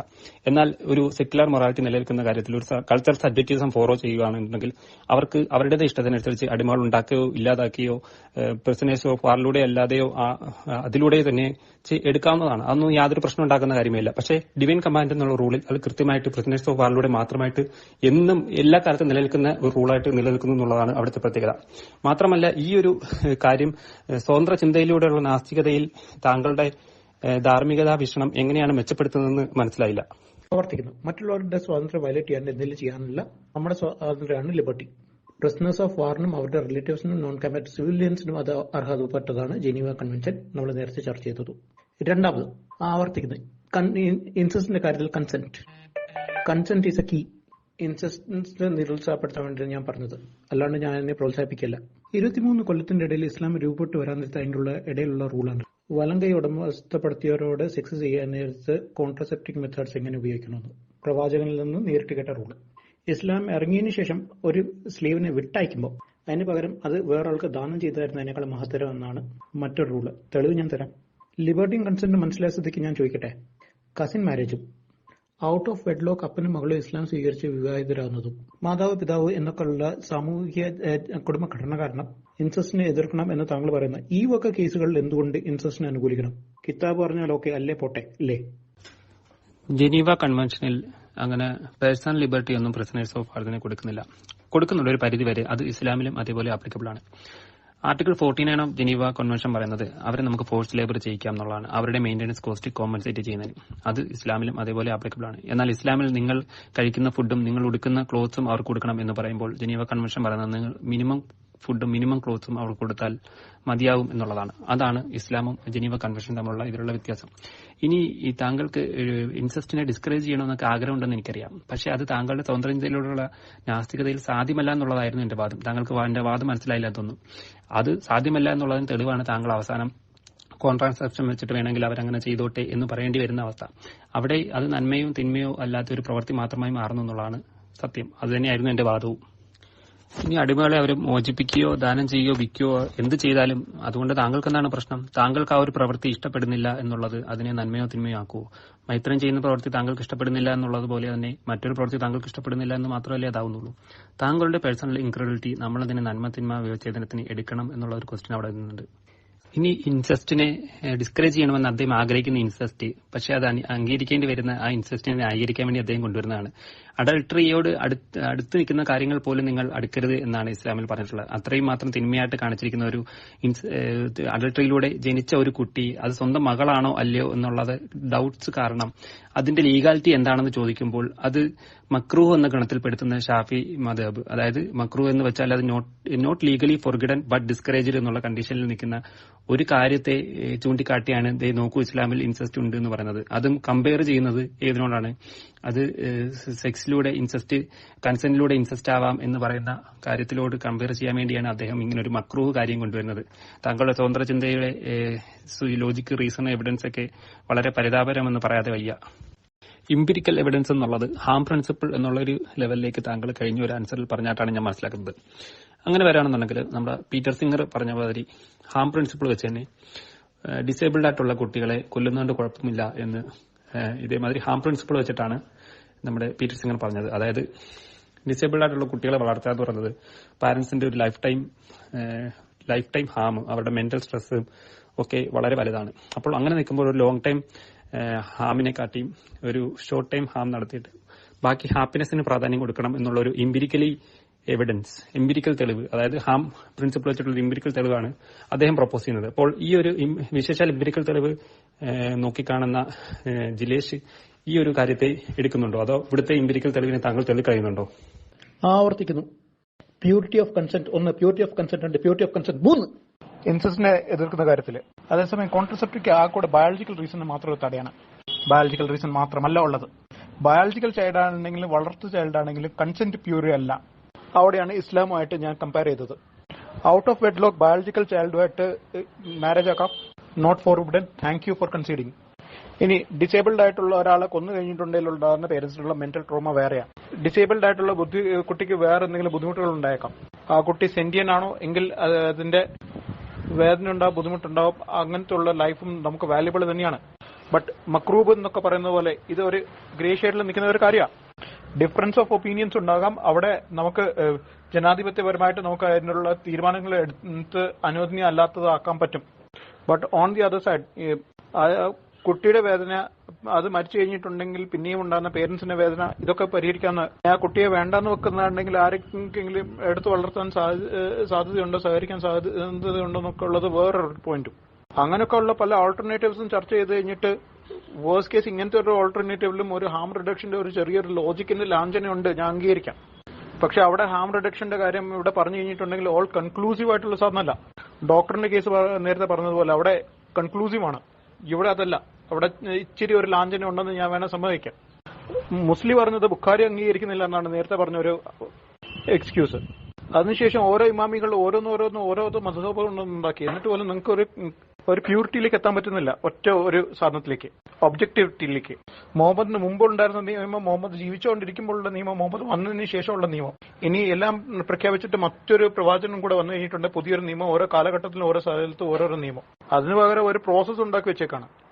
അത് ദൈവികമല്ല, പരിശോധിക്കാവുന്ന, വെരിഫൈ ചെയ്യാവുന്ന ഫാക്ട് വെച്ചോണ്ട് എംപെറിക്കലി അതിന്റെ അടിസ്ഥാനത്തിലാണ് നിയമം ഉണ്ടാക്കുക. താങ്കൾ ഇങ്ങനെ രോഷം കൊണ്ടിട്ടൊന്നും കാര്യമില്ല. ഒരു അടിസ്ഥാനമില്ലാത്ത ആശയത്തിൽ നിന്ന് ഓരോ കാര്യങ്ങൾ വിവരിക്കാൻ നോക്കുമ്പോൾ ഇതുപോലത്തെ പ്രശ്നങ്ങളൊക്കെ സംഭവിക്കും. ഇവിടെ പറഞ്ഞിരിക്കുന്ന പ്യൂരിറ്റി ഓഫ് കൺസെന്റ് എന്ന് പറയുന്ന എല്ലാ അഡൾട്ടറിയിലും ബാധകമാണ് മറ്റൊരു കാണാവുന്നത്. കാരണം താങ്കൾ പറഞ്ഞ എല്ലാ ചെറുത്തും ഫറതും വരുന്ന ഒരു പ്യുവർ കൺസെന്റ് എവിടെ നിന്നും കിട്ടൂല. എല്ലായിടത്തും പവർ ഡൈനാമിക്സ് വർക്ക് ചെയ്യുന്നുണ്ടെന്നുള്ളതാണ് ഒരു വസ്തുത. അപ്പൊ ഈ പ്യൂരിറ്റി ഓഫ് കൺസെന്റ് എങ്ങനെ വരും എന്നുള്ളതാണ് ആദ്യത്തെ ക്വസ്റ്റ്യൻ വരുന്നത്. ഇനി ഇൻസെസ്റ്റിലും അഡൾട്ടറിയിലും കൺസെന്റ് പ്രശ്നം, ഡിസേബിൾഡ് ചൈൽഡിൽ ഹാം പ്രിൻസിപ്പിൾ പ്രശ്നം, പേഴ്സണൽ ലിബർട്ടി വെച്ചിട്ട് മയക്കുമരുന്ന് അടിച്ചാലോ ആത്മഹത്യ ചെയ്താലോ അത് അവിടെ പ്രശ്നം. ഞാൻ തന്ന ഉദാഹരണത്തിന്, ഡോക്ടറുടെ ഉദാഹരണത്തിനകത്ത് യൂട്ടിലിറ്റേറിയൻ പ്രശ്നം, അങ്ങനെ താങ്കളുടെ മാനദണ്ഡങ്ങളെല്ലാം പ്രശ്നങ്ങളാകുന്ന സിറ്റുവേഷനുകൾ ധാരാളമുള്ളപ്പോൾ ഇതെല്ലാം കൂടെ ചേർന്ന് ഓരോ സമയത്തും ഇതാണ് ചെയ്യേണ്ടത് എന്നറിയാൻ വേണ്ടി മറ്റൊരു മാനദണ്ഡം ഉണ്ടോ താങ്കളുടെ കയ്യിൽ? അത് മറ്റുള്ള നാസ്തികർ എന്തിന് അംഗീകരിക്കണം? കോൺട്രാസെപ്റ്റീവ്സ് ഉപയോഗിച്ചാൽ ഇൻസെസ്റ്റ് ഓക്കെ ആണെന്ന് ഞാൻ പറഞ്ഞതായിട്ട് താങ്കൾ തെറ്റിദ്ധരിപ്പിക്കുന്ന രീതിയിൽ സംസാരിച്ചതുകൊണ്ടാണ് ഞാൻ ആവർത്തിച്ച് പറയേണ്ടത്. പവർ ഡൈനാമിക്സ് ഉണ്ടാവും. Power dynamics substantial enough to manipulate the consent എന്നുള്ളത് കോടതിയും കാര്യങ്ങളൊക്കെ പരിശോധിച്ച് തീരുമാനം എടുത്തോളും. എല്ലാ കാര്യത്തിലും അല്ല, എല്ലായിടത്തും ഈ പവർ ഡൈനാമിക്സ് ഡിസിഷനെയും അല്ലെങ്കിൽ കൺസെന്റിനെയും മാനിപ്പുലേറ്റ് ചെയ്യാൻ വേണ്ടിയിട്ട് സാധിക്കില്ല. സഫീഷ്യന്റ് ഇനഫ് ആയിരിക്കില്ല. 99% കാര്യത്തിൽ യാതൊരു ആംബിഗ്വിറ്റിയും ഇല്ല. ഫോർ എക്സാമ്പിൾ, യുണൈറ്റഡ് നേഷൻസിന്റെ മനുഷ്യാവകാശ രേഖ, അതിനകത്ത് എന്തെങ്കിലും പരിഷ്കരണങ്ങൾ വരാം, അതിനുള്ള പ്രോസസ് ഉണ്ട്. പക്ഷെ അതേക്കുറിച്ച് എന്തെങ്കിലും ആംബിഗ്വിറ്റി ഉണ്ടോ? സ്ത്രീകളുടെ വോട്ടവകാശം, ജെൻഡർ ഇക്വാലിറ്റി പോലെയുള്ള കാര്യങ്ങളിൽ. പക്ഷെ ഇതൊക്കെ പരിഷ്കരിക്കപ്പെടുന്നുണ്ട്. എങ്ങനെ? തെളിവുകളുടെ അടിസ്ഥാനത്തിൽ, വിശേഷാൽ എംപിരിക്കൽ തെളിവുകളുടെ അടിസ്ഥാനത്തിൽ. നമുക്ക് പെയിൻ ആൻഡ് പ്ലഷറിന്റെ ഇക്വേഷൻസ് ചിലപ്പോൾ മാറി വന്നിരിക്കും. അങ്ങനെയാണ് LGBTQ കമ്മ്യൂണിറ്റിയുടെ റൈറ്റ്സ് ഇപ്പം എക്സാപ്റ്റ് ആയത്. അഭിപ്രായ വ്യത്യാസങ്ങൾ കാരണം കൈകാലുകൾ നഷ്ടപ്പെടുന്ന അവസ്ഥ ഇവിടെ ഇല്ല. അത് ചർച്ച ചെയ്യുന്നു, തെളിവുകളുടെ അടിസ്ഥാനത്തിലൊക്കെ തീരുമാനങ്ങൾ എടുക്കുന്നു, നടപ്പിലാക്കുന്നു. അപ്പോൾ ഫോർ എക്സാമ്പിൾ എന്റെ ഒരു തോട്ട് ബാക്കിയുള്ള സ്വതന്ത്രങ്ങൾ എന്തുകൊണ്ട് സ്വീകരിക്കാതിരിക്കാൻ ഞാൻ ഒരു അതോറിറ്റി അല്ല ഒരു കാലത്തും. പിന്നെ തെളിവിന്റെ അടിസ്ഥാനത്തിൽ ഞാൻ ഇപ്പം മുമ്പോട്ട് വെക്കുന്ന വാദം, ഫോർ എക്സാമ്പിൾ ട്രാൻസ് വുമണ് ഒളിമ്പിക്സിൽ പാർട്ടിസിപ്പേറ്റ് ചെയ്യാൻ വേറൊരു കാറ്റഗറി വേണം എന്നുള്ള വാദം. അതിന് എനിക്ക് എന്റേതായിട്ടുള്ള ആർഗ്യുമെന്റ്സ് ഉണ്ട്, എംപിരിക്കൽ സ്റ്റഡീസിന്റെ അടിസ്ഥാനത്തിൽ എനിക്ക് പലതും പുട്ട് ഫോർവേഡ് ചെയ്യാനുണ്ട്. പക്ഷേ അത് യൂണിവേഴ്സലി ആക്സെപ്റ്റഡ് ആയിരിക്കണമെന്നില്ല, ഇന്നല്ലേ നാളെ ചിലപ്പോൾ ആക്സെപ്റ്റ് ചെയ്തേക്കാം. അതിന് വേണ്ടിയിട്ടുള്ള പ്രോസസ്സ് ഇവിടെ ഓൾറെഡി ഉണ്ട്. അവിടെയാണ് നോൺ കോമ്പാറ്റ് സിവിലിയൻസിനോട് നമ്മൾ എങ്ങനെ പെരുമാറണമെന്നും ജനീവ കൺവെൻഷനിൽ പറയുന്നത്. പക്ഷെ അത് ഇങ്ങനെ ആയിരിക്കണം എന്ന് പറയാൻ നമ്മുടെ അടുത്ത് വഹി കിട്ടിയ ഒരു ദിവ്യനില്ല, നമ്മളൊരു വഹിയിലും ആശ്രയിക്കുന്നില്ല. അത് തെളിവുകളിലൂടെയുള്ള പഠനത്തിലാണ് നമ്മൾ നോക്കുന്നത്. ഏതൊരു കുറ്റവാളിയുടെ പത്നിയോട് അന്നേരം തോന്നിയ ഒരു വികാരം ചെയ്തു തീർക്കുമ്പോഴേ അത് ചെയ്യണോ വേണ്ടോ എന്നുള്ളതല്ല ആംബിഗിറ്റി, പിന്നെ അന്ന് കുട്ടികളുണ്ടായാലോ എന്നുള്ള ആംബിഗിറ്റി, അതിന് ഉള്ള പരിഹാരം പറഞ്ഞു കൊടുക്കാൻ വേണ്ടിയിട്ട് അവിടെ ഒരു ദിവ്യനുണ്ടായിരുന്നു. അങ്ങനെ ഒരു ദിവ്യനെ നമ്മൾ ആശ്രയിക്കാറില്ല. ആദ്യമായി സ്വതന്ത്ര ചിന്തയിലൂടെയുള്ള നാസ്തികതയിൽ ധാർമ്മികത സാധ്യമാണ് എന്നുള്ള ഈ സംവാദത്തിൽ പങ്കെടുക്കാൻ എനിക്ക് അവസരം തന്ന മോഡറേറ്റർക്കും അഡ്മിൻസിനും എന്നെ ശ്രവിച്ചവർക്കും ഞാൻ നന്ദി പറയുകയാണ്. കൂടെ എന്റെ ഇവിടെ സംബന്ധിച്ച സഹസംവാദനായ ജിലേഷിനും. വിഷയാവതരണത്തിൽ ഞാൻ വളരെ വ്യക്തമായ ധാർമ്മികതയുടെ അടിസ്ഥാനങ്ങൾ, അതായത് ധാർമ്മികത എവിടെ നിന്ന് വരുന്നു അഥവാ മെറ്റാ എത്തിക്സ്, ധാർമ്മികത എങ്ങനെ വ്യവച്ഛേദിക്കാം അഥവാ നോർമേറ്റീവ് എത്തിക്സ്, ധാർമ്മികത നമുക്ക് എങ്ങനെ പ്രാവർത്തമാക്കാം അതിന്റെ ഫലങ്ങൾ അഥവാ അപ്ലൈഡ് എത്തിക്സ് തുടങ്ങിയ അടിസ്ഥാനങ്ങളിൽ നിന്നുകൊണ്ടാണ് ഞാൻ നാസ്തികതയിൽ ധാർമ്മികത സാധ്യമല്ല എന്നുള്ളത് വളരെ കൃത്യമായി തെളിയിച്ചത്. എന്നാൽ എന്റെ സുഹൃത്ത് നാസ്തികതയിലെ ധാർമ്മികത അംഗീകരിക്കുന്നത് അങ്ങനെയുള്ള അടിസ്ഥാനങ്ങളൊന്നും കൊണ്ടല്ല, മറിച്ച് അദ്ദേഹത്തിന് ദൈവത്തിലുള്ള തെളിവുകളോടുള്ള അറിവില്ലായ്മ മാത്രമാണ് അദ്ദേഹത്തിന് ഈ രാഷ്ട്രീയത്തിൽ എത്തിച്ചേർന്നത് എന്നുള്ളതാണ് ഞാൻ മനസ്സിലാക്കുന്നത്. അല്ലാതെ ഇതിനൊന്നും അടിസ്ഥാനമുണ്ടോ ഇല്ലയോ എന്നുള്ളതും അദ്ദേഹത്തിന് പ്രശ്നമല്ല എന്നതാണ്. ദൈവത്തെ അംഗീകരിക്കാൻ പറ്റില്ല, അതുകൊണ്ട് ഓപ്പോസിറ്റ് നിന്ന് അതിനെ ന്യായീകരിക്കാം എന്നുള്ള ഒരു പൊസിഷൻ മാത്രമാണ് അദ്ദേഹം എടുക്കുന്നത് എന്നാണ് ഞാൻ മനസ്സിലാക്കിയത്. എന്നാൽ ഒരു അടിസ്ഥാനം ഇല്ലാത്ത ഈ ആശയത്തിൽ നിന്നുകൊണ്ട് അദ്ദേഹം ധാർമ്മികത നിർവചിക്കാനും അതിനെ പരിപോഷിപ്പിക്കാനും ആത്മാർത്ഥമായി ശ്രമിക്കുന്നുണ്ട്. എന്നാൽ സ്വാഭാവികമായ രീതിയിലുള്ള അടിസ്ഥാനമില്ലായ്മയുടെ പ്രശ്നങ്ങൾ അദ്ദേഹത്തിന്റെ സ്വതന്ത്ര ചിന്തയിലൂടെയുള്ള ധാർമ്മിക എന്ന വാദങ്ങളിൽ നമ്മൾ കണ്ടതാണ്. ഞാൻ വിശദീകരിച്ച അടിസ്ഥാനങ്ങളിൽ നിന്നുകൊണ്ട് അദ്ദേഹത്തിന് അങ്ങനെ പ്രത്യേകിച്ച് കൗണ്ടറൊന്നും കണ്ടില്ല. ദൈവത്തിന് തെളിവില്ലല്ലോ, പിന്നെ ഇത് സ്വീകരിക്കേണ്ട ആവശ്യമുണ്ടോ എന്നുള്ള രീതിയിലുള്ള വാദമാണ് അദ്ദേഹം മുന്നോട്ട് വെച്ചത്. കൂടാതെ അദ്ദേഹത്തിന് ഇസ്ലാമിൽ ഇഷ്ടമില്ലാത്ത കുറെ നിയമങ്ങളും കാരണങ്ങളും അദ്ദേഹം മുന്നോട്ട് വയ്ക്കുകയുണ്ടായി. എന്നാൽ അതൊക്കെ എങ്ങനെയാണ് അദ്ദേഹത്തിന്റെ ധാർമ്മികതയെ പരിപോഷിപ്പിക്കുന്നത് അല്ലെങ്കിൽ അടിസ്ഥാനം മെച്ചപ്പെടുത്തുന്നത് എന്നുള്ളത് എനിക്ക് മനസ്സിലായിട്ടില്ല. അദ്ദേഹത്തിന്റെ വിഷയാവതരണത്തിൽ ഒന്നുമില്ലാത്തതിനാൽ അടുത്ത മറുഭാഗത്തിൽ ഞാൻ ഡിവൈൻ കമാൻഡ്മെന്റിന്റെ മെറ്റാ എത്തിക്സും നോർമേറ്റീവ് എത്തിക്സും യുക്തിയും വിശദീകരിച്ചിരുന്നു.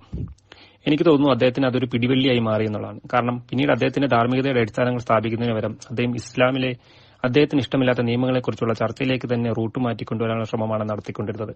എല്ലാ നാസ്തിക സംവാദങ്ങളിലും സംഭവിക്കാറുള്ള അതേ കാര്യം തന്നെ. വിഷയം ഏതായാലും അവരുടെ പ്രശ്നം ഇസ്ലാമാണ്. ആദ്യത്തെ റൗണ്ട് തന്നെ കുറച്ച് തെളിവുകൾ അദ്ദേഹം ആവശ്യപ്പെട്ട പ്രകാരം, അതായത് ഡിപ്രഷൻ, സൂയിസൈഡ് റേറ്റ്, സ്ത്രീകളോടുള്ള അക്രമം, അച്ഛനില്ലാത്ത കുട്ടികളുടെ പ്രശ്നങ്ങൾ തുടങ്ങിയ കാര്യങ്ങൾ ഞാൻ പരാമർശിച്ചിട്ടുണ്ടായിരുന്നു. അതിലുള്ള തെളിവുകളും ഞാൻ കൊടുത്തു, സെക്യുലർ മൊറാലിറ്റിയിൽ നിലനിൽക്കുന്ന ഈ പ്രശ്നങ്ങളുടെ തെളിവുകൾ. പക്ഷെ അദ്ദേഹത്തിന്റെ അവസാന റൗണ്ട് വരെ ആ തെളിവുകൾ കൃത്യമായി പരിശോധിക്കാൻ തയ്യാറായില്ല. അദ്ദേഹത്തിന് ലിങ്ക് കൂടി സ്പൂൺ ഫീഡ് ചെയ്താൽ മാത്രമേ സാധിക്കുള്ളൂ എന്നുള്ളായിരുന്നു അദ്ദേഹത്തിന്റെ വാദം. ഇനി നമ്മുടെ തുടർന്നുള്ള റൗണ്ടുകളിൽ അദ്ദേഹത്തിന്റെ നോർമേറ്റീവ് എത്തിക്സ് മാനദണ്ഡങ്ങളായ യൂട്ടിലിറ്റേറിയനിസവും പേഴ്സണൽ ലിബർട്ടിയും ചർച്ച ചെയ്തു. അതിനുള്ള പ്രശ്നങ്ങളും അത് മറ്റ് സ്വതന്ത്ര ചിന്തകർ എന്ന് അവകാശപ്പെടുന്നവർ ഏത് രീതിയിൽ ഉപയോഗിക്കുന്നു എന്നുള്ളതിനുമൊക്കെ ഉദാഹരണ സഹിതം ഞാൻ പറഞ്ഞിരുന്നു.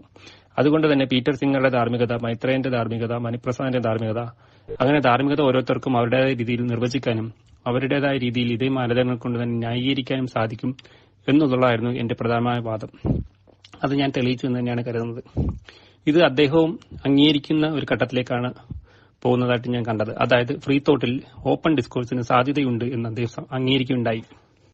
ഫ്രീ തോട്ടിൽ ഓപ്പൺ ഡിസ്കോഴ്സിന് സാധ്യത എന്ന് കേൾക്കുമ്പോൾ നമ്മൾ എന്തോ വലിയ ടെക്നിക്കൽ ടേമായി തോന്നുമെങ്കിലും അത് പറയാതെ പറയുന്നത് ഇതാണ്. അതായത് സ്വതന്ത്ര ചിന്തയിൽ ധാർമ്മികത ഓരോരുത്തർക്കും ഓരോന്നാണ്. അവർക്ക് അത് ഏത് രീതിയിൽ വേണമെങ്കിലും ന്യായീകരിച്ച് ഏത് അധാർമിക പ്രവർത്തികളും ചെയ്യാൻ സാധിക്കും. അദ്ദേഹം എന്റെ കൺക്ലൂഷനോട് ചേർന്ന് നിൽക്കുന്നതാണ് ഞാൻ കണ്ടത്. അവിടെ തന്നെ ഒരു തീരുമാനമായി എന്ന് ഞാൻ കരുതുന്നു.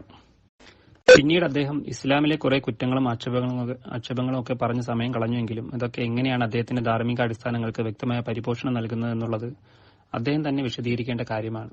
നമ്മുടെ കാലത്തെ വീടിനെ കുറ്റം പറഞ്ഞാൽ നമ്മുടെ വീട്ടിൽ എന്തോ ഉന്നതി ഉണ്ടാകും എന്നുള്ളൊരു തെറ്റിദ്ധാരണ അദ്ദേഹത്തിന് ഉണ്ട് എന്നാണ് ഞാൻ മനസ്സിലാക്കുന്നത്. ഇനി ഹ്യൂമനിസം കൊണ്ട് നടക്കുന്ന അദ്ദേഹം മറ്റുള്ള ആശയങ്ങളോട് വിയോജിപ്പ് പ്രകടിപ്പിക്കുമ്പോൾ ഹ്യൂമനിസത്തിന് തന്നെ അടിസ്ഥാനമായ എമ്പതിയോ സഹാനുഭൂതിയോ ക്ഷേമമോ ഒന്നും തന്നെ കാണിക്കുന്നില്ല എന്നുള്ളതും അദ്ദേഹത്തിന്റെ തന്നെ സ്വതന്ത്ര ചിന്തയിലൂടെയുള്ള ധാർമ്മികത സാധ്യമല്ല എന്നുള്ളത് അദ്ദേഹത്തിന്റെ പ്രവർത്തികളിലൂടെ തന്നെ നമുക്ക് തെളിയിക്കുന്ന ഒരു കാഴ്ച കൂടിയായിരുന്നു കണ്ടത്. അങ്ങനെ യാതൊരു അടിസ്ഥാനവുമില്ലാത്ത മാറ്റങ്ങൾക്ക് വിധേയമായ കുറെ നിലപാടുകളിൽ നിന്നുകൊണ്ട് അദ്ദേഹം ധാർമ്മികത ന്യായീകരിക്കാൻ ശ്രമിച്ചു. അവസാനം എല്ലാം അദ്ദേഹത്തിന്റെ പ്രവൃത്തികൾ മറ്റുള്ളവരുടെ പ്രവൃത്തികൾ എന്ന നിലയിലേക്ക് തന്നെ നന്മ തിന്മകളെ മാറ്റേണ്ട അല്ലെങ്കിൽ അങ്ങനെ അംഗീകരിക്കേണ്ട അവസ്ഥയിലേക്ക് വന്നു.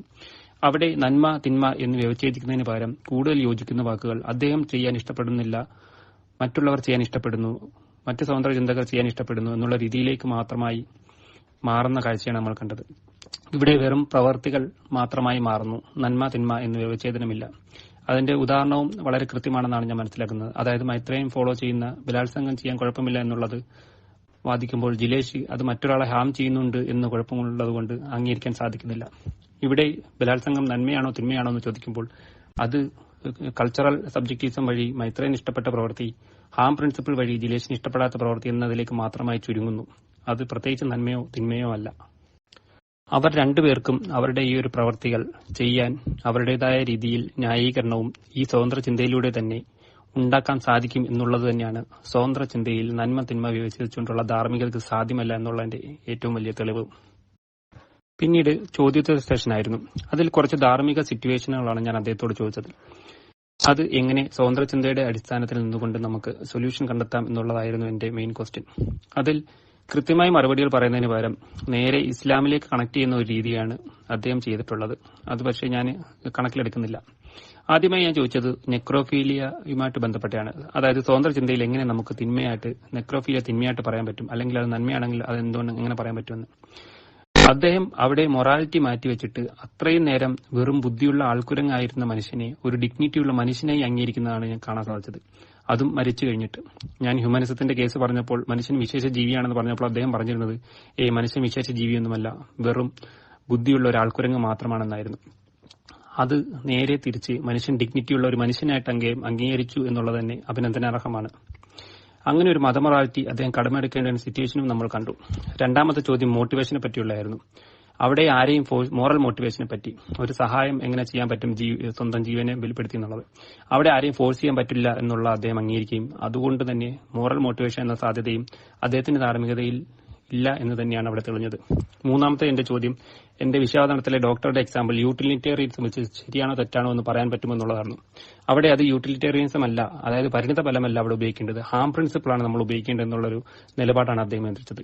അതുകൊണ്ട് തന്നെ നാലാമത്തെ എന്റെ ക്വസ്റ്റ്യത്തിൽ ഹാം പ്രിൻസിപ്പിൾ ഉപയോഗിച്ചുകൊണ്ട് ഡിസേബിൾ ആയിട്ടുള്ള കുട്ടികളെ കൊല്ലുന്നത് കൊണ്ട് തെറ്റുണ്ടോ എന്നുള്ള പീറ്റർ സിംഗറിന്റെ അതേ ചോദ്യം ഞാൻ അദ്ദേഹത്തോട് ചോദിച്ചു. അവിടെ ഹാം പ്രിൻസിപ്പിൾ പ്രശ്നമുണ്ട് എന്നുള്ളതായിരുന്നു അദ്ദേഹത്തിന്റെ കൺക്ലൂഷൻ. പിന്നീട് അദ്ദേഹം തന്നെ ഇൻസെസ്റ്റിനെ ന്യായീകരിക്കാൻ അല്ലെങ്കിൽ ഇൻസെസ്റ്റ് ഡിസ്കറേജ് ചെയ്യാൻ വേണ്ടി ന്യായീകരിക്കാൻ കൊണ്ടുവന്ന പവർ ഡൈനാമിക്സ് കൺസെന്റ് എന്നുള്ള പ്രശ്നം. അതായത് ഉന്നതിയിൽ നിൽക്കുന്ന ഒരാൾക്ക് വേണമെങ്കിൽ താഴ്ന്നു കിടക്കുന്ന ഒരാളെ മാനിപ്പുലേറ്റ് ചെയ്ത് കൺസെന്റ് മേടിക്കാം എന്നുള്ളതാണ് പവർ ഡൈനാമിക്സ് എന്നതുകൊണ്ട് ഉദ്ദേശിക്കുന്നത്. ആ രീതിയിലുള്ള കൺസെന്റ് കാരണം ഇൻസെസ്റ്റ് തെറ്റാവുമെന്നായിരുന്നു അദ്ദേഹത്തിന്റെ വാദം. എന്നാൽ അതേ പവർ ഡൈനാമിക്സ് എല്ലാ അഡൾട്ടറിയിലും ബാധകമാണെന്നുള്ളത് കൊണ്ട് തന്നെ അവിടെയും അത് ബാധകമാകുമെന്ന് ഞാൻ ചൂണ്ടിക്കാണിച്ചു. അപ്പോൾ കൺസെന്റും എല്ലായിടത്തും സ്വീകരിക്കാൻ പറ്റില്ല എന്നുള്ളൊരവസ്ഥയിലേക്ക് അത് എത്തിച്ചേരുകയാണ് ചെയ്തത്. അങ്ങനെ എന്റെ അവസാനത്തെ ക്വസ്റ്റ്യൻ എന്ന് വെച്ചാൽ ഇങ്ങനെ കൺസെന്റ് പ്രശ്നമുള്ള അവസ്ഥകൾ, യൂട്ടിലിറ്റേറിയൻ പ്രശ്നമുള്ള അവസ്ഥകൾ, പേഴ്സണൽ ലിബർട്ടി പ്രശ്നമുള്ള അവസ്ഥകൾ, അതുപോലെ ഹാം പ്രിൻസിപ്പിൾ പ്രശ്നമുള്ള അവസ്ഥകൾ എല്ലാം ഒരേ എല്ലാ സിറ്റുവേഷനുകളിലും വരുന്നുണ്ട്, പല സിറ്റുവേഷനുകളും വരുന്നുണ്ട് എന്നുള്ളത് കൊണ്ട് ഇതൊക്കെ ഏതൊക്കെ സിറ്റുവേഷനിൽ എങ്ങനെ യൂസ് ചെയ്യണം എന്നുള്ളതിന് മറ്റൊരു മാനദണ്ഡമുണ്ടോ എന്നുള്ളതായിരുന്നു എന്റെ അവസാനത്തെ ക്വസ്റ്റ്യൻ. എന്നാൽ അങ്ങനെ ഒരു മാനദണ്ഡങ്ങളൊന്നുമില്ല. പക്ഷെ തെളിവുകൾ നോക്കി അത് ഏതാണ് നല്ലതെന്ന് നോക്കി സ്വീകരിക്കും എന്നുള്ളതായിരുന്നു അദ്ദേഹത്തിന്റെ വാദം. ഇതേ തെളിവുകളുടെ വാദം തന്നെയാണ് മറ്റു സ്വതന്ത്രർ അവരുടെ വാദങ്ങളും ന്യായീകരിക്കാൻ ഉപയോഗിക്കുന്നത് എന്നത് അദ്ദേഹത്തിന് മനസ്സിലാവാഞ്ഞിട്ടാണോ എന്നറിയില്ല. എന്തായാലും അവസാന ആൻസറുകളെ മറ്റുള്ളവർ അംഗീകരിക്കണമെന്ന് യാതൊരു നിർബന്ധവുമില്ല, അദ്ദേഹത്തിന്റെ ധാർമ്മികത മറ്റുള്ളവർ അംഗീകരിക്കണമെന്ന് യാതൊരു നിർബന്ധവുമില്ല എന്ന് അദ്ദേഹം ആവർത്തിച്ചതിലൂടെ ഈ സംവാദത്തിന് ഫൈനൽ കൺക്ലൂഷനായി എന്ന് തന്നെയാണ് ഞാൻ മനസ്സിലാക്കുന്നത്. അതായത് സ്വതന്ത്ര ചിന്തയിലൂടെയുള്ള നാസ്തികതയിൽ വസ്തുനിഷ്ഠ ധാർമ്മികത ഒരിക്കലും സാധ്യമല്ല. ഓരോരുത്തർക്കും അവർക്ക് തോന്നിയ പോലെ ചെയ്തിട്ട് അതേ മാനദണ്ഡങ്ങൾ കൊണ്ട് തന്നെ അതിന് ന്യായീകരിക്കാൻ പറ്റും.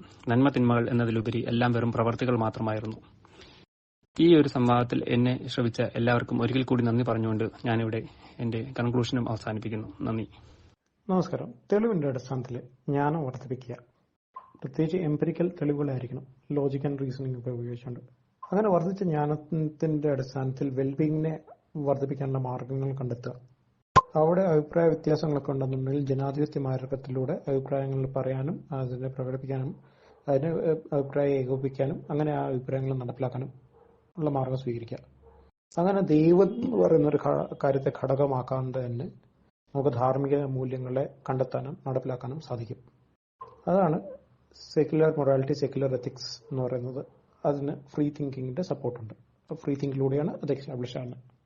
തിരുത്താനും പരിഹരിക്കാനും ഒക്കെ അവിടെ സ്പേസ് ഉണ്ട് താനും. ഇനി അതിന് പകരം കൊണ്ടുവന്ന് വെച്ച ഒരു സാധനമാണ് ഡിവൈൻ കമാൻഡ് തിയറി. പിന്നെ ഫ്രീ തിങ്കിങ്ങിലൂടെയുള്ള ഈ ധാർമ്മികതയ്ക്ക് എതിരെയുള്ള കുറെ ഡ്രോബാക്സും പറയപ്പെട്ടു. ഡിവൈൻ കമാൻഡ് തിയറി അതിനെ എങ്ങനെ പരിഹരിക്കുന്നു എന്നും നമുക്ക് ഇതിനകത്തുള്ള ഡ്രോബാക്കുകളും ഓരോന്നായിട്ട് പരിശോധിക്കാം. ഇദ്ദേഹം വാദത്തിൽ പറഞ്ഞുകൊണ്ടിരുന്ന ഡ്രോബാക്കാണ് ഒബ്ജക്റ്റീവായിട്ട് നമുക്ക് ഇന്നതാണ് ശരി തെറ്റെന്ന് എല്ലാവർക്കും സ്വീകാര്യമാവുന്ന രീതിയിലേക്ക് അത് എത്തത്തില്ല. എന്നിട്ട് പറഞ്ഞു കൾച്ചറൽ സബ്ജക്റ്റിവിസമാണ് നിങ്ങൾ എടുക്കുന്നതെങ്കിൽ അങ്ങനത്തെ ഒരു പ്രശ്നം പ്രത്യേകിച്ച് എടുത്തുണ്ട്. പിന്നെ ഞാൻ പറയുന്നതിനെല്ലാം സാരിഫ് കൾച്ചറൽ സബ്ജക്റ്റിവിസത്തിന് ആലയിൽ കൊണ്ടുവന്ന് കിട്ടാനായിരുന്നു ശ്രമിച്ചുകൊണ്ടിരുന്നത്. ഇനി എന്താണ് കൾച്ചറൽ സബ്ജക്റ്റിവിസം? അത് റിലീജിയൻ ഏറെക്കുറെ ഓരോ നാട്ടിലെ കൾച്ചർ തന്നെയാണ്.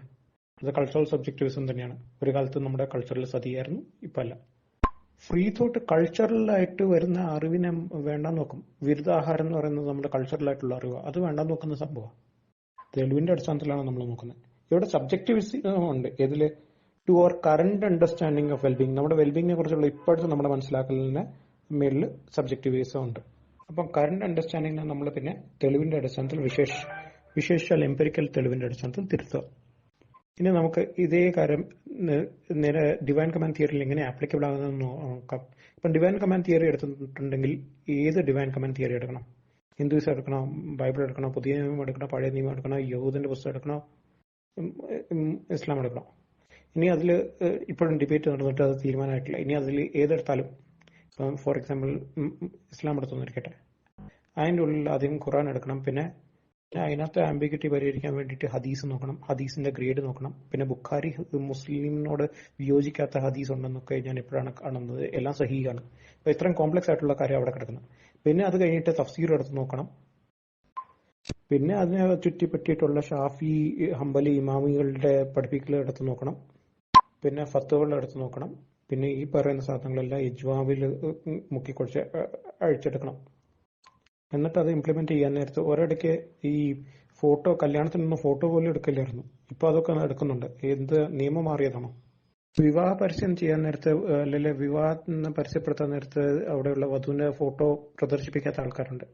അപ്പം പിന്നെ ഇതിനകത്തൊരു കൾച്ചറൽ സബ്ജക്റ്റിവിസം അല്ലെ തന്നെ റിലീജിയന്റെ ഉള്ളിൽ തന്നെ ഉണ്ട്. വരെ റിലീജിയൻ തന്നെ ഒരു കൾച്ചറൽ ഫോഴ്സ് ആയിട്ട് മാറിക്കൊണ്ടിരിക്കുകയാണ്. അത് ആ സമയത്തുള്ള കൾച്ചറിനെ അത് സ്വാധീനിക്കുകയും അതിനകത്ത് സബ്ജക്റ്റിവിസം കൊണ്ടുവരികയും ചെയ്തുകൊണ്ടിരിക്കുക. നബിദിനം ആഘോഷിക്കുക ഇന്ത്യയിൽ മാത്രമുള്ള പരിപാടിയാണ്. നബിദിനം എങ്ങനെ ആഘോഷിക്കപ്പെടുന്നത്? അത് ഇന്ത്യൻ കൾച്ചറുമായിട്ട് ഇഴകി ചേർന്നിട്ട് ഈ കൃഷ്ണ ജയന്തിക്ക് പകരമായിട്ട് വന്ന സാധനമാണ്. അതിന് പക്ഷെ നബിദിനത്തിൽ സൗദി അറേബ്യയിൽ പോയിട്ട് അവധിയില്ല, ഇവിടെ ഉണ്ട്. ഇനി അടുത്തതാണ് മോട്ടിവേഷന്റെ കാര്യം. മോട്ടിവേഷൻ നമുക്കൊരു സർവീസിലുള്ള ആൾക്കാർക്ക് സർവീസ് വെച്ചിട്ട് മോട്ടിവേറ്റ് ചെയ്യാം. ഇനി അതല്ല എന്നുള്ള ആൾക്കാരെ നമ്മൾ ഇപ്പം സ്വന്തം ജീവൻ പണയപ്പെടുത്തിയ ആരെങ്കിലും എന്തെങ്കിലും ഒരു കാര്യത്തിന് പോവുകയാണെങ്കിൽ അവർക്ക് പുരസ്കാരങ്ങൾ കൊടുത്തിട്ടോ അല്ലെങ്കിൽ അവർ മരണപ്പെട്ട് കഴിഞ്ഞിട്ടുണ്ടെങ്കിൽ അവരുടെ കുടുംബത്തിന് ക്ഷേമത്തിന് വേണ്ടിയിട്ടോ അങ്ങനെയൊക്കെ ഉള്ള ഓരോ കാര്യങ്ങൾ ചെയ്തിട്ടുണ്ടെങ്കിൽ നമ്മൾ ഇങ്ങനെ ആൾക്കാർ മോട്ടിവേറ്റഡ് ആയിരിക്കും. പക്ഷെ നമ്മൾ ഒരിക്കലും ഫോൾസ് പ്രോമിസ് കൊടുക്കുന്നില്ല. ഗാന്ധി സ്വർഗത്തിൽ എത്തുമെന്നുള്ളത് അള്ളാഹ് തീരുമാനിക്കുന്നാണ് പറഞ്ഞത്. അതായത് അള്ളാഹിന്റെ അടുത്ത് മാത്രമേ ഉള്ളൂ. അപ്പൊ നമുക്ക് ഇന്ന കാര്യം ചെയ്തിട്ടുണ്ടെങ്കിൽ നിനക്ക് സ്വർഗം ഉറപ്പാണെന്ന് പ്രോമിസ് ചെയ്യാൻ പറ്റത്തില്ല എന്നുള്ളത് ഒരു വശത്ത്. ഇനി ഷിർക്ക് ചെയ്ത് കഴിഞ്ഞിട്ടുണ്ടെങ്കിൽ സ്വർഗത്തിൽ പോകില്ല എന്നുള്ളത് ഗ്യാരണ്ടീഡ് ആണെന്ന് പറയുന്ന ആൾക്കാരുണ്ട്. ഇപ്പോഴാണ് കേട്ടത് ഗാന്ധി സ്വർഗത്തിൽ പോകുമെന്ന് അറിയത്തില്ല, അത് അള്ളാഹിന്റെ തീരുമാനം പോലെ ഇരിക്കുന്നു. എനിവേസ്, ഇതാണ് ഡിവൈൻ കമാൻഡ് തിയറിയുടെ മോട്ടിവേഷൻ. ഇനി അടുത്തത് സൂയിസൈഡ് റേറ്റിനെ കുറിച്ച് നോക്കാം. Suicide rate Lesotho, Guyana, Eswatini, South Korea, Kiribati, Micronesia, Lithuania, Suriname, Russia, South Africa, ഇതൊക്കെയാണ് ഏറ്റവും കൂടുതൽ സൂയിസൈഡ് റേറ്റ്സ് ഉള്ള രാജ്യങ്ങൾ. അതുപോലെ തന്നെ ഡ്രഗ് അബ്യൂസ് ഏറ്റവും കൂടുതലുള്ള രാജ്യങ്ങളുടെ ലിസ്റ്റ് ഞാൻ എടുത്തിട്ടു. HIV ഏറ്റവും കൂടുതലുള്ള രാജ്യങ്ങളുടെ ലിസ്റ്റ് എടുത്തിട്ടു. ഇതിൽ നിന്ന് എന്തെങ്കിലും ഒരു കൺക്ലൂസീവായിട്ട് ഈ നോർഡിക് രാജ്യങ്ങളിലാണ് വല്ലാത്ത കൂടുതലുണ്ടോ? പിന്നെ പല കാര്യങ്ങളിലും നോർഡിക് രാജ്യങ്ങളിലെ ക്രൈമൊക്കെ കുറെ കൂടെ റിപ്പോർട്ടഡ് ആയിരിക്കും. കേരളത്തിലെ ക്രൈം കുറെ കൂടെ റിപ്പോർട്ടഡ് ആയതുകൊണ്ട് ക്രൈം ഇൻഡെക്സിൽ കേരളം മുമ്പോട്ട് നിൽക്കുന്നു. പക്ഷെ വേറെ സാധനം വളരെ കൃത്യമായിട്ട് അവിടെ അറിയാവുന്നുണ്ട്. എന്ത് ഹാപ്പിനെസിന്റെ കാര്യത്തിലും ദീർഘായുസിന്റെ കാര്യത്തിലും നോർഡിക് രാജ്യങ്ങളൊക്കെ കുറെ മുമ്പിലാണ്. ഇനി നോർഡിക് രാജ്യങ്ങളുമായിട്ട് എന്തിനാണ് സാരിഫ് കമ്പാരിസണിന് വേണ്ടിയിട്ട് വന്നത്? നോർഡിക് രാജ്യങ്ങളിലാണ് റിലേറ്റീവ്ലി എയ്ത്തിസ്റ്റ് അഗ്നോസ്റ്റിക് ആയിട്ടുള്ള ആൾക്കാർ കുറച്ചുകൂടെ ഉള്ളത്. അതുകൊണ്ട് നോർഡിക് രാജ്യങ്ങളുടെ സ്വഭാവം ഏതിസത്തിന്റെ ഇൻഫ്ലുവൻസ് കാരണം ഉണ്ടായി എന്നുള്ളത് നോക്കാം. അങ്ങനെയെങ്കിൽ മുസ്ലിം രാജ്യങ്ങൾക്ക് പൊതുവിലുള്ള സ്വഭാവം എടുത്തിട്ട് അത് ഇസ്ലാമിന്റെ പ്രശ്നമാണെന്ന് പറയാനാലോ? ഒരു ഉദാഹരണത്തിന്, അണ്ടർ ഏജ് മാരേജ് നടന്നുകൊണ്ടിരിക്കുന്ന രാജ്യങ്ങളിലെ ലിസ്റ്റ് എടുത്ത് നോക്കുക, HIV ഏറ്റവും കൂടുതലുള്ള രാജ്യങ്ങളിലെ ലിസ്റ്റ് എടുത്ത് നോക്കുക, അല്ലെങ്കിൽ ഡ്രഗ്സ് ഏറ്റവും കൂടുതലുള്ള രാജ്യങ്ങളിലെ ലിസ്റ്റ് എടുത്ത് നോക്കുക. അതിനകത്ത് എത്ര മുസ്ലിം രാജ്യങ്ങളുണ്ട്? ജനാധിപത്യം ഇല്ലാത്ത രാജ്യങ്ങളിലെ ലിസ്റ്റ് എടുത്ത് നോക്കുക, എത്ര മുസ്ലിം രാജ്യങ്ങളുണ്ടാവും അവിടെ? അടിമത്തം ഈ കഴിഞ്ഞ നൂറ്റാണ്ട് വരെയുള്ള കാലഘട്ട രാജ്യങ്ങളിലെ ലിസ്റ്റ് എടുത്ത് നോക്കുക. ഇനി ഇതൊക്കെ ഇസ്ലാം പ്രിസ്ക്രൈബ് ചെയ്യുന്നുണ്ടോ എന്നുള്ളത് നോക്കണമെന്നുണ്ടെങ്കിൽ ഇതിനെ ന്യായീകരിക്കുന്ന കാര്യങ്ങൾ ഇസ്ലാമിലുണ്ട് താനും. അതേസമയം ഈ സൂസൈഡിനൊക്കെ ന്യായീകരിക്കുന്ന കാര്യങ്ങൾ ഫ്രീ തിങ്കിങ്ങിൽ ഉണ്ടോ എന്നുള്ളത് സംശയം. അതിനകത്ത് ആകെ കൂടെ ഉള്ള ചില സാധനങ്ങളുണ്ട്. അതായത് യുത്തനേഷ്യയും അസിസ്റ്റഡ് സൂസൈഡും. അതിനുള്ള ഷർട്ടും ഫർലും അതിന്റെ പ്രോസസ്സും വേറെയാണ്. അതൊന്നും ചുമ്മാ എനിക്ക് തോന്നുന്ന പോലെ ഇങ്ങനെ പോയിട്ട് സൂസൈഡ് ചെയ്യുന്നതിനുള്ള അസിസ്റ്റഡ് സൂസൈഡ്. എനിക്ക് സൂസൈഡ് ചെയ്യാനുണ്ടെങ്കിൽ ഞാൻ അതിനൊരു കേസ് രജിസ്റ്റർ ചെയ്തിട്ട് കൗൺസിലിംഗും കൂടെ കഴിഞ്ഞ് എന്നെ സൂസൈഡ് ചെയ്യാൻ വേറെ ആരും പ്രേരിപ്പിക്കുന്നില്ല എന്നും കൂടെ കണ്ടു കഴിഞ്ഞിട്ട് എന്റെ ഡെഡ് ബോഡി അതിന് ശേഷം എന്തെല്ലാം ചെയ്യണമെന്നും പിന്നെ സൂസൈഡ് ചെയ്യാൻ നേരത്ത് ഞാൻ ആരെല്ലാം ഇങ്ങനെയെല്ലാം അറിയിച്ചിട്ട് ചെയ്യണമെന്നൊക്കെ ഉള്ളത് പ്രോസസ്ഡ് ആയിട്ട് ചെയ്യുന്ന അനുവദിക്കുന്ന രാഷ്ട്രങ്ങളുണ്ട്. നെതർലാൻഡ്, ബെൽജിയം ഒക്കെ അവിടെ പെടും. പിന്നെ ഡിപ്രഷൻ കൂടുതലുള്ള തണുപ്പുള്ള രാജ്യങ്ങളിൽ ഡിപ്രഷൻ കൂടുതലാണ്. കാനഡയിലൊക്കെ പോയിട്ടുണ്ട് ഡിപ്രഷൻ കൂടുതലാണ്. കാര്യം തണുപ്പിന്റെ ഒരു പ്രശ്നം ഉണ്ടായത് ഏറ്റവും കൂടുതൽ ഈ ഐസ് ഒക്കെ വീണ് കിടക്കുന്നിടത്തേക്ക് ആൾക്കാർക്ക് പുറത്തേക്ക് പോകാനോ ആൾക്കാരായിട്ട് പരസ്പരം കമ്മ്യൂണിക്കേറ്റ് ചെയ്യാനോ ഒന്നും പറ്റാതെ പോകുന്നതും. പിന്നെ ഏജിങ് പോപ്പുലേഷൻ കൂടിയിട്ടുണ്ടെങ്കിൽ ഡിപ്രഷൻ കൂടും. അതായത് ദീർഘായുസ് വർദ്ധിച്ചുകൊണ്ടിരിക്കുകയാണ്. അപ്പം ആണ് ഈ പറഞ്ഞ പ്രശ്നങ്ങളൊക്കെ ഉണ്ടാകുക. ദീർഘായുസ് ഉണ്ടാവണമെന്നുണ്ടെങ്കിൽ ഞാൻ മറ്റേതെങ്കിലും രോഗങ്ങളാൽ മരിക്കാതിരിക്കണം, മറ്റൊരാളാൽ ഞാൻ കൊല്ലപ്പെടാനും കൂടി ഇരിക്കണം. ഉള്ള രോഗങ്ങൾക്ക് എനിക്ക് ചികിത്സ കിട്ടിക്കൊണ്ടിരിക്കണം. ഇനി അടുത്തതായിരുന്നു LGBTQ കമ്മ്യൂണിറ്റിയുടെ റൈറ്റ്സിനെ നമ്മൾ പ്രോത്സാഹിപ്പിക്കുന്നു. അതുകൊണ്ട് എന്താ പ്രശ്നം? സമൂഹത്തിലെ എന്തൊക്കെയോ കുഴപ്പങ്ങൾ ഉണ്ടാകുന്നു, കുടുംബത്തിൽ കുഴപ്പങ്ങൾ ഉണ്ടാകുന്നു. എന്തിനും കുഴപ്പം? സതി നിർത്തലാക്കാൻ നേരത്തെ അതുവരെ ഉണ്ടായിരുന്ന സോഷ്യൽ നോർമ എങ്ങനെയായിരുന്നു? അത് ഒരു വിധം ആ സമൂഹത്തിൽ എങ്ങനെ ജീവിക്കും, വല്ലാത്ത പ്രശ്നങ്ങളുണ്ടാവും എന്നൊക്കെ പറഞ്ഞിട്ടായിരുന്നു. അല്ലെ ഭർത്തൃ വീട്ടുകാർ ഇങ്ങനെയുള്ള സ്ത്രീയെ കണ്ടുകൊണ്ടിരിക്കുന്നതിന്റെ ട്രോമ എന്നൊക്കെ പറഞ്ഞിട്ടായിരുന്നു സതിയെ എതിർത്തുകൊണ്ടിരുന്നത്. എന്ന് പറഞ്ഞ പോലെ ഓരോ ലുട്ടിലൊടുക്ക ന്യായം പറഞ്ഞുകൊണ്ട് ഇപ്പം LGBT കമ്മ്യൂണിറ്റിയുടെ റൈറ്റ്സിനെ എതിർത്തുകൊണ്ടിരിക്കുകയാണ്. എന്നിട്ട് ഇപ്പം പറഞ്ഞ ഒരു ആർഗ്യുമെന്റ് പറഞ്ഞിട്ടുണ്ട്, മാൻ ടു മാൻ സെക്സിലാണ് ഏറ്റവും കൂടുതൽ സെക്ഷൽ ഡിസീസ് ട്രാൻസ്മിറ്റ് ആകുന്നത്. സെക്ഷൽ ഡിസീസ് ഏറ്റവും കൂടുതലുള്ള രാജ്യങ്ങളുടെ ലിസ്റ്റ് എടുത്ത് നോക്കാം ഒന്നാമത്. ഇനി ശരിയാണ്, അത് ആനൽ സെക്സിന് ഇങ്ങനത്തെ ഒരു പ്രശ്നമുണ്ട്. But sexuality in general is N unhygienic. രോഗങ്ങൾ വളരെയധികം വരാൻ സാധ്യതയുള്ള കാര്യമാണ്. അതിൽ വുമണായിട്ട് ചെയ്തിട്ട് മാൻ ആൻഡ് വുമൺ സെക്സിലും ഇതേ പ്രശ്നമുണ്ട്. താരതമ്യേന കുറവാന്നേ ഉള്ളൂ. ഏറ്റവും കുറവുള്ളത് ലെസ്ബിയൻ കമ്മ്യൂണിറ്റിയിലാണ്. അതുകൊണ്ട് സെക്സ് റീപ്രൊഡക്ഷന് വേണ്ടിയിട്ട് മാത്രം ഉപയോഗിക്കണമെന്നുണ്ടെങ്കിൽ നമുക്ക് സിറിഞ്ചിലെടുത്തിട്ട് വേണ്ടടുത്ത് നിക്ഷേപിക്കാം. മൾട്ടിപ്പിൾ പാർട്ട്നേഴ്സ് ഉള്ളപ്പം ഇത് കൂടുതലാണ് പ്രശ്നങ്ങൾ. അത് ഇപ്പം 4 ഭാര്യമാരും പിന്നെ വലങ്കൈ ഉടമസ്ഥപ്പെടുത്തിയതും കൂടെ വരുമ്പോഴത്തേന് കുറെ കൂടെ കോംപ്ലക്സ് ആവും. പിന്നെ മാൻ ടു മാൻ സെക്സ് ഏത് സെക്സ് ആണെങ്കിലും നമ്മൾ അതിന് വേണ്ടിയിട്ടുള്ള പ്രിക്കോഷൻസ് എടുത്തിട്ട് നമ്മൾ അതിനകത്ത് ഡിസീസിനെ കൺട്രോൾ ചെയ്യാം. അങ്ങനെയുള്ള പ്രിക്കോഷൻസ് ഏതാ എഫക്റ്റീവ് എന്നൊക്കെ ഉള്ളത് നമുക്ക് സ്വതന്ത്രതയിലൂടെ എംപിരിക്കൽ എവിഡൻസ് വെച്ചിട്ട് കണ്ടെത്താം. പിന്നെ പറഞ്ഞുകൊണ്ടിരുന്നതാണ് ഇൻസെസ്റ്റ്. ആ ഇൻസെക്റ്റിനെ പറ്റി എപ്പോൾ പോയിട്ട് പഠിച്ചെന്തോ. ഇൻസെസ്റ്റ് കാരണമുള്ള പ്രശ്നം എന്താണെന്ന് ചോദിച്ചിട്ടുണ്ടെങ്കിൽ കുടുംബത്തിന്റെ കെട്ടുറപ്പ് അതിന് ഇതിനൊക്കെ ബാധിക്കുന്നുള്ള പല പല പ്രശ്നങ്ങൾ എടുത്തു പറഞ്ഞു. എന്നാൽ പിന്നെ ഈ സിനയിലൂടെ ഉണ്ടായ കുട്ടിയെ പിതാവ് വിവാഹം കഴിക്കുന്നതിൽ ഫോർബിഡൻ അല്ലല്ലോ, അവിടെ ഈ പ്രശ്നങ്ങൾ ഉണ്ടാവില്ലല്ലോ എന്ന് പറഞ്ഞപ്പോഴത്തേന് അത് മക്ബൂലാണ് പോലും. സ്വയംഭോഗം പോലും പാവമാണ്, പക്ഷേ അടിമഭോഗം ഓക്കെയാണ്. അപ്പൊ അടിമയെ ഒരു സെക്സ് ടോയ് പോലെ വാങ്ങിക്കാനും വിൽക്കാനും ഉപയോഗിക്കാനും റീയൂസ് ചെയ്യാനും റീസെയിൽ ചെയ്യാനും നടക്കുന്നത്. അതും പ്രിസണേഴ്സ് ഓഫ് വാറും പിന്നെ അവരുടെ റിലേറ്റീവ്, അത് നോൺ കോമ്പാറ്റ് സിവിലിയൻസിന് പോലും. അങ്ങനെ കൾച്ചറൽ സബ്ജക്റ്റിവിസം, പിന്നെ ഒബ്ജക്റ്റീവ്ലി ഉള്ള തീരുമാനങ്ങൾ, മോട്ടിവേഷൻ, പിന്നെ സൂസൈഡ് റേറ്റ്, LGBTQ ഡിസീസസ്, ഇതിലെ കൂടെ എല്ലാം താരതമ്യം കഴിഞ്ഞു. ഇനി വേറൊരു കാര്യമുണ്ട്. ഞാനൊരു തെളിവ് കൊടുക്കാൻ നേരത്തെ അതിന്റെ ലിങ്ക് എടുത്തു കൊടുക്കുന്നു. എന്താണ് ആ തെളിവിലൂടെ ഉദ്ദേശിച്ചതെന്നുള്ളതിനെ കുറിച്ച് ഞാൻ എന്റെ സ്പീച്ചിൽ ഉൾപ്പെടുത്തും, എന്റെ വോയിസിലെ. പിന്നെ ആ തെളിവിനകത്തുനിന്ന് ആ പോർഷൻ എടുത്ത് ഹൈലൈറ്റ് ചെയ്തിട്ടുണ്ടോ സ്ക്രീൻഷോട്ടിൽ? എനിക്ക് കിട്ടിക്കൊണ്ടിരിക്കുന്ന തെളിവ് എങ്ങനെയാ? ലിങ്ക് ഉണ്ടാവില്ല, എന്താണ് ഉദ്ധരിച്ചതെന്ന് എനിക്ക് മനസ്സിലാവില്ല. ഈ അയച്ചിട്ടുള്ള തെളിവുകൾ ഏത് എന്തിന് അതിനകത്ത് സ്പീച്ചിനകത്ത് പോലും ഉദ്ധരിച്ചിട്ടുണ്ടാവില്ല, അതിന് പോലും സമയം മെനക്കെടുത്തിയിട്ടുണ്ടാവില്ല. അപ്പം അദ്ദേഹം ഇന്നത് തെളിവെന്ന് പോലും ഉദ്ധരിക്കാൻ സമയം മെനക്കെടുത്താതെ അത്രയും കൂടെ സമയം ലാഭിച്ചെടുത്ത് ഞാൻ ഈ തന്നിരിക്കുന്ന എല്ലാ സാധനത്തിനും ഇതിൽ നിന്ന് എന്താണോ ഇദ്ദേഹം പറയാൻ ശ്രമിച്ചതെന്ന് ഗണിച്ച് മനസ്സിലാക്കിയിട്ട് മറുപടി പറയണം. അത് ലിങ്ക് പോലും തരാതെ അതിന് ഞാൻ സ്പൂൺ ഫീഡ് ചെയ്യണ്ടല്ലോ. ഒരാൾ തെളിവ് തരുമ്പോൾ തെളിവ് മറ്റൊരാൾക്ക് ഏറ്റവും പെട്ടെന്ന് കിട്ടത്തക്ക രീതിയിലാണ് തെളിവ് കൊടുക്കണേ. ഇത് ഞാൻ തെളിവ് പകുതി ക്ലൂ പോലെ കിട്ടിയിട്ട് ബാക്കി ഇൻവെസ്റ്റിഗേറ്റ് ചെയ്തെടുക്കേണ്ട രീതിയിലായിരുന്നു. അതുകൊണ്ടും കൂടിയാണ് പലതും മറുപടി പറയാൻ പറ്റാതെ പോയത്. ഉദ്ധരിച്ച് പറഞ്ഞതിനൊക്കെ ഞാൻ മറുപടി പറഞ്ഞിട്ടുണ്ടെന്ന് പ്രതീക്ഷിക്കുന്നു. എന്നെ കേട്ട എല്ലാവർക്കും നന്ദി. Thank you. ബൈ.